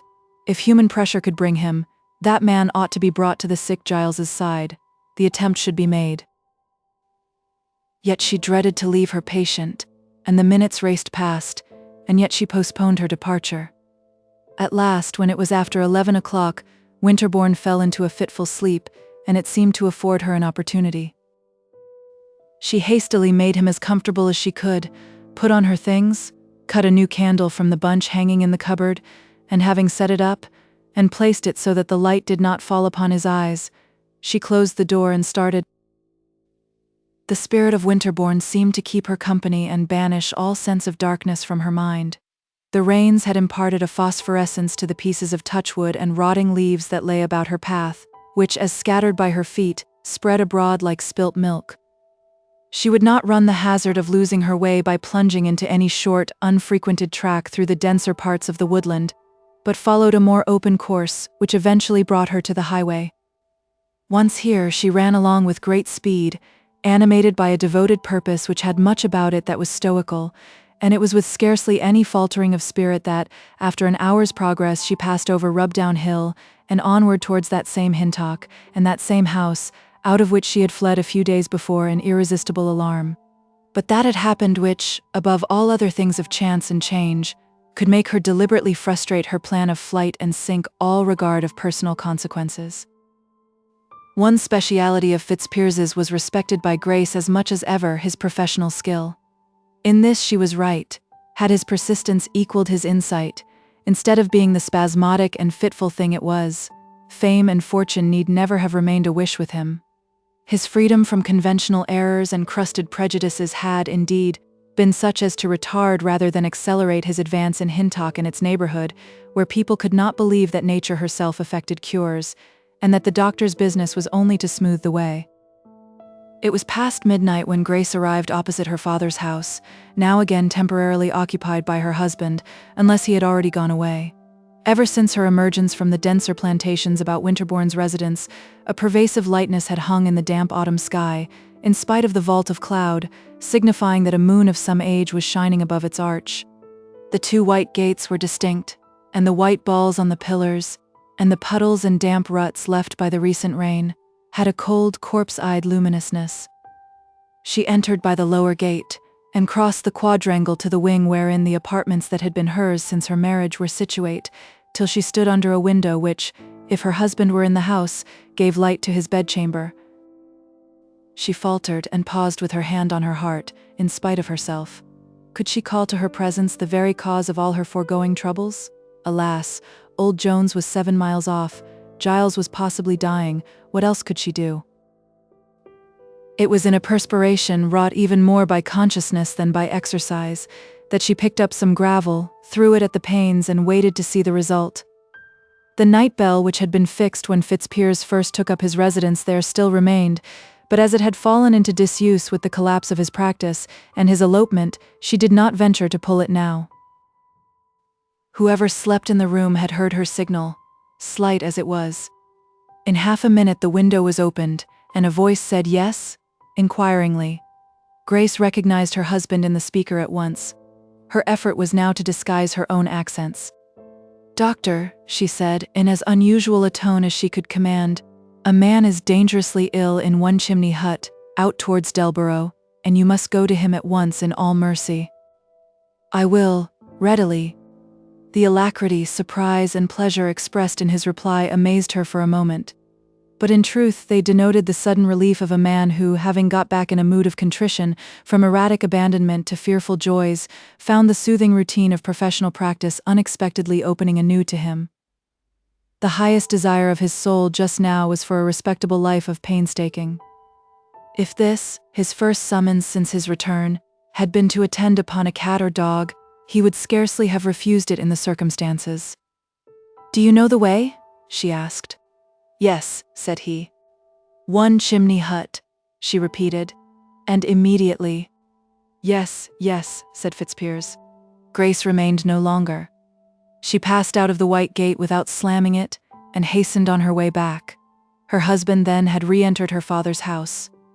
How he had been able to effect a reconciliation with the old man, what were the terms of the treaty between them, she could not so much as conjecture. Some sort of truce must have been entered into, that was all she could say. But close as the question lay to her own life, there was a more urgent one which banished it, and she traced her steps quickly along the meandering trackways. Meanwhile, Fitzpiers was preparing to leave the house. The state of his mind, over and above his professional zeal, was peculiar. At Grace's first remark he had not recognized or suspected her presence, but as she went on he was awakened to the great resemblance of the speaker's voice to his wife's. He had taken in such good faith the statement of the household on his arrival, that she had gone on a visit for a time because she could not at once bring her mind to be reconciled to him, that he could not quite actually believe this Comer to be she. It was one of the features of Fitzpiers's repentant humor at this date that, on receiving the explanation of her absence, he had made no attempt to outrage her feelings by following her, though nobody had informed him how very shortly her departure had preceded his entry, and of all that might have been inferred from her precipitancy. Melbury, after much alarm and consideration, had decided not to follow her either. He sympathized with her flight, much as he deplored it. Moreover, the tragic color of the antecedent events that he had been a great means of creating checked his instinct to interfere. He prayed and trusted that she had got into no danger on her way, as he supposed, to Sherton, and thence to Exbury, if that were the place she had gone to, forbearing all inquiry which the strangeness of her departure would have made natural. A few months before this time a performance by Grace of 1/10 the magnitude of this would have aroused him to unwonted investigation. It was in the same spirit that he had tacitly assented to Fitzpiers's domiciliation there. The two men had not met face to face, but Mrs. Melbury had proposed herself as an intermediary, who made the surgeon's re-entrance comparatively easy to him. Everything was provisional, and nobody asked questions. Fitzpiers had come in the performance of a plan of penitence, which had originated in circumstances hereafter to be explained. His self-humiliation to the very base string was deliberate, and as soon as a call reached him from the bedside of a dying man his desire was to set to work and do as much good as he could with the least possible fuss or show. He therefore refrained from calling up a stableman to get ready any horse or gig, and set out for One Chimney Hut on foot, as Grace had done. Chapter 43. She re-entered the hut, flung off her bonnet and cloak, and approached the sufferer. He had begun anew those terrible mutterings, and his hands were cold. As soon as she saw him there returned to her that agony of mind which the stimulus of her journey had thrown off for a time. Could he really be dying? She bathed him, kissed him, forgot all things but the fact that lying there before her was he who had loved her more than the mere lover would have loved, had martyred himself for her comfort, cared more for her self-respect than she had thought of caring. This mood continued till she heard quick, smart footsteps without. She knew whose footsteps they were. Grace sat on the inside of the bed against the wall, holding Giles's hand, so that when her husband entered the patient lay between herself and him. He stood transfixed at first, noticing Grace only. Slowly he dropped his glance and discerned who the prostrate man was. Strangely enough, though Grace's distaste for her husband's company had amounted almost to dread and culminated in actual flight, at this moment her last and least feeling was personal. Sensitive femininity was eclipsed by self-effacing purpose, and that it was a husband who stood there was forgotten. The first look that possessed her face was relief. Satisfaction at the presence of the physician obliterated thought of the man, which only returned in the form of a subconsciousness that did not interfere with her words. "Is he dying? Is there any hope?" she cried. "Grace," said Fitzpiers, in an indescribable whisper, more than invocating if not quite deprecatory. He was arrested by the spectacle, not so much in its intrinsic character, though that was striking enough to a man who called himself the husband of the sufferer's friend and nurse, but in its character as the counterpart of one that had its hour many months before, in which he had figured as the patient, and the woman had been Felice Charmand. "Is he in great danger? Can you save him?" she cried again. Fitzpiers aroused himself, came a little nearer, and examined Winterbourne as he stood. His inspection was concluded in a mere glance. Before he spoke, he looked at her contemplatively as to the effect of his coming words. "He is dying," he said with dry precision. "What?" said she. "Nothing can be done by me or any other man. It will soon be all over. The extremities are dead already." His eyes still remained fixed on her, the conclusion to which he had come seeming to end his interest, professional and otherwise, in Winterbourne forever. "But it cannot be. He was well 3 days ago." "Not well, I suspect.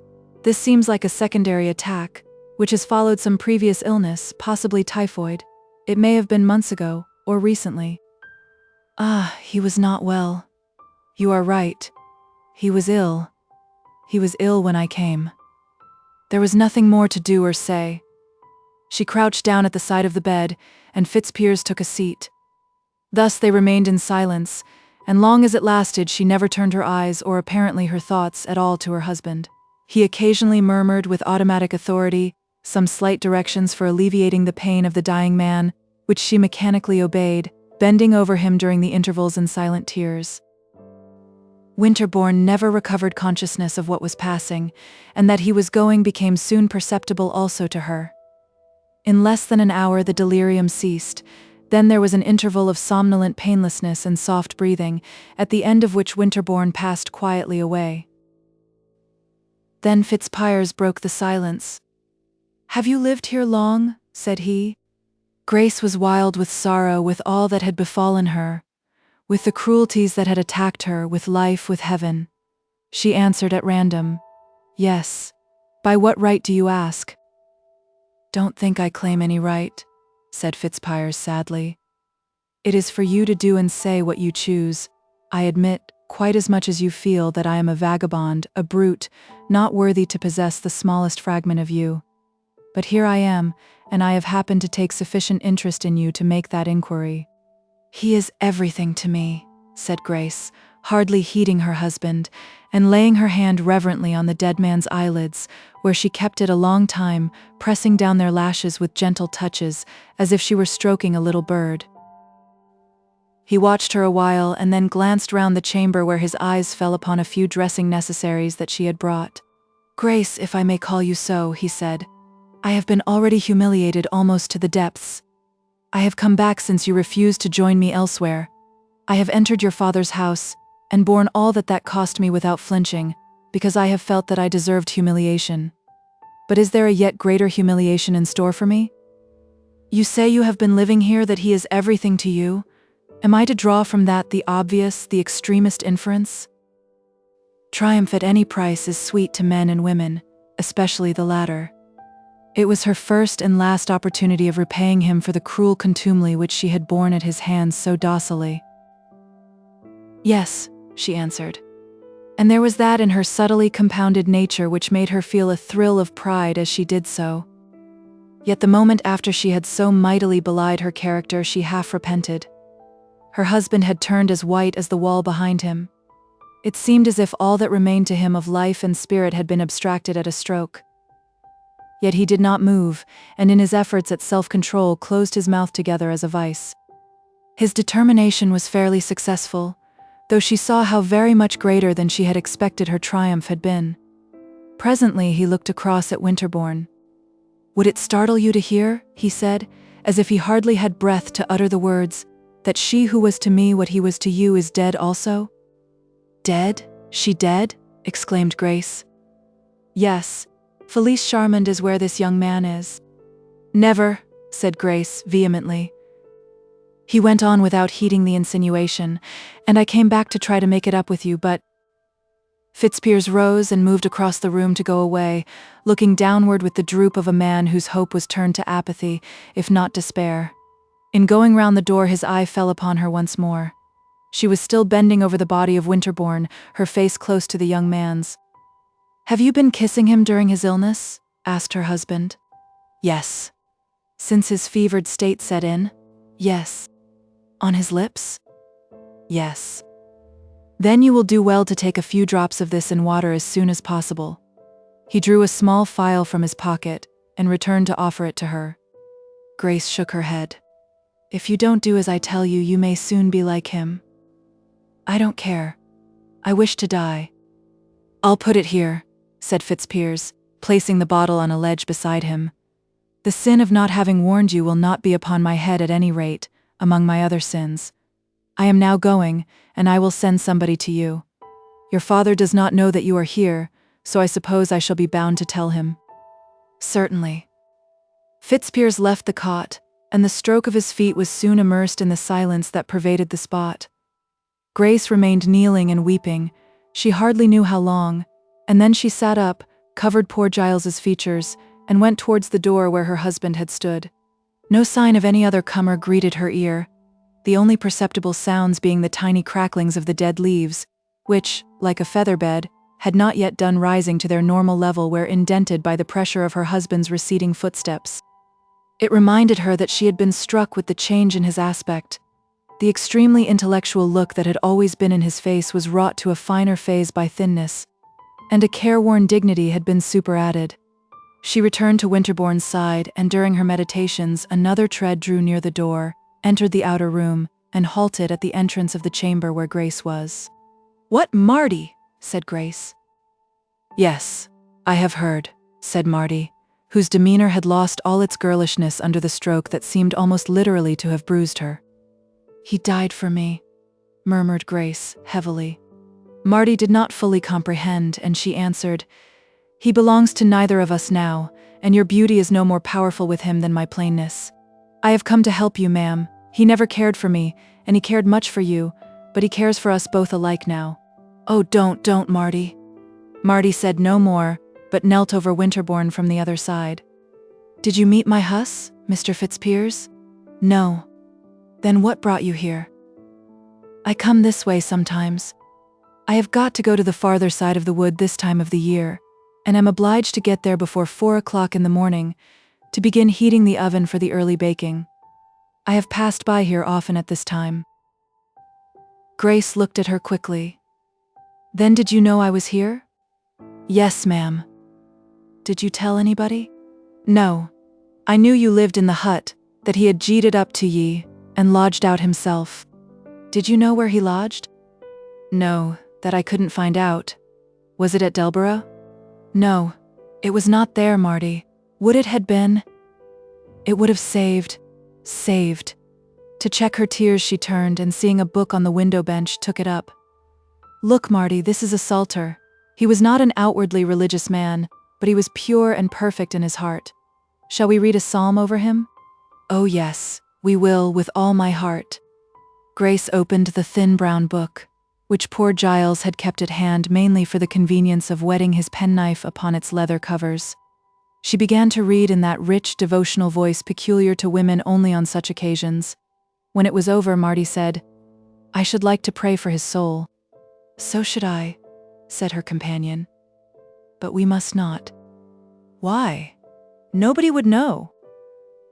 Grace could not resist the argument, influenced as she was by the sense of making amends for having neglected him in the body, and their tender voices united and filled the narrow room with supplicatory murmurs that a Calvinist might have envied. They had hardly ended when now and more numerous footfalls were audible, also persons in conversation, one of whom Grace recognized as her father.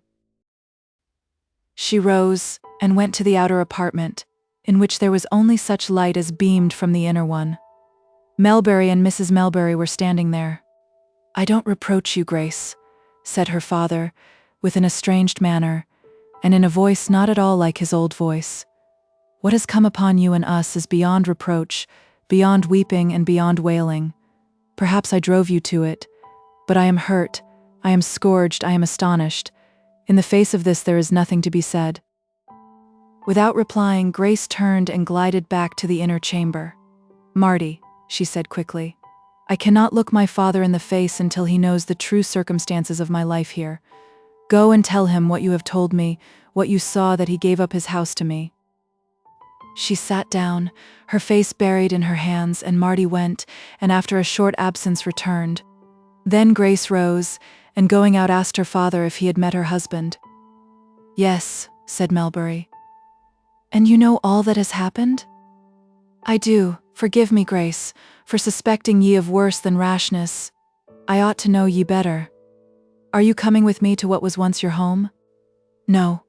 I stay here with him. take no account of me anymore.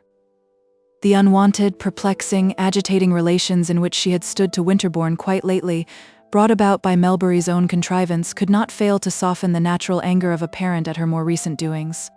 "My daughter, things are bad," he rejoined. "But why do you persevere to make 'em worse? What good can you do to Giles by staying here with him? Mind, I ask no questions.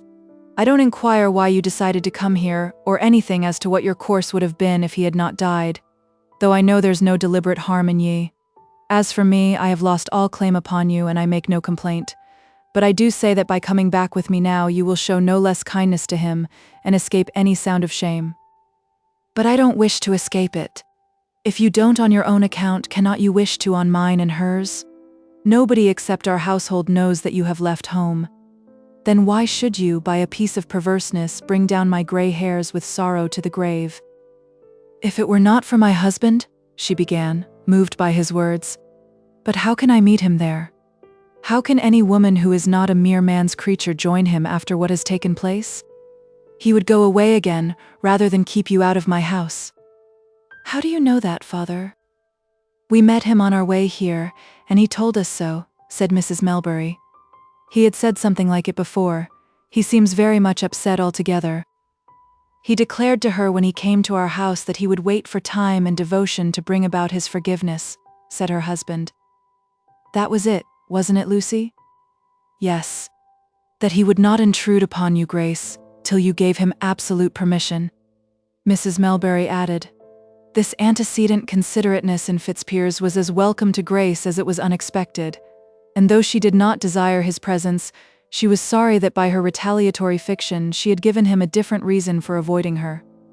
She made no further objections to accompanying her parents, taking them into the inner room to give Winterbourne a last look, and gathering up the 2 or 3 things that belonged to her. While she was doing this, the 2 women came who had been called by Melbury, and at their heels poor Creedle. "Forgive me, but I can't rule my mourning nohow as a man should, Mr. Melbury," he said. "I han't seen him since Thursday se'night, and have wondered for days and days where he's been keeping. There was I expecting him to come and tell me to wash out the cider barrels against the making, and here was he.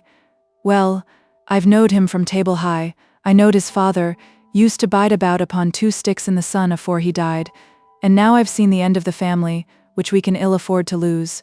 We such a scanty lot of good folk in Hintock as we've got. And now Robert Creedle will be nailed up in parish boards oblieve, and no Bobby will glutch down a sigh for he." They started for home, Marty and Creedle remaining behind.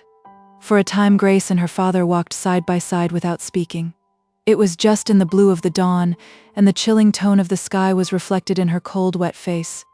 The whole wood seemed to be a house of death, pervaded by loss to its uttermost length and breadth. Winterbourne was gone, and the copses seemed to show the want of him. Those young trees, so many of which he had planted, and of which he had spoken so truly when he said that he should fall before they fell, were at that very moment sending out their roots in the direction that he had given them with his subtle hand. "One thing made it tolerable to us that your husband should come back to the house," said Melbury at last, "the death of Mrs. Charmond." "Ah, yes," said Grace, arousing slightly to the recollection. "He told me so." "Did he tell you how she died?"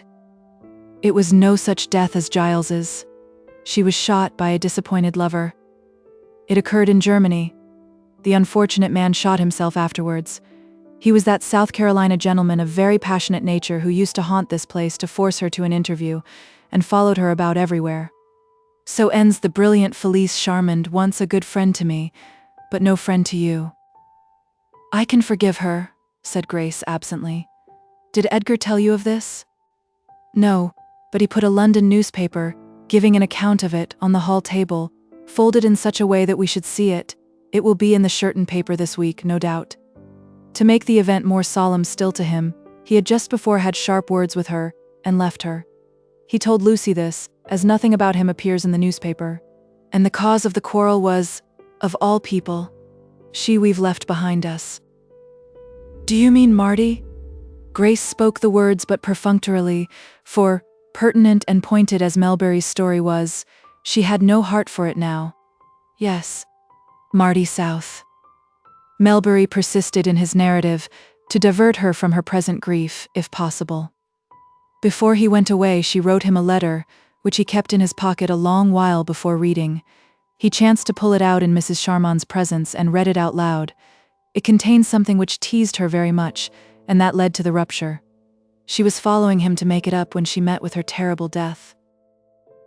Melbury did not know enough to give the gist of the incident, which was that Marty South's letter had been concerning a certain personal adornment common to herself and Mrs. Charmant. Her bullet reached its billet at last.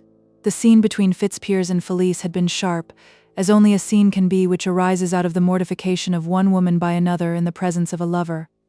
True, Marty had not effected it by word of mouth. The charge about the locks of hair was made simply by Fitzpiers reading her letter to him aloud to Felice in the playfully ironical tones of one who had become a little weary of his situation, and was finding his friend, in the phrase of George Herbert, a flat delight. He had stroked those false tresses with his hand many a time without knowing them to be transplanted, and it was impossible when the discovery was so abruptly made to avoid being finely satirical, despite her generous disposition. That was how it had begun, and tragedy had been its end. On his abrupt departure she had followed him to the station, but the train was gone, and in traveling to Baden in search of him she had met his rival, whose reproaches led to an altercation, and the death of both. Of that precipitate scene of passion and crime Fitzpiers had known nothing till he saw an account of it in the papers, where, fortunately for himself, no mention was made of his prior acquaintance with the unhappy lady, nor was there any allusion to him in the subsequent inquiry, the double death being attributed to some gambling losses, though in point of fact, neither one of them had visited the tables. Melbury and his daughter drew near their house, having seen but one living thing on their way, a squirrel, which did not run up its tree but, dropping the sweet chestnut which it carried, cried chut chut chut, and stamped with its hind legs on the ground. When the roofs and chimneys of the homestead began to emerge from the screen of boughs, Grace started and checked herself in her abstracted advance. "You clearly understand," she said to her stepmother, some of her old misgiving returning, "that I am coming back only on condition of his leaving as he promised? Will you let him know this, that there may be no mistake?" Mrs. Melbury, who had some long private talks with Fitzpiers, assured Grace that she need have no doubts on that point, and that he would probably be gone by the evening. Grace then entered with them into Melbury's wing of the house, and sat down listlessly in the parlor, while her stepmother went to Fitzpiers. The prompt obedience to her wishes which the surgeon showed did honor to him, if anything could. Before Mrs. Melbury had returned to the room, Grace, who was sitting on the parlor window bench, saw her husband go from the door under the increasing light of morning, with a bag in his hand. While passing through the gate he turned his head. The firelight of the room she sat in threw her figure into dark relief against the window as she looked through the panes, and he must have seen her distinctly. In a moment he went on, the gate fell to and he disappeared. At the hut she had declared that another had displaced him, and now she had banished him. Chapter 44. Fitzpiers had hardly been gone an hour when Grace began to sicken.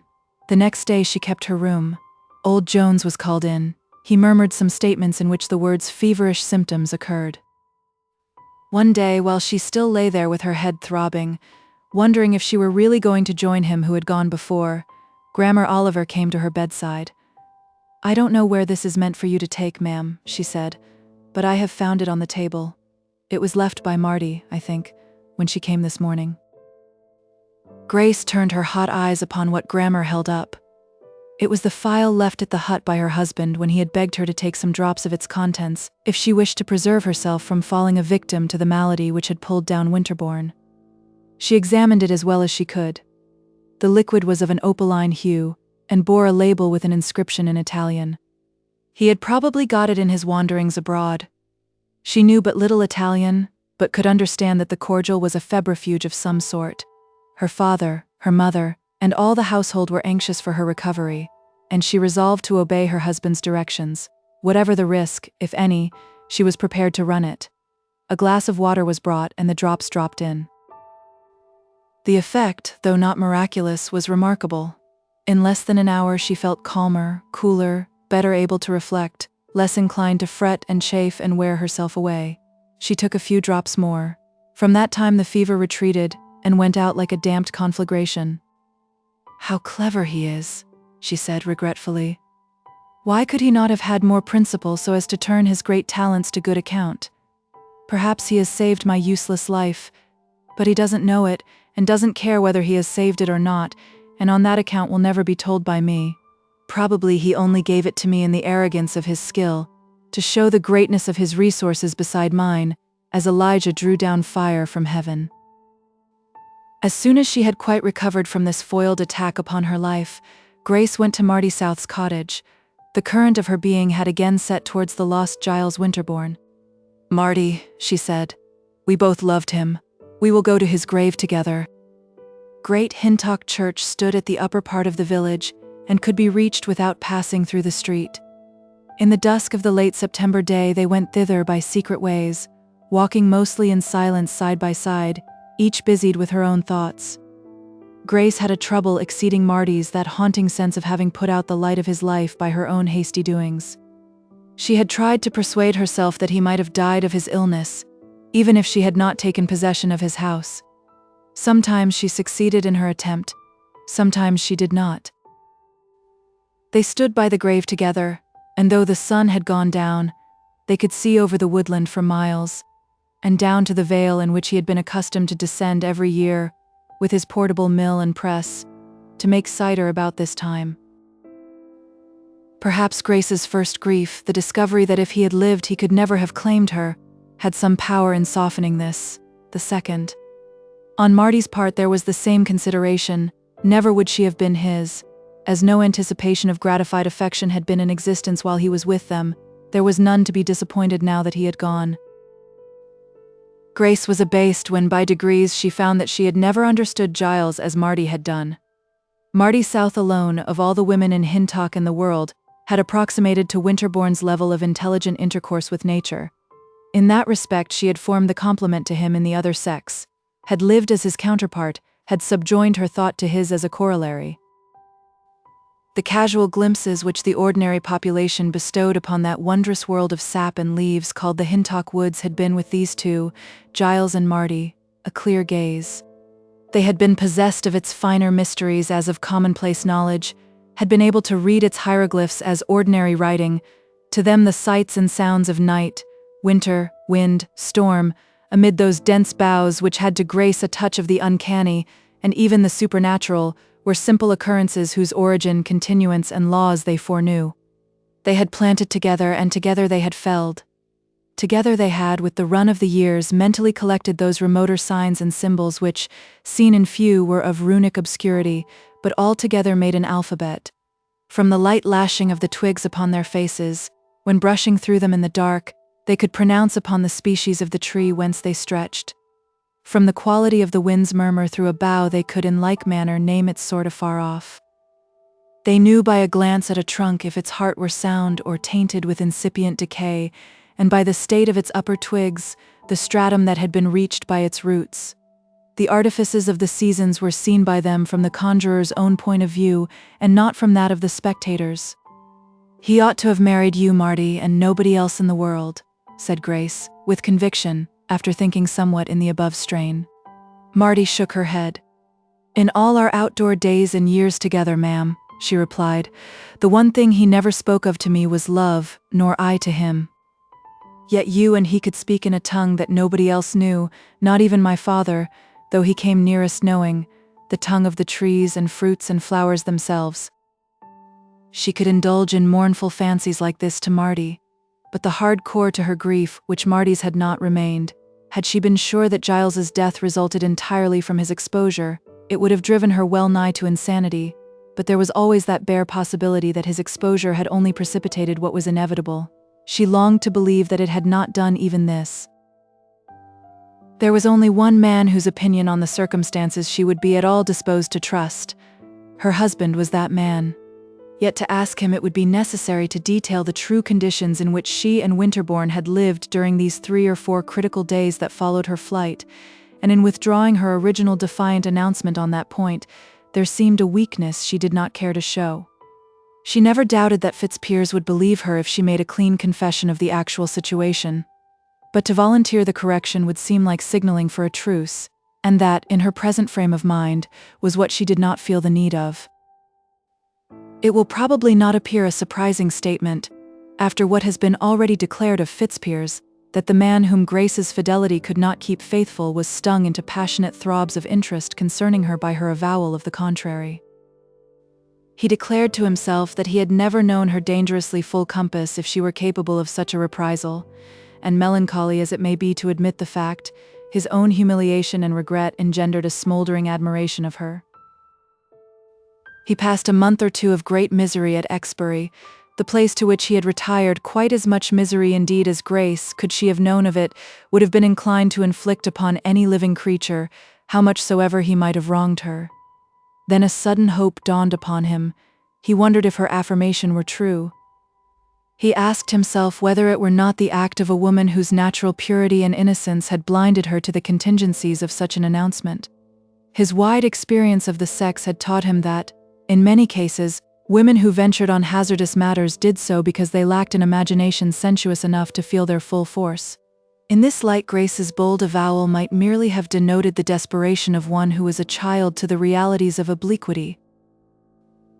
Fitzpiers's mental sufferings and suspense led him at last to take a melancholy journey to the neighborhood of Little Hintock, and here he hovered for hours around the scene of the purest emotional experiences that he had ever known in his life. He walked about the woods that surrounded Melbury's house, keeping out of sight like a criminal. It was a fine evening, and on his way homeward he passed near Marty South's cottage. As usual, she had lighted her candle without closing her shutters. He saw her within as he had seen her many times before. She was polishing tools, and though he had not wished to show himself, he could not resist speaking into her through the half-open door. "What are you doing that for, Marty?" "Because I want to clean them. They are not mine." He could see, indeed, that they were not hers, for one was a spade, large and heavy, and another was a billhook which she could only have used with both hands. The spade, though not a new one, had been so completely burnished that it was bright as silver. Fitzpiers somehow divined that they were Giles Winterbourne's, and he put the question to her. She replied in the affirmative. "I am going to keep 'em," she said, "but I can't get his apple mill and press. I wish could. It is going to be sold, they say." "Then I will buy it for you," said Fitzpiers. "That will be making you a return for a kindness you did me." His glance fell upon the girl's rare-colored hair, which had grown again. "Oh, Marty, those locks of yours and that letter, but it was a kindness to send it. Nevertheless," he added, musingly. After this, there was confidence between them. Such confidence as there had never been before. Marty was shy, indeed, of speaking about the letter, and her motives in writing it, but she thanked him warmly for his promise of the cider press. She would travel with it in the autumn season, as he had done, she said. She would be quite strong enough, with old Creedle as an assistant. "Ah, there was one nearer to him than you," said Fitzpiers, referring to Winterbourne. "One who lived where he lived and was with him when he died." Then Marty, suspecting that he did not know the true circumstances, from the fact that Mrs. Fitzpiers and himself were living apart, told him of Giles's generosity to Grace in giving up his house to her at the risk, and possibly the sacrifice of his own life. When the surgeon heard it, he almost envied Giles his chivalrous character. He expressed a wish to Marty that his visit to her should be kept secret, and went home thoughtful, feeling that in more than one sense his journey to Hintock had not been in vain. He would have given much to win Grace's forgiveness then. But whatever he dared hope for in that kind from the future, there was nothing to be done yet, while Giles Winterbourne's memory was green. To wait was imperative. A little time might melt her frozen thoughts, and lead her to look on him with toleration, if not with love. Chapter 45. Weeks and months of mourning for Winterbourne had been passed by Grace in the soothing monotony of the memorial act to which she and Marty had devoted themselves. Twice a week the pair went in the dusk to Great Hintock, and like the two mourners in Cymbeline, sweetened his sad grave with their flowers and their tears. Sometimes Grace thought that it was a pity neither one of them had been his wife for a little while, and given the world a copy of him who was so valuable in their eyes. Nothing ever had brought home to her with such force as this death how little acquirements and culture weigh beside sterling personal character. While her simple sorrow for his loss took a softer edge with the lapse of the autumn and winter seasons, her self-reproach at having had a possible hand in causing it knew little abatement. Little occurred at Hintock during these months of the fall and decay of the leaf. Discussion of the almost contemporaneous death of Mrs. Charmant abroad had waxed and waned. Fitzpiers had had a marvelous escape from being dragged into the inquiry which followed it, through the accident of their having parted just before, under the influence of Marty South's letter, the tiny instrument of a cause deep in nature. Her body was not brought home. It seemed to accord well with the fitful fever of that impassioned woman's life that she should not have found a native grave. She had enjoyed but a life interest in the estate, which after her death passed to a relative of her husband's, one who knew not Felice, one whose purpose seemed to be to blot out every vestige of her. On a certain day in February, the cheerful day of St. Valentine, in fact, a letter reached Mrs. Fitzpiers, which had been mentally promised her for that particular day a long time before. It announced that Fitzpiers was living at some Midland town, where he had obtained a temporary practice as assistant to some local medical man, whose curative principles were all wrong, though he dared not set them right. He had thought fit to communicate with her on that day of tender traditions to inquire if, in the event of his obtaining a substantial practice that he had in view elsewhere, she could forget the past and bring herself to join him. There the practical part ended. He then went on. My last year of experience has added 10 years to my age, dear Grace and dearest wife that ever erring man undervalued. You may be absolutely indifferent to what I say, but let me say it. I have never loved any woman alive or dead as I love, respect, and honor you at this present moment. What you told me in the pride and haughtiness of your heart I never believed, but even if I had believed it, it could never have estranged me from you. Is there any use in telling you no, there is not, that I dream of your ripe lips more frequently than I say my prayers, that the old familiar rustle of your dress often returns upon my mind till it distracts me? If you could condescend even only to see me again, you would be breathing life into a corpse. My pure, pure Grace, modest as a turtle dove, how came I ever to possess you? For the sake of being present in your mind on this lover's day, I think I would almost rather have you hate me a little than not think of me at all. You may call my fancies whimsical, but remember, sweet, lost one, that nature is one in love, and where 'tis fine it sends some instance of itself. I will not intrude upon you further now. Make me a little bit happy by sending back one line to say that you will consent, at any rate, to a short interview.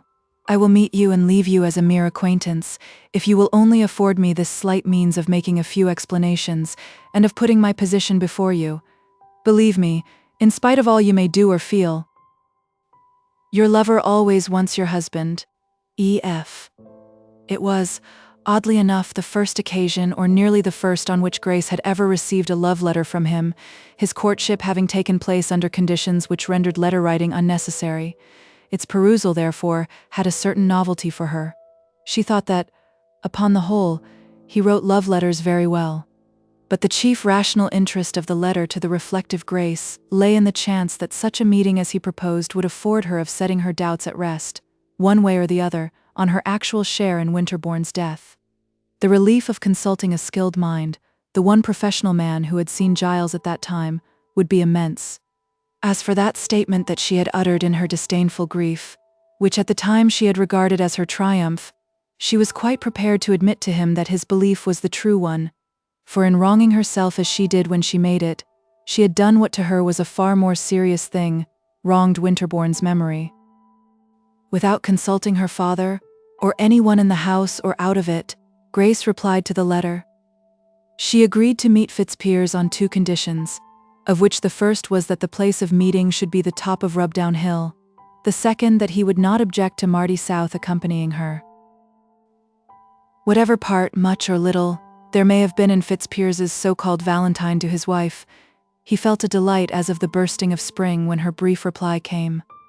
It was one of the few pleasures that he had experienced of late years at all resembling those of his early youth. He promptly replied that he accepted the conditions, and named the day and hour at which he would be on the spot she mentioned. A few minutes before 3 on the appointed day found him climbing the well-known hill, which had been the axis of so many critical movements in their lives during his residence at Hintock. The sight of each homely and well-remembered object swelled the regret that seldom left him now. Whatever paths might lie open to his future, The soothing shades of Hintock were forbidden him forever as a permanent dwelling place.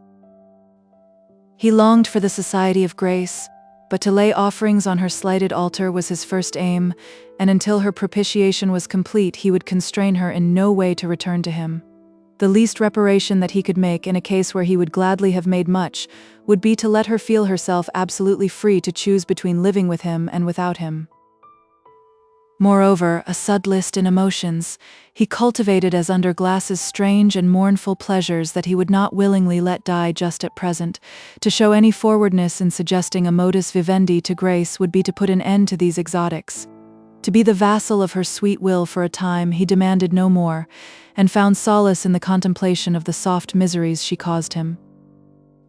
Approaching the hilltop with a mind strung to these notions, Fitzpiers discerned a gay procession of people coming over the crest, and was not long in perceiving it to be a wedding party. Though the wind was keen, the women were in light attire, and the flowered waistcoats of the men had a pleasing vividness of pattern. Each of the gentler ones clung to the arm of her partner so tightly as to have with him one step, rise, swing, gait, almost one center of gravity. In the buxom bride, Fitzpiers recognized no other than Suke Damson, who in her light gown looked a giantess. The small husband beside her he saw to be Tim Tangs. Fitzpiers could not escape, for they had seen him, though of all the beauties of the world whom he did not wish to meet, Suke was the chief, but he put the best face on the matter that he could and came on, the approaching company evidently discussing him and his separation from Mrs. Fitzpiers. As the couples closed upon him, he expressed his congratulations. "We be just walking round the parishes to show ourselves a bit," said Tim. "First we head across to Delborough, then athwart to here, and from here we go to Rubdown and Millshot, and then round by the crossroads home. Home, says I, but it won't be that long. We be off next month." "Indeed? Where to?" Tim informed him that they were going to New Zealand, not but that he would have been contented with Hintock, but his wife was ambitious and wanted to leave, so he had given way. "Then goodbye," said Fitzpiers. "I may not see you again." He shook hands with Tim and turned to the bride. "Goodbye, Suke," he said, taking her hand also. "I wish you and your husband prosperity in the country you have chosen." With this he left them, and hastened on to his appointment. The wedding party reformed and resumed march likewise. But in restoring his arm to Suke, Tim noticed that her full and blooming countenance had undergone a change. "Hulloa, me dear, what's the matter?" said Tim. "Nothing to speak o'," said she, but to give the lie to her assertion she was seized with lachrymose twitches that soon produced a dribbling face.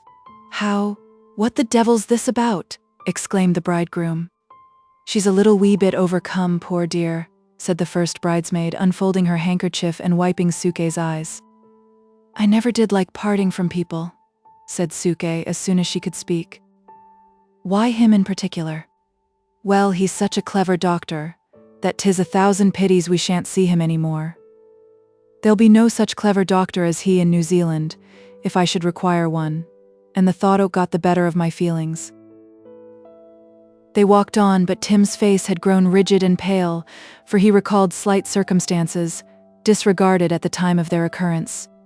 The former boisterous laughter of the wedding party at the groomsmen's jokes was heard ringing through the woods no more.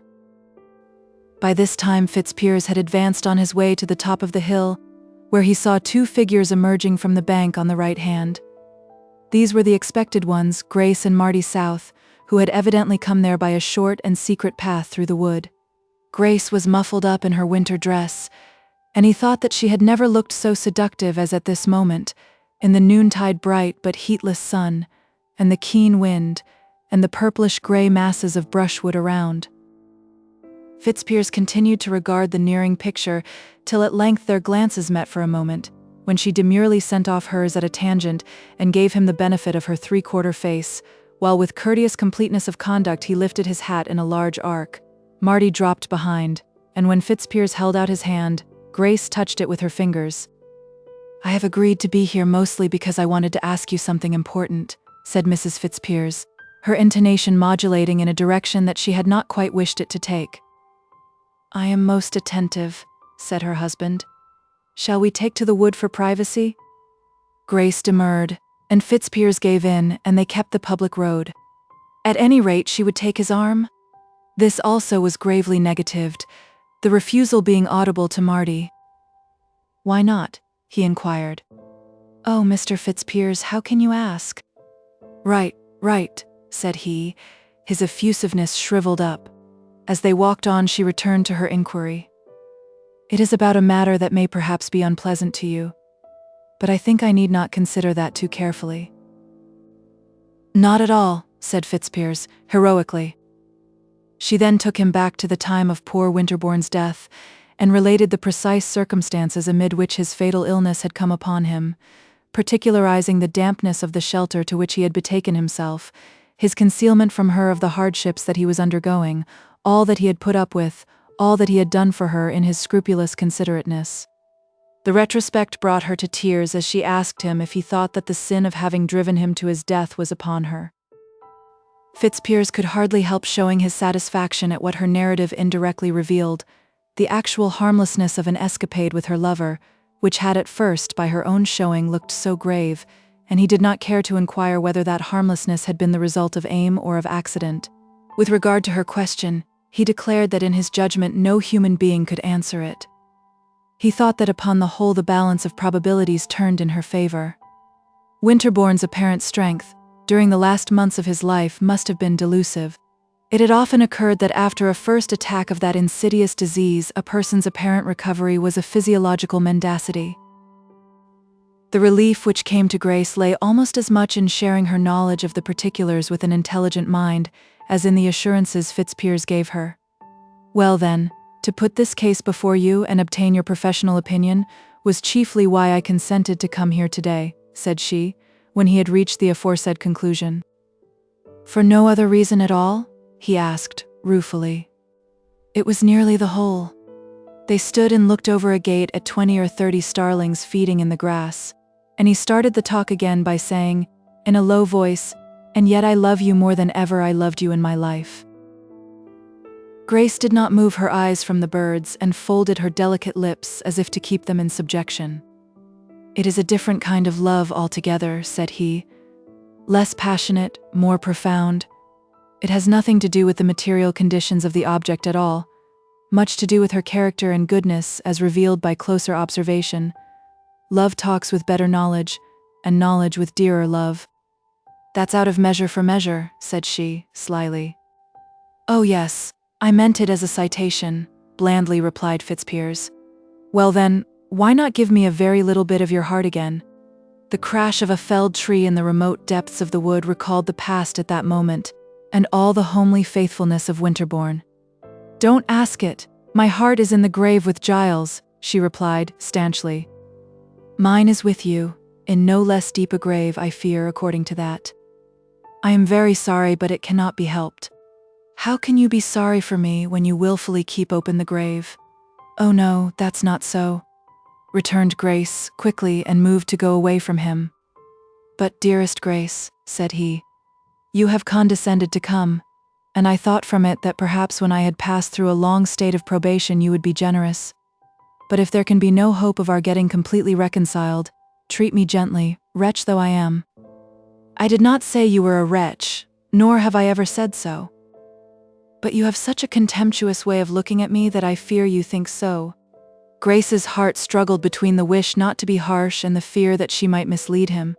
"I cannot look contemptuous unless I feel contempt," she said evasively, "and all I feel is lovelessness." "I have been very bad, I know," he returned, "but unless you can really love me again, Grace, I would rather go away from you forever.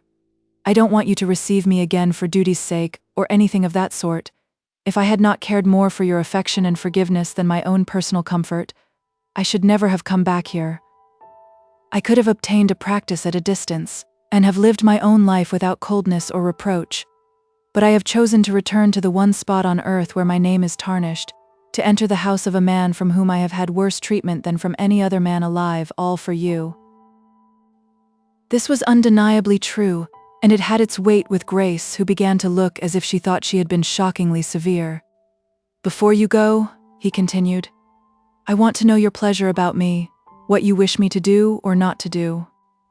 You are independent of me, and it seems a mockery to ask that. Far be it from me to advise, but I will think it over. I rather need advice myself than stand in a position to give it. You don't need advice, wisest, dearest woman that ever lived. If you did, would you give it to me? Would you act upon what I gave? That's not a fair inquiry, said she, smiling despite her gravity. I don't mind hearing it. What you do really think the most correct and proper course for me. It is so easy for me to say, and yet I dare not, for it would be provoking you to remonstrances. Knowing, of course, what the advice would be, she did not press him further, and was about to beckon Marty forward and leave him, when he interrupted her with, "Oh, one moment, dear Grace. You will meet me again?" She eventually agreed to see him that day fortnight. Fitzpiers expostulated at the interval, but the half-alarmed earnestness with which she entreated him not to come sooner made him say hastily that he submitted to her will, that he would regard her as a friend only, anxious for his reform and well-being, till such time as she might allow him to exceed that privilege. All this was to assure her, it was only too clear that he had not won her confidence yet. It amazed Fitzpiers and overthrew all his deductions from previous experience, to find that this girl, though she had been married to him, could yet be so coy. Notwithstanding a certain fascination that it carried with it, his reflections were somber as he went homeward. He saw how deep had been his offense to produce so great a wariness in a gentle and once unsuspicious soul. He was himself too fastidious to care to coerce her. To be an object of misgiving or dislike to a woman who shared his home was what he could not endure the thought of. Life as it stood was more tolerable. When he was gone, Marty joined Mrs. Fitzpiers. She would fain have consulted Marty on the question of platonic relations with her former husband, as she preferred to regard him. But Marty showed no great interest in their affairs, so Grace said nothing. They came onward, and saw Melbury standing at the scene of the felling which had been audible to them, when, telling Marty that she wished her meeting with Mr. Fitzpiers to be kept private, she left the girl to join her father. At any rate, she would consult him on the expediency of occasionally seeing her husband. Her father was cheerful, and walked by her side as he had done in earlier days. "I was thinking of you when you came up," he said.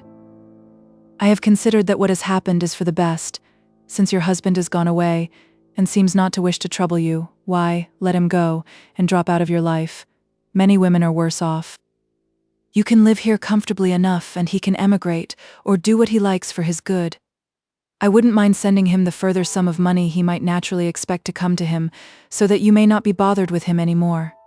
He could hardly have gone on living here without speaking to me, or meeting me, and that would have been very unpleasant on both sides." These remarks checked her intention. There was a sense of weakness in following them by saying that she had just met her husband by appointment. "Then you would advise me not to communicate with him?" she observed. "I shall never advise ye again. You are your own mistress, do as you like. But my opinion is that if you don't live with him, you had better live without him, and not go shilly-shallying and playing bo-peep. You sent him away, and now he's gone. Very well, trouble him no more." Grace felt a guiltiness, she hardly knew why, and made no confession. Chapter 46. The woods were uninteresting, and Grace stayed indoors a great deal. She became quite a student, reading more than she had done since her marriage. But her seclusion was always broken for the periodical visit to Winterbourne's grave with Marty, which was kept up with pious strictness, for the purpose of putting snowdrops, primroses, and other vernal flowers thereon as they came. One afternoon at sunset she was standing just outside her father's garden, which, like the rest of the Hintock enclosures, abutted into the wood. A slight footpath led along here, forming a secret way to either of the houses by getting through its boundary hedge. Grace was just about to adopt this mode of entry when a figure approached along the path and held up his hand to detain her. It was her husband. "I am delighted," he said, coming up out of breath, and there seemed no reason to doubt his words. "I saw you some way off. I was afraid you would go in before I could reach you." "It is a week before the time," said she, reproachfully. "I said a fortnight from the last meeting." "My dear, you don't suppose I could wait a fortnight without trying to get a glimpse of you, even though you had declined to meet me? Would it make you angry to know that I have been along this path at dusk 3 or 4 times since our last meeting? Well, How are you?" She did not refuse her hand, but when he showed a wish to retain it a moment longer than mere formality required, she made it smaller, so that it slipped away from him, with again that same alarmed look which always followed his attempts in this direction. He saw that she was not yet out of the elusive mood, not yet to be treated presumingly, and he was correspondingly careful to tranquilize her. His assertion had seemed to impress her somewhat. "I had no idea you came so often," she said. "How far do you come from?" "From Exbury. I always walk from Sherton Abbas, for if I hire, people will know that I come, and my success with you so far has not been great enough to justify such overtness. Now, my dear one, as I must call you, I put it to you, will you see me a little oftener as the spring advances?" Grace lapsed into unwanted sedateness, and avoiding the question said, "I wish you would concentrate on your profession, and give up those strange studies that used to distract you so much. I'm sure you would get on. It is the very thing I am doing. I was going to ask you to burn or at least get rid of all my philosophical literature. It is in the bookcases in your rooms. The fact is, I never cared much for abstruse studies." "I am so glad to hear you say that. And those other books, those piles of old plays, what good are they to a medical man?" "None whatever," he replied cheerfully. "Sell them at Sherton for what they will fetch." "And those dreadful old French romances, with their horrid spellings of filts and ung and ilts and Mary and ma foi. You haven't been reading them, Grace?" "Oh no, I just looked into them, that was all." "Make a bonfire of 'em directly you get home." "I meant to do it myself. I can't think what possessed me ever to collect them. I have only a few professional handbooks now, and am quite a practical man. I am in hopes of having some good news to tell you soon, and then do you think you could come to me again?" "I would rather you did not press me on that just now," she replied, with some feeling.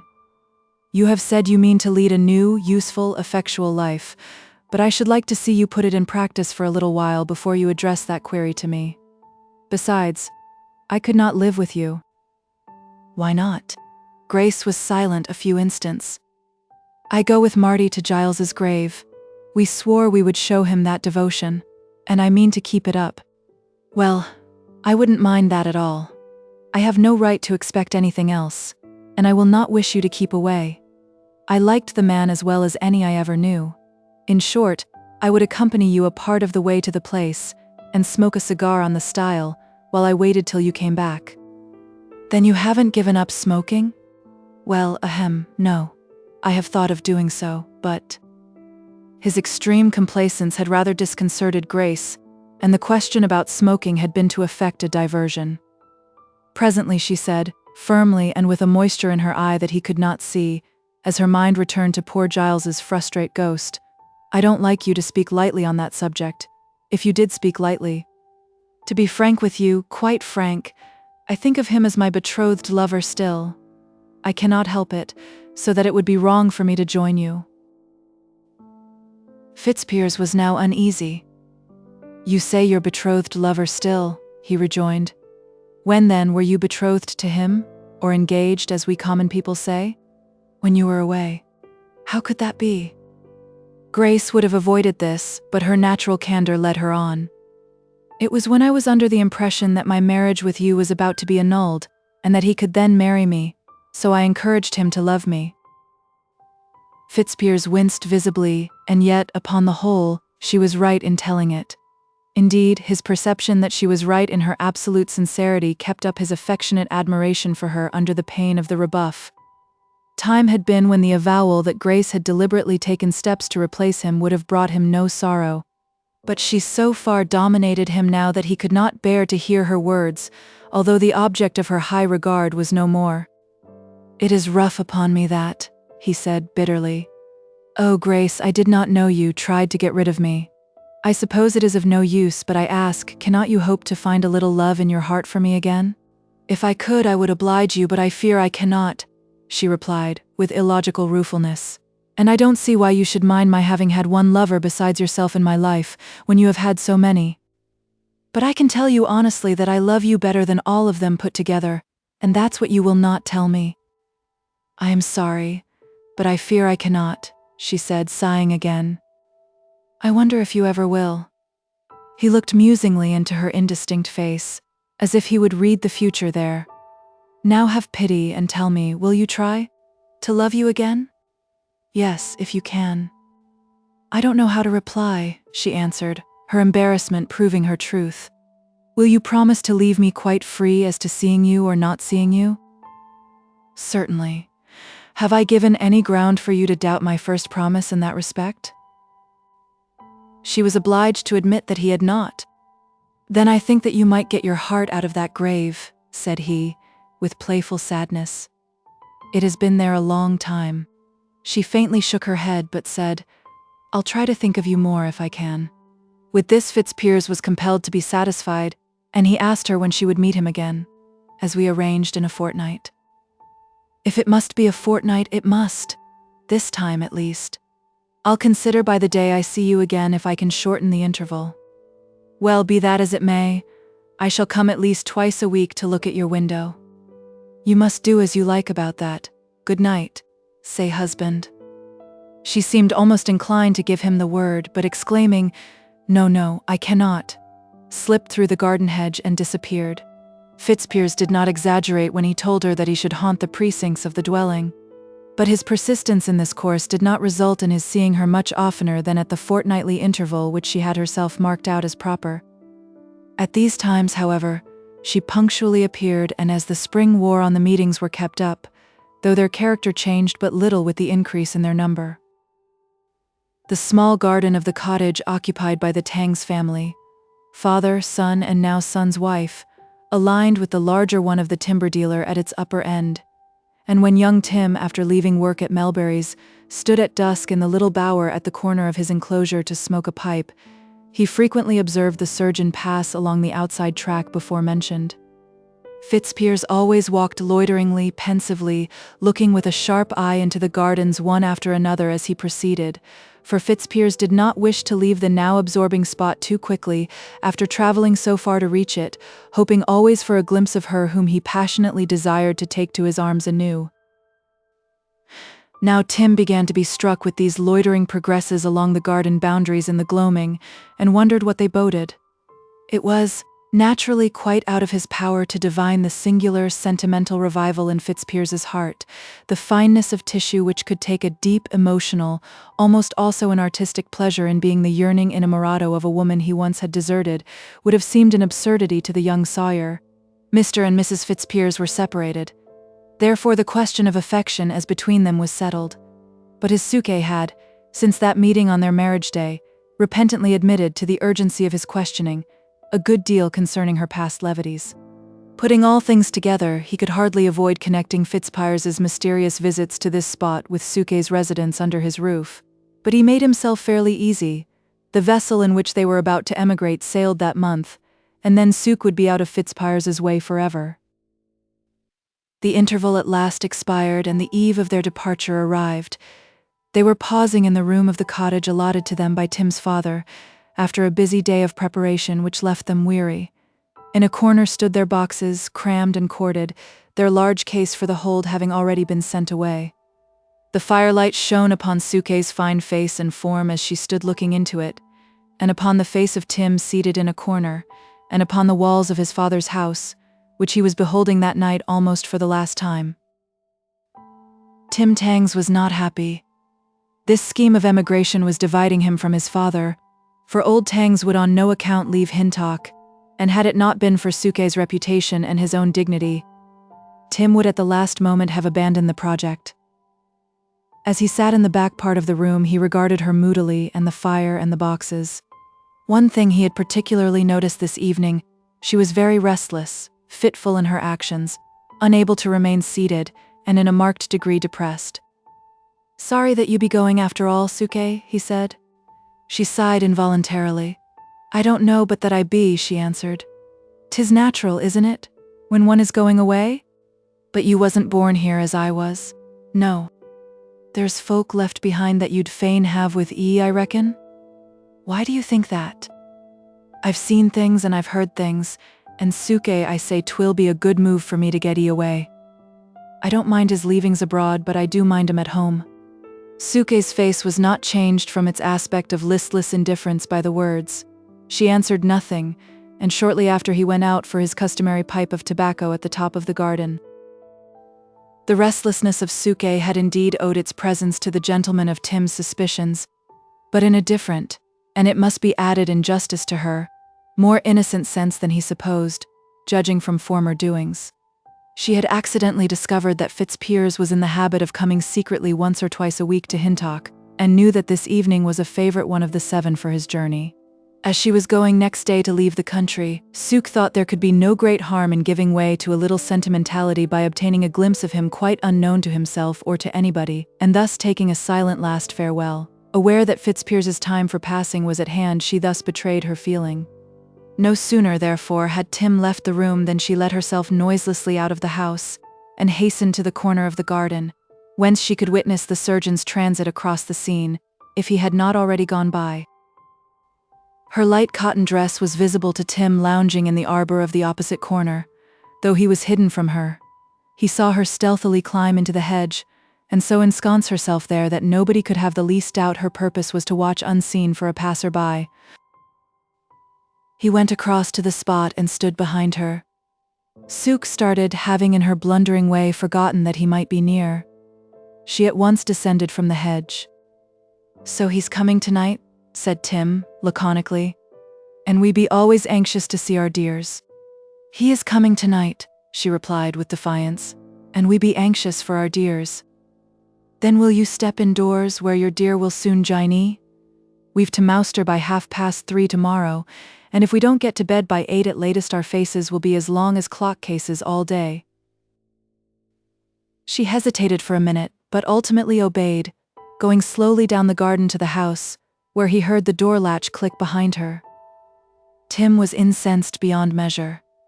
His marriage had so far been a total failure, a source of bitter regret, and the only course for improving his case, that of leaving the country, was a sorry, and possibly might not be a very effectual one. Do what he would, his domestic sky was likely to be overcast to the end of the day. Thus he brooded, and his resentment gathered force. He craved a means of striking one blow back at the cause of his cheerless plight, while he was still on the scene of his discomfiture. For some minutes no method suggested itself, and then he had an idea. Coming to a sudden resolution, he hastened along the garden, and entered the one attached to the next cottage, which had formerly been the dwelling of a gamekeeper. Tim descended the path to the back of the house, where only an old woman lived at present, and reaching the wall he stopped. Owing to the slope of the ground, the roof eaves of the linhay were here within touch, and he thrust his arm up under them, feeling about in the space on the top of the wall plate. "Ah, I thought my memory didn't deceive me," he lipped silently. With some exertion he drew down a cobwebbed object curiously framed in iron, which clanked as he moved it. It was about 3 feet in length and half as wide. Tim contemplated it as well as he could in the dying light of day, and raked off the cobwebs with his hand. "That will spoil his pretty shins for'n, I reckon," he said. It was a man-trap. Chapter 47. Were the inventors of automatic machines to be ranged according to the excellence of their devices for producing sound artistic torture, the creator of the man-trap would occupy a very respectable if not a very high place. It should rather, however, be said, the inventor of the particular form of man-trap of which this found in the keeper's outhouse was a specimen, for there were other shapes and other sizes, instruments which, if placed in a row beside one of the type disinterred by Tim, would have worn the subordinate aspect of the bears, wild boars, or wolves in a traveling menagerie, as compared with the leading lion or tiger. In short, though many varieties had been in use during those centuries which we are accustomed to look back upon as the true and only period of merry England, in the rural districts more especially, and onward down to the 3rd decade of the 19th century, this model had borne the palm, and had been most usually followed when the orchards and estates required new ones. There had been the toothless variety used by the softer-hearted landlords, quite contemptible in their clemency. The jaws of these resembled the jaws of an old woman to whom time has left nothing but gums.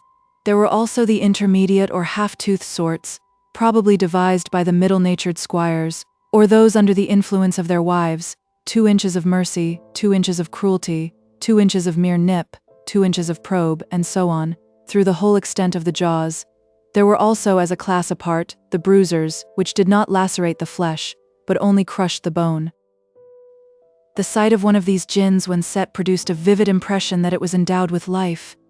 It exhibited the combined aspects of a shark, a crocodile, and a scorpion. Each tooth was in the form of a tapering spine, 2¼ inches long, which, when the jaws were closed, stood in alternation from this side and from that. When they were open, the 2 halves formed a complete circle between 2 and 3 feet in diameter, the plate or treading place in the midst being about a foot square, while from beneath extended in opposite directions the sole of the apparatus, the pair of springs, each one being of a stiffness to render necessary a lever, or the whole weight of the body when forcing it down. There were men at this time still living at Hintock who remembered when the jinn and others like it were in use. Tim Tangs's great-uncle had endured a night of 6 hours in this very trap, which lamed him for life. Once a keeper of Hintock Woods set it on the track of a poacher, and afterwards, coming back that way, forgetful of what he had done, walked into it himself. The wound brought on lockjaw, of which he died. This event occurred during the 30s, and by the year 1840 the use of such implements was well nigh discontinued in the neighborhood. But being made entirely of iron, they by no means disappeared, and in almost every village one could be found in some nook or corner as readily as this was found by Tim. It had indeed been a fearful amusement of Tim and other Hintock lads, especially those who had a dim sense of becoming renowned poachers when they reached their prime, to drag out this trap from its hiding, set it, and throw it with billets of wood, which were penetrated by the teeth to the depth of near an inch. As soon as he had examined the trap and found that the hinges and springs were still perfect, he shouldered it without more ado, and returned with his burden to his own garden, passing on through the hedge to the path immediately outside the boundary. Here, by the help of a stout stake, he set the trap, and laid it carefully behind a bush while he went forward to reconnoiter. As has been stated, nobody passed this way for days together sometimes, but there was just a possibility that some other pedestrian than the one in request might arrive, and it behooved Tim to be careful as to the identity of his victim. Going about 100 yards along the rising ground to the right, he reached a ridge whereon a large and thick holly grew. Beyond this for some distance the wood was more open, and the course which Fitzpiers must pursue to reach the point if he came tonight was visible a long way forward. For some time there was no sign of him or of anybody. Then there shaped itself a spot out of the dim mid-distance, between the masses of brushwood on either hand, and it enlarged, and Tim could hear the brushing of feet over the tufts of sour grass. The airy gate revealed Fitzpiers even before his exact outline could be seen. Tim Tangs turned about and ran down the opposite side of the hill, till he was again at the head of his own garden. It was the work of a few moments to drag out the man-trap, very gently, that the plate might not be disturbed sufficiently to throw it, to a space between a pair of young oaks which, rooted in contiguity, grew apart upward, forming a V-shaped opening between and, being backed up by bushes, left this as the only course for a foot passenger. In it he laid the trap with the same gentleness of handling, locked the chain round one of the trees, and finally slid back the guard which was placed to keep the gin from accidentally catching the arms of him who set it, or, to use the local and better word, toiled it. Having completed these arrangements, Tim sprang through the adjoining hedge of his father's garden, ran down the path and softly entered the house. Obedient to his order, Suk had gone to bed, and as soon as he had bolted the door, Tim unlaced and kicked off his boots at the foot of the stairs, and retired likewise without lighting a candle. His object seemed to be to undress as soon as possible. Before, however, he had completed the operation, a long cry resounded without, penetrating but indescribable. "What's that?" said Suke, starting up in bed. "Sounds as if somebody had caught a hare in his gin." "Oh no," said she. "It was not a hare, 'twas louder. Hark." "Do 'ee get to sleep?" said Tim. "How be you going to wake at 3:30 else?" She lay down and was silent. Tim stealthily opened the window and listened. Above the low harmonies produced by the instrumentation of the various species of trees around the premises, he could hear the twitching of a chain from the spot whereon he had set the man-trap. But further human sound there was none. Tim was puzzled. In the haste of his project he had not calculated upon a cry, but if one, why not more? He soon ceased to essay an answer, for Hintock was dead to him already. In half a dozen hours he would be out of its precincts for life, on his way to the Antipodes. He closed the window and lay down. The hour which had brought these movements of Tim to birth had been operating actively elsewhere. Awaiting in her father's house the minute of her appointment with her husband, Grace Fitzpiers deliberated on many things. Should she inform her father before going out that the estrangement of herself and Edgar was not so complete as he had imagined, and deemed desirable for her happiness? If she did so, she must in some measure become the apologist of her husband, and she was not prepared to go so far. As for him, he kept her in a mood of considerate gravity. He certainly had changed. He had at his worst times always been gentle in his manner towards her. Could it be that she might make of him a true and worthy husband yet? She had married him. There was no getting over that, and ought she any longer to keep him at a distance? His suave deference to her lightest whim on the question of his comings and goings, when as her lawful husband he might show a little independence, was a trait in his character as unexpected as it was engaging. If she had been his empress and he her thrall, he could not have exhibited a more sensitive care to avoid intruding upon her against her will. Impelled by a remembrance, she took down a prayer book and turned to the marriage service. Reading it slowly through, she became quite appalled at her recent offhandedness, when she rediscovered what awfully solemn promises she had made him at those chancel steps not so very long ago. She became lost in long ponderings on how far a person's conscience might be bound by vows made without at the time a full recognition of their force. That particular sentence, beginning "whom God hath joined together," was a staggerer for a gentlewoman of strong devotional sentiment. She wondered whether God really did join them together. Before she had done deliberating, the time of her engagement drew near, and she went out of the house almost at the moment that Tim Tangs retired to his own. The position of things at that critical juncture was briefly as follows. 200 yards to the right of the upper end of Tangs's garden, Fitzpiers was still advancing, having now nearly reached the summit of the wood-clothed ridge, the path being the actual one which further on passed between the two young oaks. Thus far it was according to Tim's conjecture, but about 200 yards to the left, or rather less, was arising a condition which he had not divined, the emergence of Grace as aforesaid from the upper corner of her father's garden, with the view of meeting Tim's intended victim. Midway between husband and wife was the diabolical trap, silent, open, ready. Fitzpiers's walk that night had been cheerful, for he was convinced that the slow and gentle method he had adopted was promising success. The very restraint that he was obliged to exercise upon himself, so as not to kill the delicate bud of returning confidence, fed his flame. He walked so much more rapidly than Grace that, if they continued advancing as they had begun, he would reach the trap a good half-minute before she could reach the same spot. But here a new circumstance came in. To escape the unpleasantness of being watched or listened to by lurkers, naturally curious by reason of their strained relations, they had arranged that their meeting for tonight should be at the holm tree on the ridge above named. So soon, accordingly, as Fitzpiers reached the tree, he stood still to await her.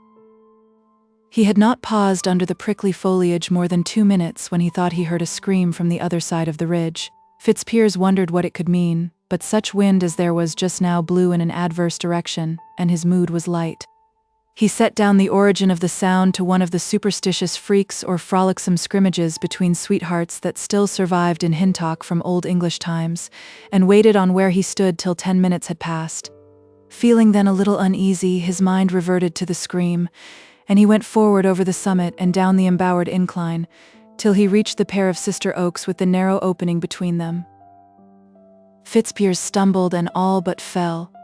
Stretching down his hand to ascertain the obstruction, it came in contact with a confused mass of silken drapery and ironwork that conveyed absolutely no explanatory idea to his mind at all. It was but the work of a moment to strike a match, and then he saw a sight which congealed his blood. The man-trap was thrown, and between its jaws was part of a woman's clothing, a patterned silk skirt, gripped with such violence that the iron teeth had passed through it, skewering its tissue in a score of places. He immediately recognized the skirt as that of one of his wife's gowns, the gown that she had worn when she met him on the very last occasion.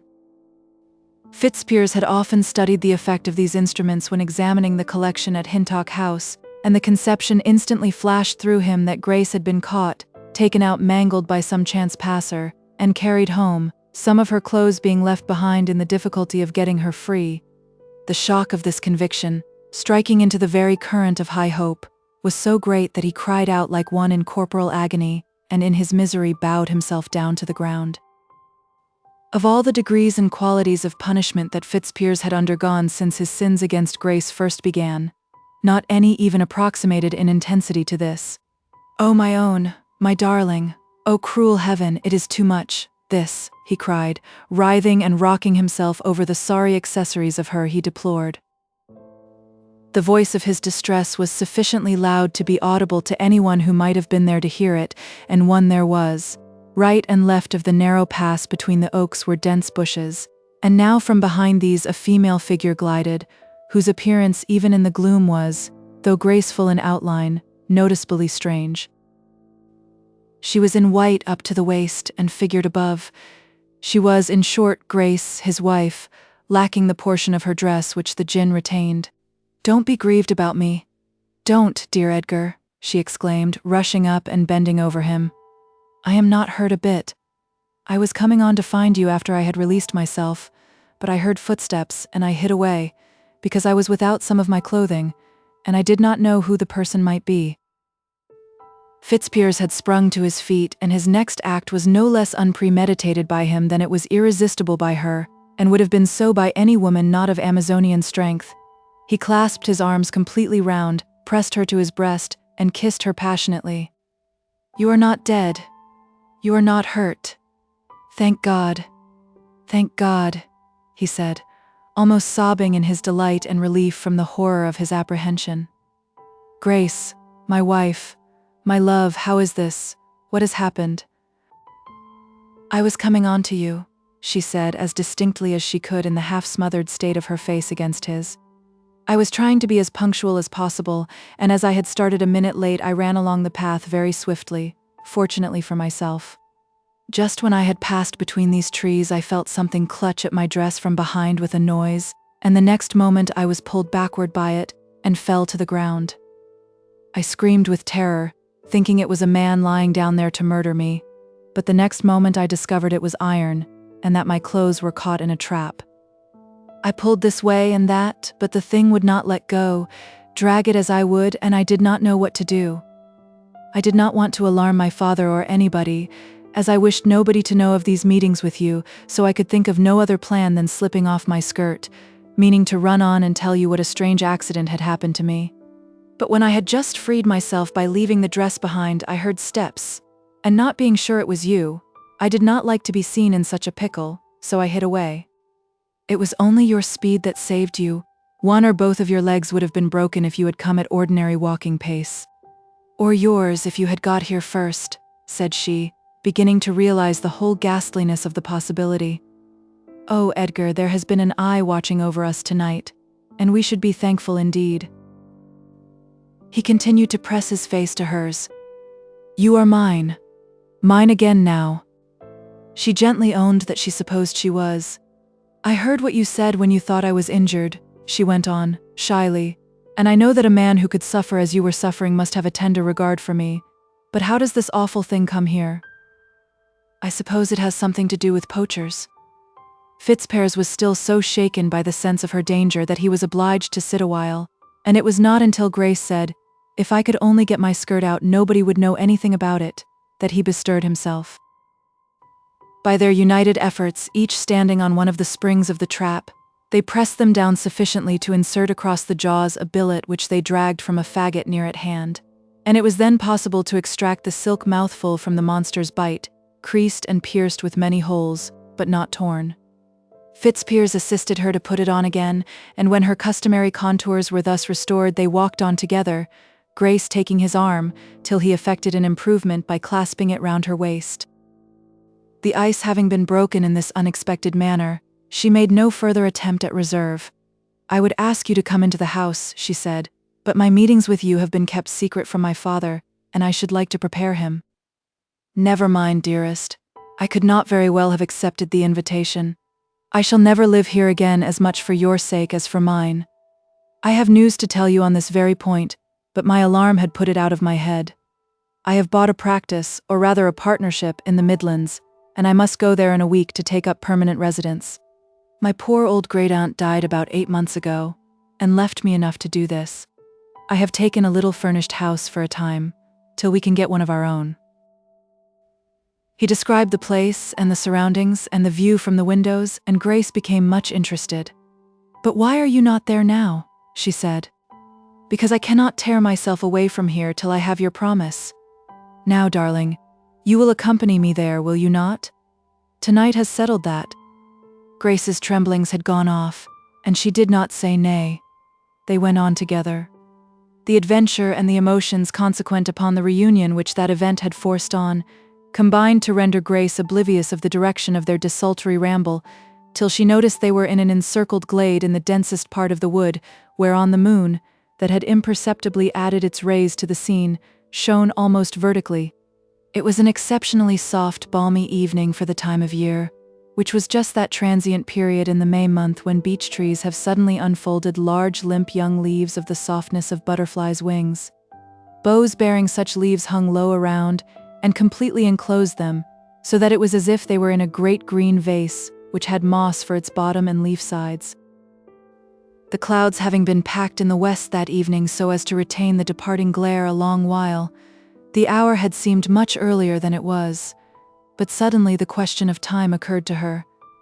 "I must go back," she said, and without further delay they set their faces towards Hintock. As they walked, he examined his watch by the aid of the now strong moonlight. "By the gods, I think I have lost my train," said Fitzpiers. "Dear me, whereabouts are we?" said she. 2 miles in the direction of Shirton." "Then do you hasten on, Edgar?" "I am not in the least afraid. I recognize now the part of the wood we are in, and I can find my way back quite easily. I'll tell my father that we have made it up. I wish I had not kept our meeting so private, for it may vex him a little to know I have been seeing you. He is getting old and irritable, that was why I did not. Goodbye. But as I must stay at the Earl of Wessex tonight, for I cannot possibly catch the train, I think it would be safer for you to let me take care of you. But what will my father think has become of me? He does not know in the least where I am. He thinks I only went into the garden for a few minutes. He will surely guess somebody has seen me for certain. I'll go all the way back with you tomorrow. But that newly done-up place, the Earl of Wessex. If you are so very particular about the publicity, I will stay at the 3 Tuns. Oh no, it is not that I am particular, but I haven't a brush or comb or anything." Chapter 48. All the evening Melbury had been coming to his door saying, "I wonder where in the world that girl is. Never in all my born days did I know her bide out like this. She surely said she was going into the garden to get some parsley." Melbury searched the garden, the parsley bed, and the orchard, but could find no trace of her, and then he made inquiries at the cottages of such of his workmen as had not gone to bed, avoiding Tangses because he knew the young people were to rise early to leave. In these inquiries one of the men's wives somewhat incautiously let out the fact that she had heard a scream in the wood, though from which direction she could not say. This set Melbury's fears on end.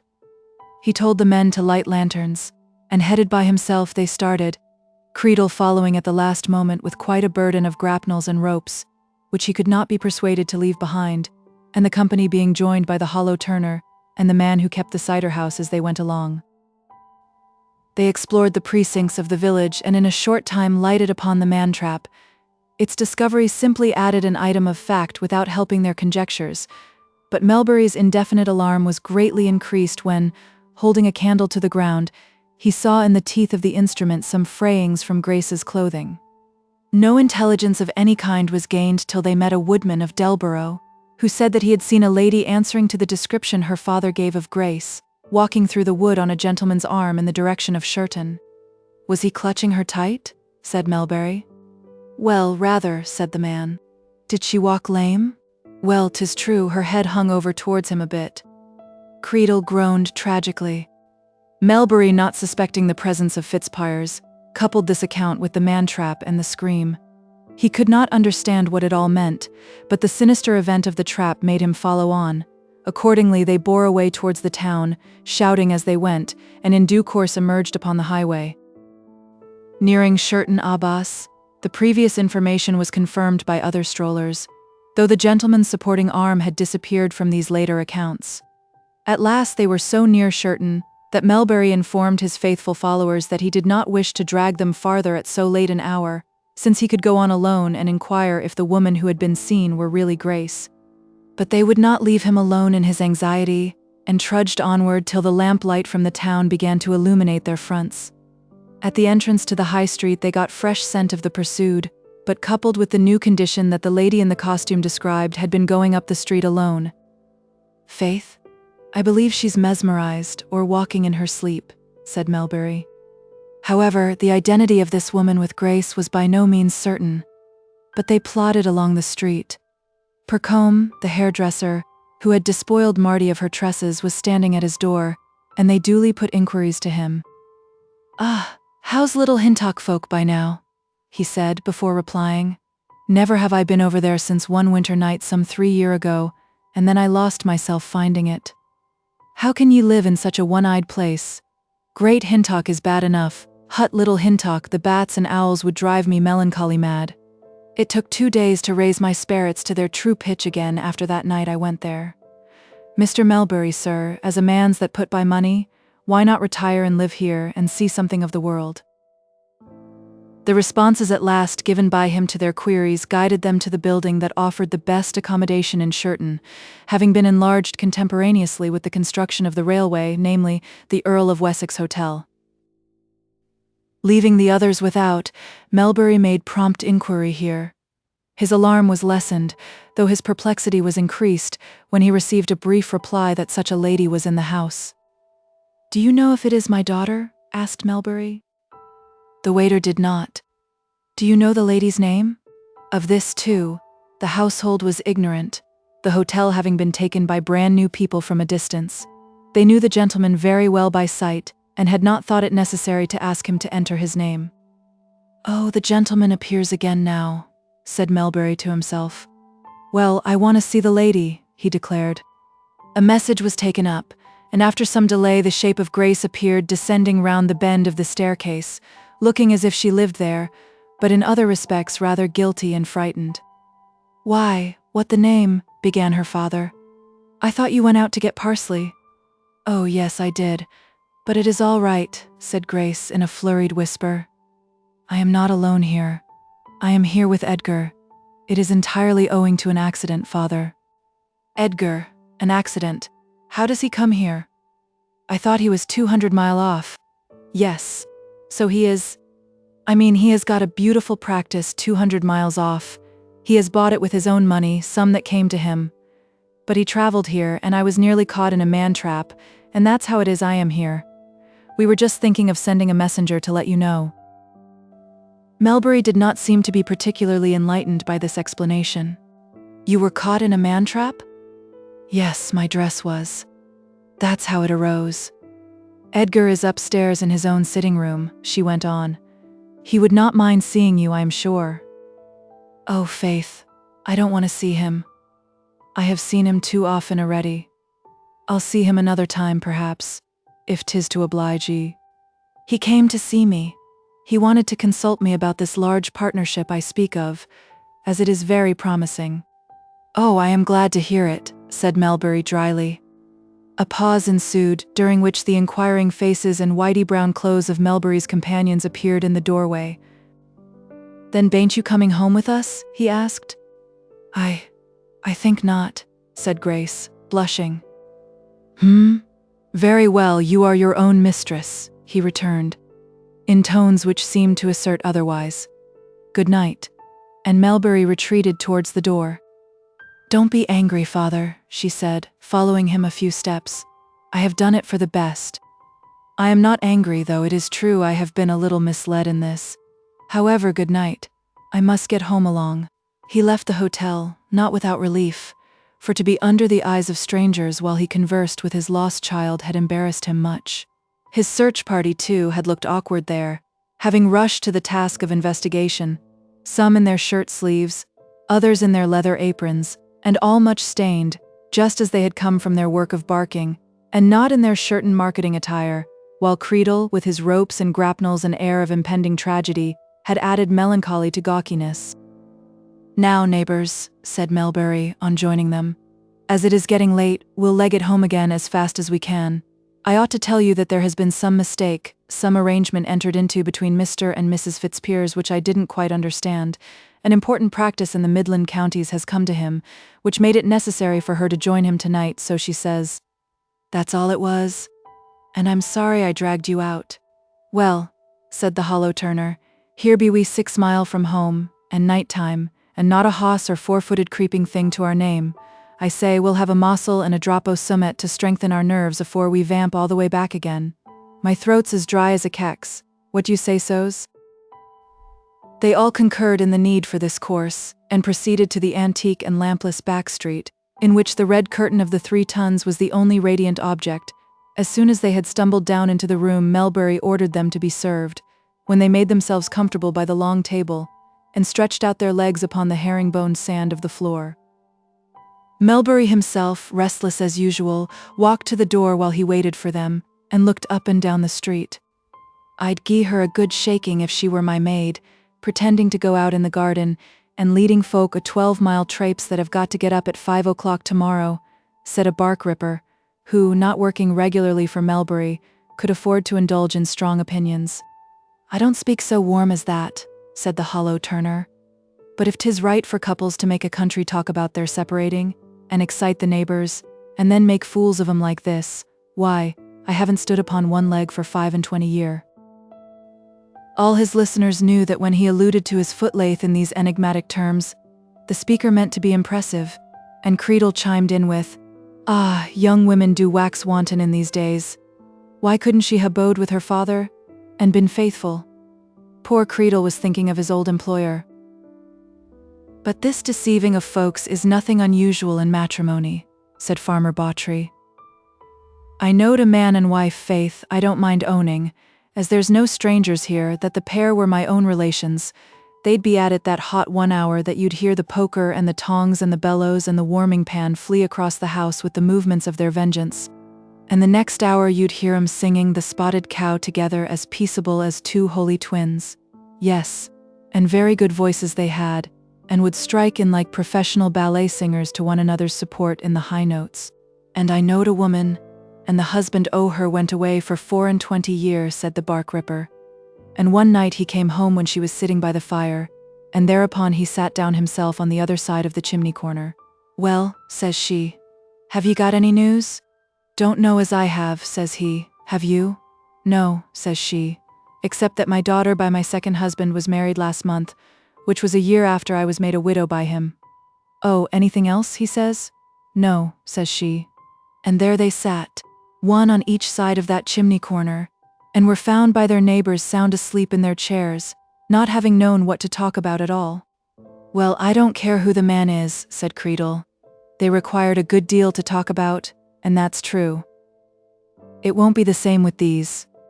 No, he is such a project, you see, and she is a wonderful scholar too." "What women do know nowadays," observed the hollow turner. "You can't deceive 'em as you could in my time." "What they knowed then was not small," said John Upjohn. "Always a good deal more than the men. Why, when I went courting my wife that is now, the skillfulness that she would show in keeping me on her pretty side as she walked was beyond all belief. Perhaps you've noticed that she's got a pretty side to her face as well as a plain one?" "I can't say I've noticed it particular much," said the hollow turner blandly. "Well," continued Upjohn, not disconcerted, "she has.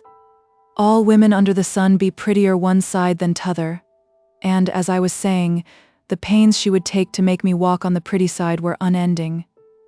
I warrant that whether we were going with the sun or against the sun, uphill or downhill, in wind or in lewth, that ward of hers was always towards the hedge, and that dimple towards me.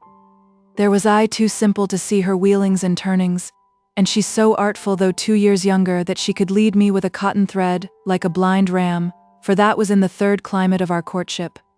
No, I don't think the women have got cleverer, for they was never otherwise."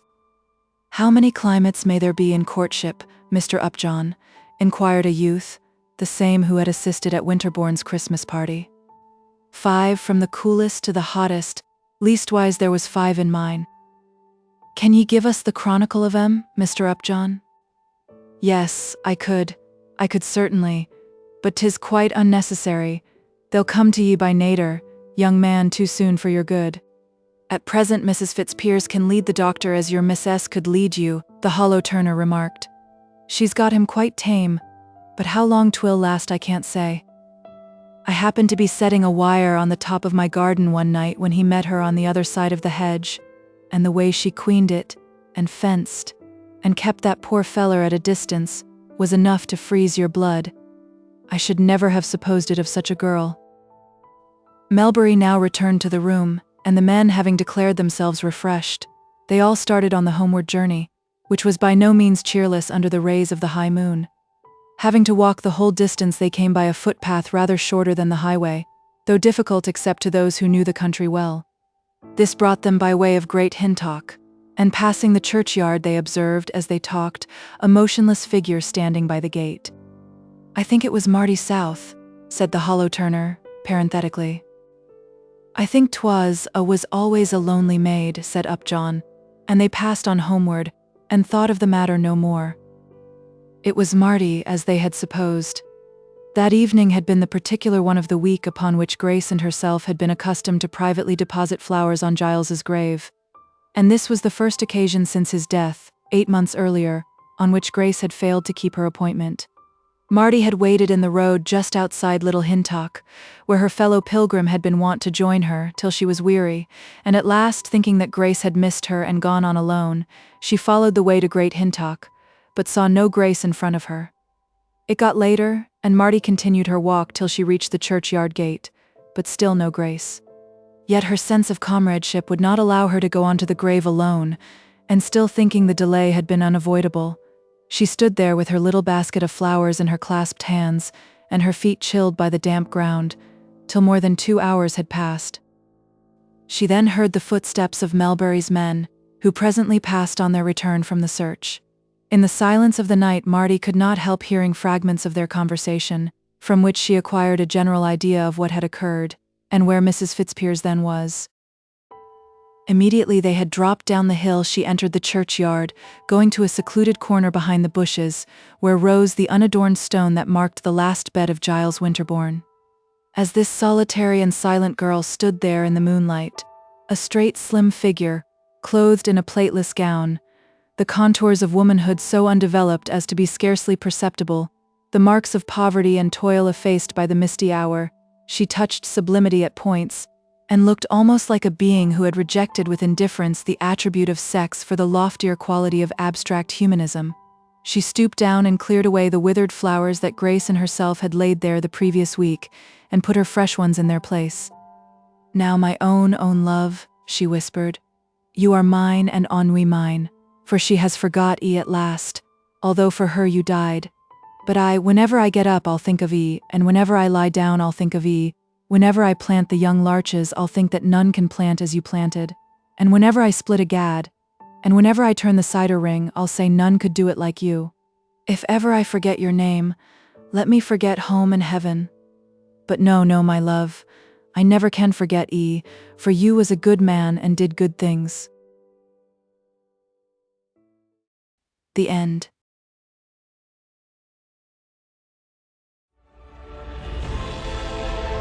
A whole galaxy to go.